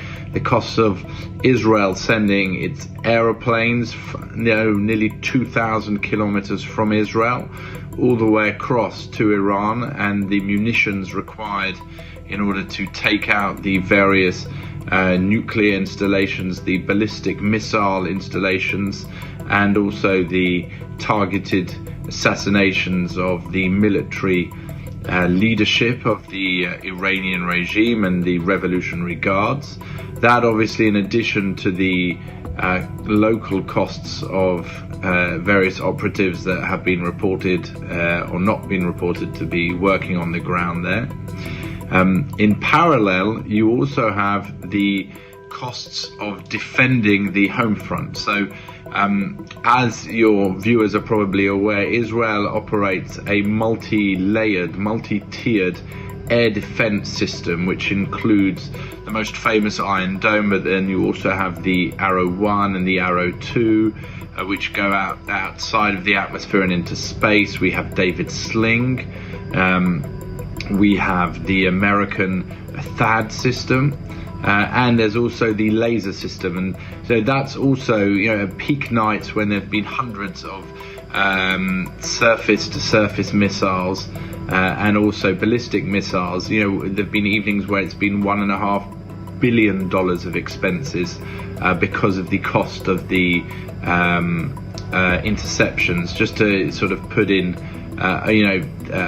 numbers, the cost of a Iron Dome missile is in the region of about $50,000 a missile.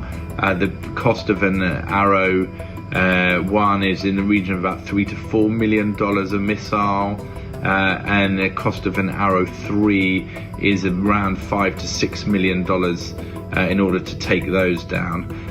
So that obviously explains why the laser, which is costs $1 or so, is such an important addition to the defensive arsenal of countries that want to protect themselves from incoming rockets and missiles.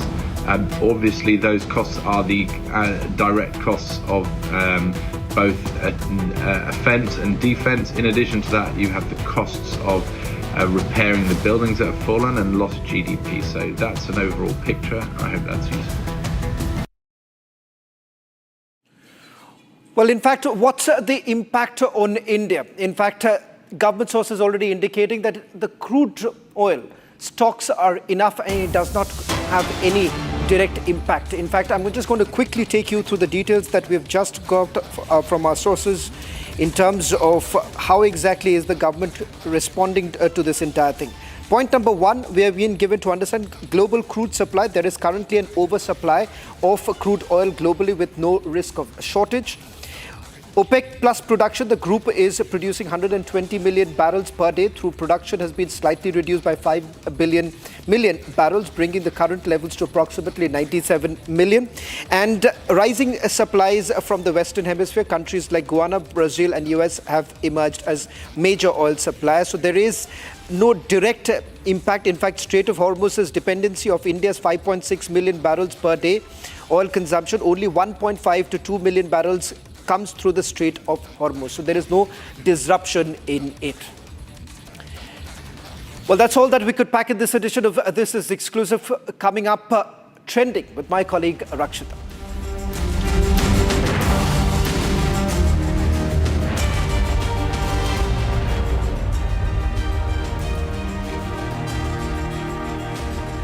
Co-powered by Century Ply Club Prime. Raho befikar. Amity has been ranked India's #1 not-for-profit private university for 11th year, with top 10 ranked institutions in management, engineering, biotech, law, masscom, telecom, hospitality, fashion and more. Yet another top ranking for Amity University. पैसा लगाना है तो century ply club prime पे लगाओ। डूबेगा नहीं, जलेगा भी नहीं, कोई खा नहीं जाएगा, धोखा नहीं देगा, ऊपर नीचे भी नहीं होगा, सेफ रहेगा, सिक्योर्ड, मिनिमम 30 साल का रिटर्न देगा। अब इससे बेटर इन्वेस्टमेंट है तो बताओ। सेंचुरी प्लाई क्लब प्राइम, रहो बेफिक्र। ये है सीक्रेट रेसिपी MDH का जीरा सिप जल जीरा मसाला।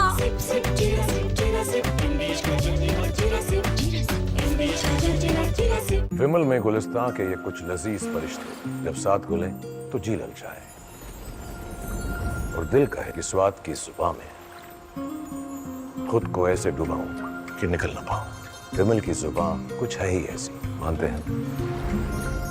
विमल, बोलो जुबान कैसी?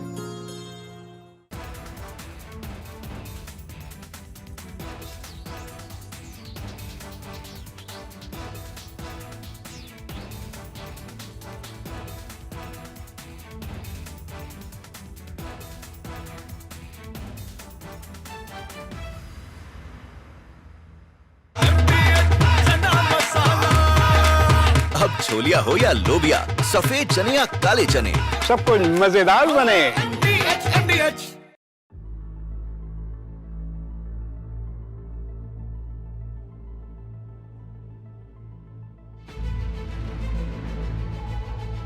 With technical reasons, sir, would like to stay closer to Hong Kong.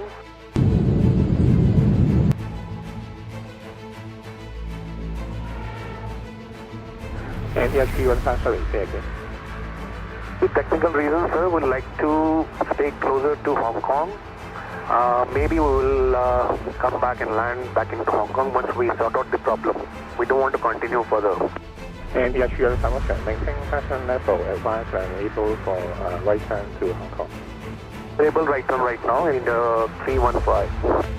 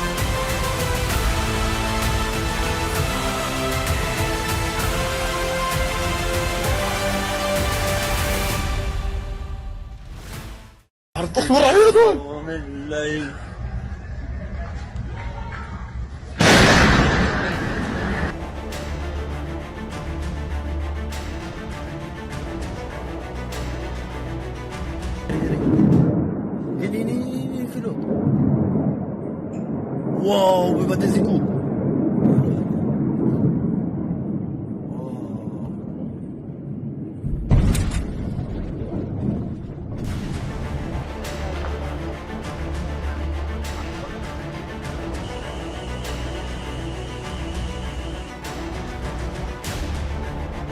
As you can see behind me, this is the result of the latest barrage of rockets fired at our residential communities by Iran. It's continuing the pattern as we're seeing. Each and every one of these scenes are targeting residential communities, civilians in their homes.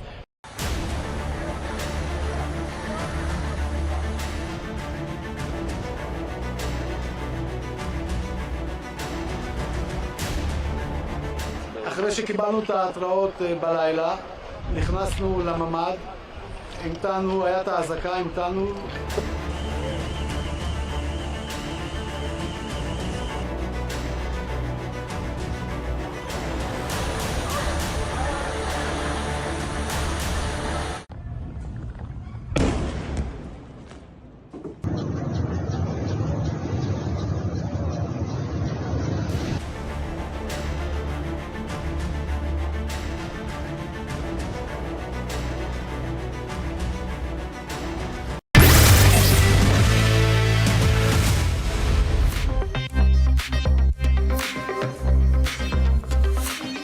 From your smart screens to your smart television, the trending stories are breaking the internet. Civil aviation safety has become a major cause of concern after back-to-back technical snags. Meanwhile, tensions in West Asia have seen an unprecedented escalation as the Israeli Prime Minister Benjamin Netanyahu has issued an unmissable warning. Not just that, in a major embarrassment for Asim Munir, he was seen being heckled by the Pakistanis in the United States. We'll get you all this and much more in this Power Pack Bulletin. I'm Rakshita Mishra and this is what is trending today.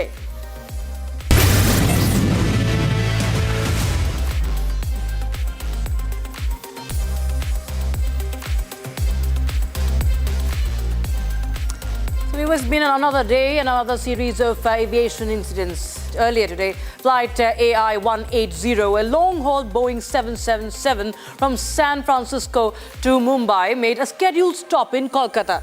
Now, a technical fault was detected in the left engine just after landing. For hours, passengers sat on board. At 5:20 a.m., they were finally asked to deplane. The captain cited safety concerns. Engineers were seen inspecting the aircraft on the tarmac, a now familiar scene. And viewers, this is not just an isolated incident. In fact, it's part of a string of troubling disruptions. Flight AI-2493 from Mumbai to Ahmedabad cancelled. The reason? Operational delays led to the crew to exceed their legal duty limits as defined by the FDTL regulations. The same AI-180 flight. A transcontinental journey halted midway, engine trouble again. Question that lingers is, was the aircraft airworthy to begin with?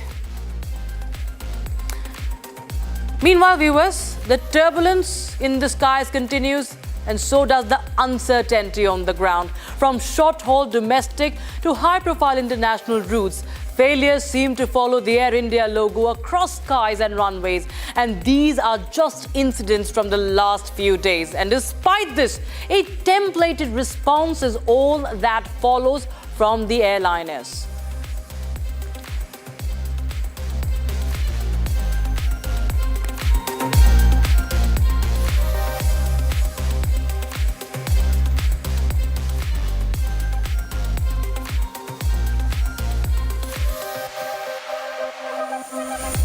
And meanwhile, in another incident, this time surrounding SpiceJet, the angry passengers at the Pune airport confronted the SpiceJet staff over allegedly being given stale food after their flight was delayed. Watch this video that's going viral.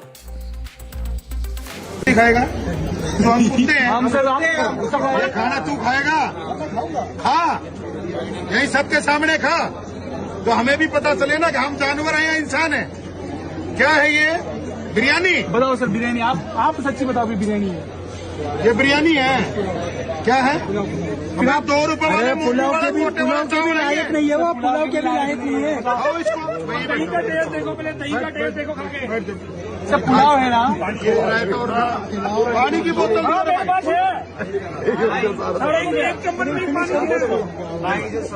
जो काम कर सकता है उसको बुलाओ। 6 बजे लेकर दिए भाई, 6 बजे तेरी मर्जी करने का जहाज तैयार होने वाला नहीं। बेचारे ने नाश्ता भी नहीं किया, खाना खाने तो चुपचाप। क्या बात सवाल कर रहे हो यार? अभी पुणे में एक बंदा भूखा है, बैठ जा भाई, भाग मत। देख दिमाग खराब मत कर, बैठ जा आराम से। भैया जाना नहीं खाएगा तो हम कुत्ते हैं, ये खाना तू खाएगा? खा, यही सबके सामने खा, तो हमें भी पता चले ना कि हम जानवर हैं या इंसान हैं। क्या है ये? बिरयानी? बताओ सर, बिरयानी? आप सच्ची बताओ, बिरयानी है? ये बिरयानी है? क्या है? हमें 2 रुपए वाले पुलाव के भी चावल लायक नहीं है वो, पुलाव के भी लायक नहीं है। खाओ इसको। दही का टेस्ट देखो, पहले दही का टेस्ट देखो खा के। सब पुलाव है ना? पानी की बोतल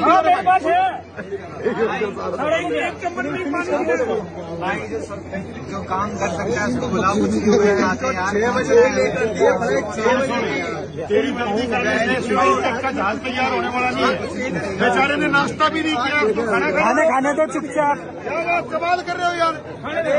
अभी पुणे में एक बंदा भूखा है, बैठ जा भाई, भाग मत। All right, I'm being joined by Captain Surjit Panesar, former Director of Flight Safety and Training, Indian Airlines. And thanks so much, Captain Panesar, for joining us. Sir, it's become a trend now. All of a sudden, we see that one after the other, there are technical snags. And of course, issues like not there being no ACs in flights, stale foods, seatbelt issues have been recurring. They have been persistent. Captain Panesar, can you hear me?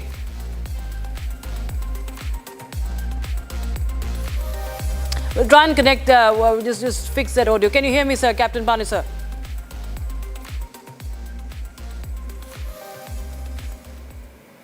All right, I will just try and fix that audio issue, viewers, because we see that one after the other, these are complaints that are coming in, and the flyers are furious. The flyers are angry. The flyers have had enough. And they are on the edge whenever they take a flight. We've seen that how many people have been protesting against stale food, even during one of the flights recently that was that had to, the passengers had to be deboarded because of some technical issue. Their whole schedule goes for a toss. Their money also, they suffer. It's at the end of the day, it's the flyers who are suffering, and this is becoming a persistent problem. And of course, after the Air India tragedy, this becomes even more important to address each and every issue.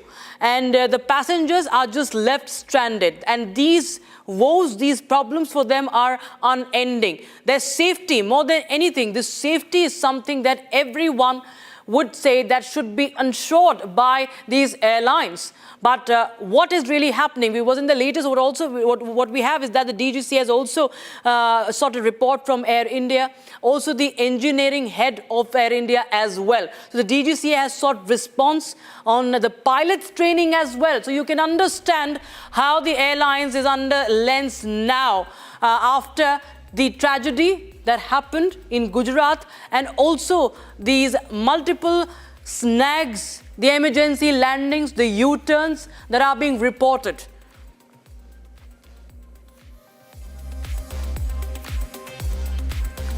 All right, Captain, I think Captain Surjit Panesar is back with us. He's former Director of Flight Safety and Training in the Indian Airlines.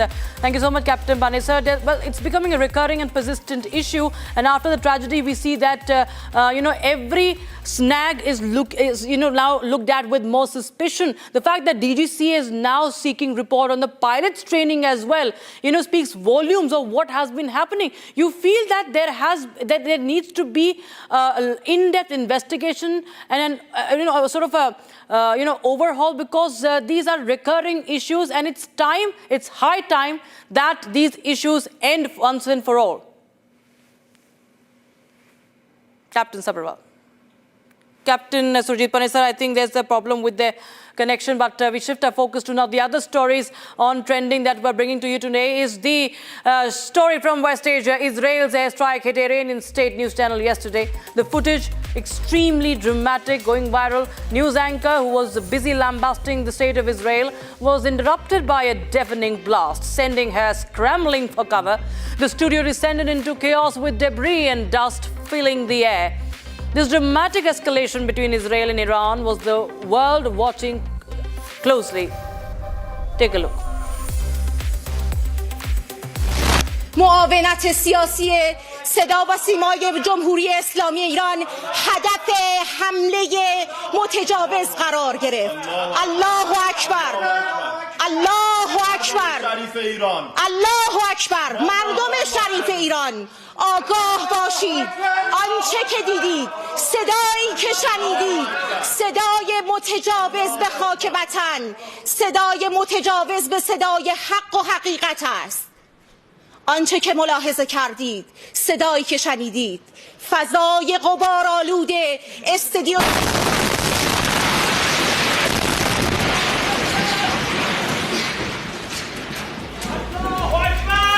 There you have the dramatic visual. Now, global evacuation efforts are underway as tensions between Israel and Iran continue to escalate. The US and India have advised their citizens to leave Tehran immediately due to the safety concerns. Indian embassy is actively coordinating evacuation plans and has asked nationals in Iran to register their locations. On your screens is the visual of huge traffic queues as people flee the Iranian capital. You can see that people are running for cover because you see that in Iran they don't really have bunkers. They have to just flee from their homes. And Iran has also reportedly attacked the Israeli military intelligence logistics center near Tel Aviv. That's what at least Iran is claiming. There's no confirmation from Israel yet on that. Meanwhile, Israeli Defense Minister Israel Katz has announced that tonight, the IDF will strike very significant targets in Tehran. It's a significant warning, and he's also cautioned Iran's leader Ayatollah Khamenei might meet a fate like Saddam Hussein's. And don't forget that they also said that another nuclear facility might also be on target. At least they will address the issue. That's what he said.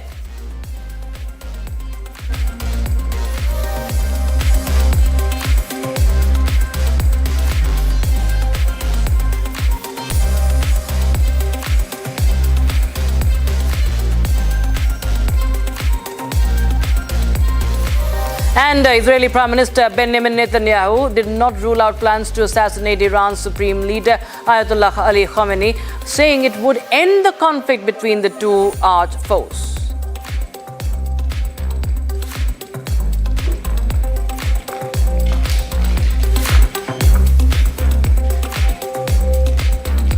So the war between Iran and Israel is only escalating, and West Asia continues to be on the edge, and Republic TV continues to get you more updates on that, viewers. Meanwhile, we will take a quick look at all the trends that are running hot on social media and breaking the internet today.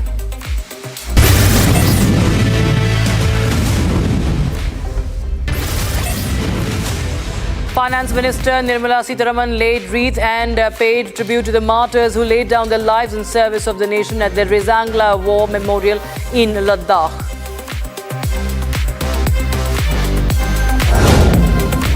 Italian Prime Minister Giorgia Meloni and French President Emmanuel Macron were spotted sharing whispered conversations during their G7 summit, leaving everyone wondering what did they really discuss. The private exchange has sparked curiosity among the observers, with many speculating about the topics they might have covered. That includes Iran and Israel.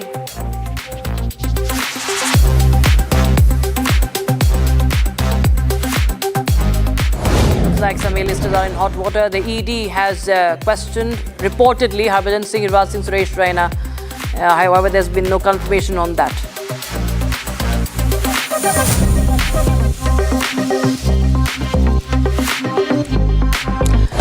Meet Shravan Kumar, a 19-year-old factory worker from Rajasthan now, who has cleared the NEET exam despite facing financial hardships. His parents wash dishes at village ceremonies, and he works in a factory to support his family. Shravan's determination and hard work have paid off, securing a rank of 4,071 in the OBC category. He now aims to become a doctor in a service community where healthcare is a luxury.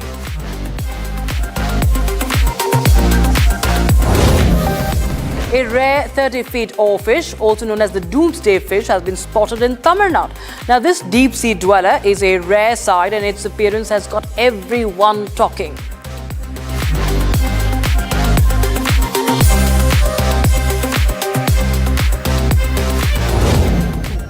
Dr. Salvador Plasencia, accused of supplying Matthew Perry with ketamine, has agreed to plead guilty to 4 counts of distribution.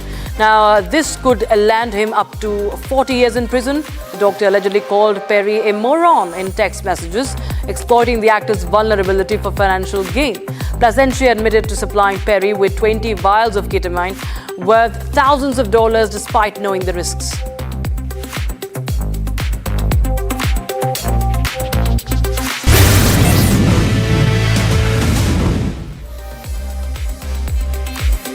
Now, a video of Pakistan's Chief of Army Staff, Asim Munir, has gone completely viral on social media.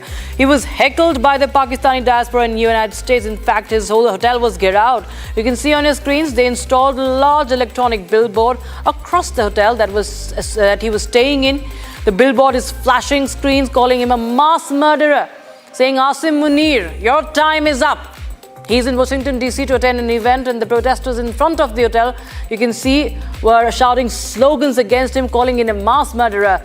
Shame on you, free Pakistan, Pakistaniyon ka qatil, they said. Islamabad ka qatil, they said. Just take a look at this dramatic sequence and a major embarrassment and humiliation for Asim Munir.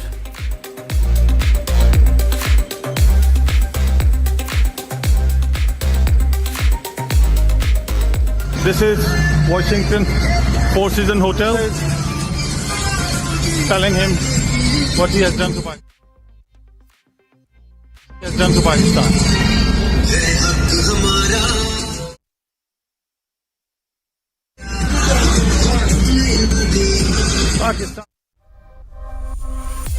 Pakistan will rise, inshallah.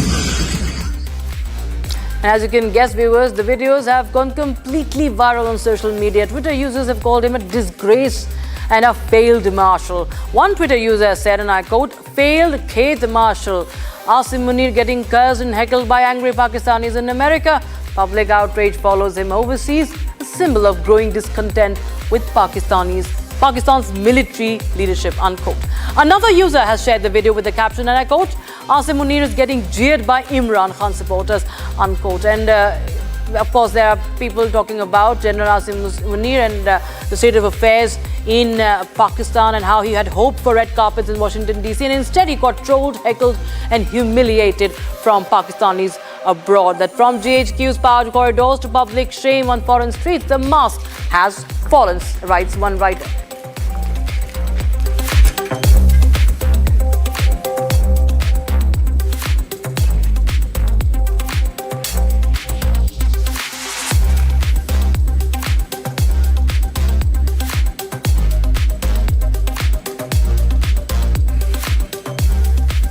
As a prelude to International Yoga Day, the Indian Army organized special yoga sessions across various UN peacekeeping missions with participation from local communities and international peacekeepers celebrating unity, health and harmony. Watch these visuals as I say goodbye.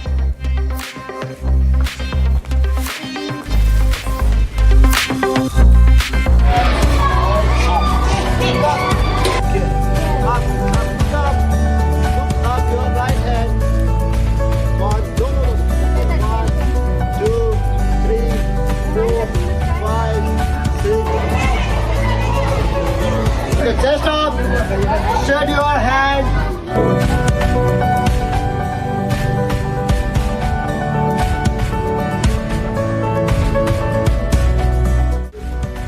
Please lie on your back, fold your legs at the knees and place flat.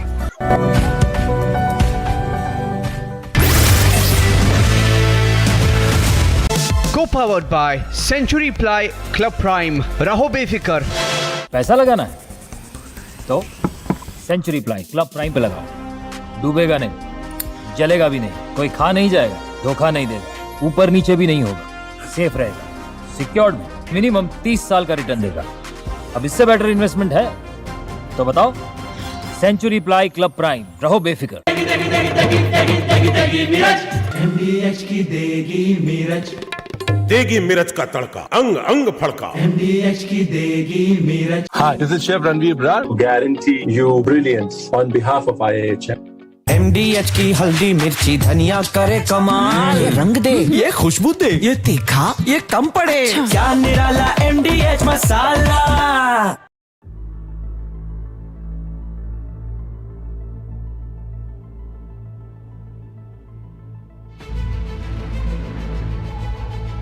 With technical reasons, sir, would like to stay closer to Hong Kong.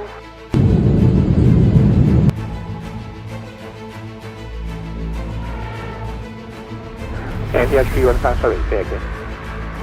With technical reasons, sir, would like to stay closer to Hong Kong. Maybe we will come back and land back into Hong Kong once we sort out the problem. We don't want to continue further. NDHP 157, maintain passion level, advance and able for right turn to Hong Kong. Able right turn right now in 315.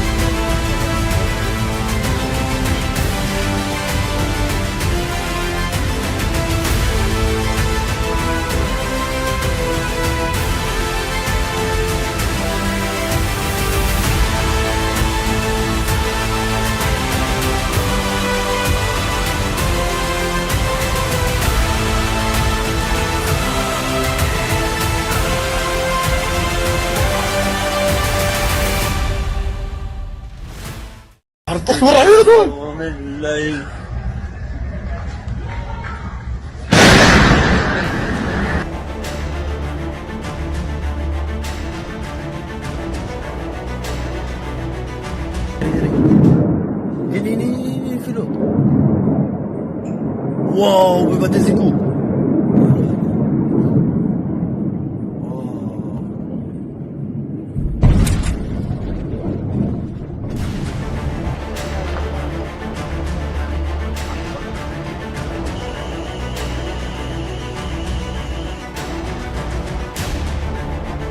As you can see behind me, this is the result of the latest barrage of rockets fired at our residential communities by Iran.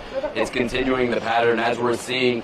Each and every one of these scenes are targeting residential communities, civilians in their homes.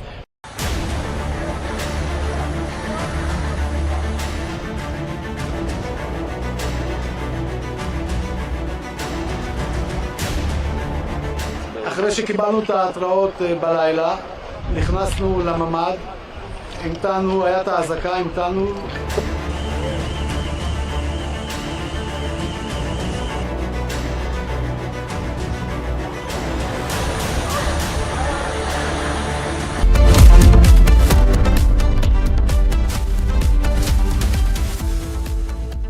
Co-powered by Century Ply Club Prime. Raho befikar. Amity has been ranked India's #1 not-for-profit private university for 11th year, with top 10 ranked institutions in management, engineering, biotech, law, masscom, telecom, hospitality, fashion and more. Yet another top ranking for Amity University. पैसा लगाना है तो century ply club prime पे लगाओ, डूबेगा नहीं, जलेगा भी नहीं, कोई खा नहीं जाएगा, धोखा नहीं देगा, ऊपर नीचे भी नहीं होगा, सेफ रहेगा, सिक्योर्ड में मिनिमम 30 साल का रिटर्न देगा। अब इससे बेटर इन्वेस्टमेंट है तो बताओ। सेंचुरी प्लाई क्लब प्राइम, रहो बेफिक्र। MDH की देगी मिर्च, देगी मिर्च का तड़का, अंग अंग फड़का। MDH की देगी मिर्च।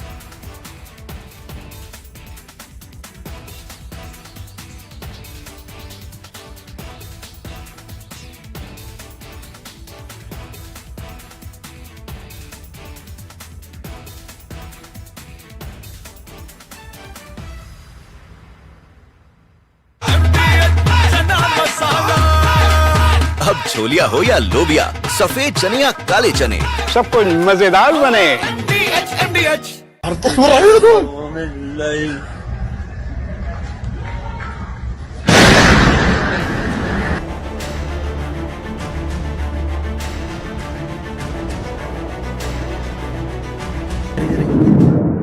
Ini, Philo.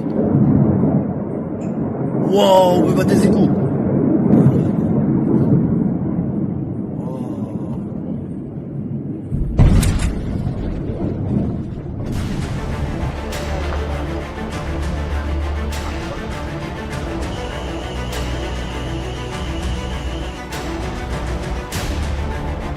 As you can see behind me, this is the result of the latest barrage of rockets fired at our residential communities by Iran. It's continuing the pattern as we're seeing. Each and every one of these scenes are targeting residential communities, civilians in their homes.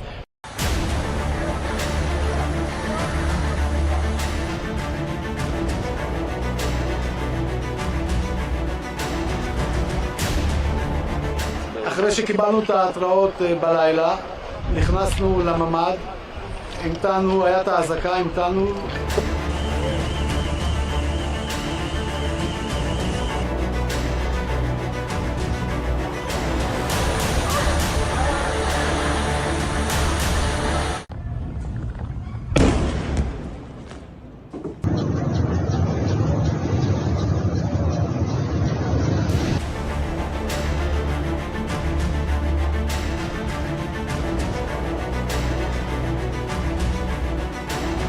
In this context, Israel has the right to defend itself.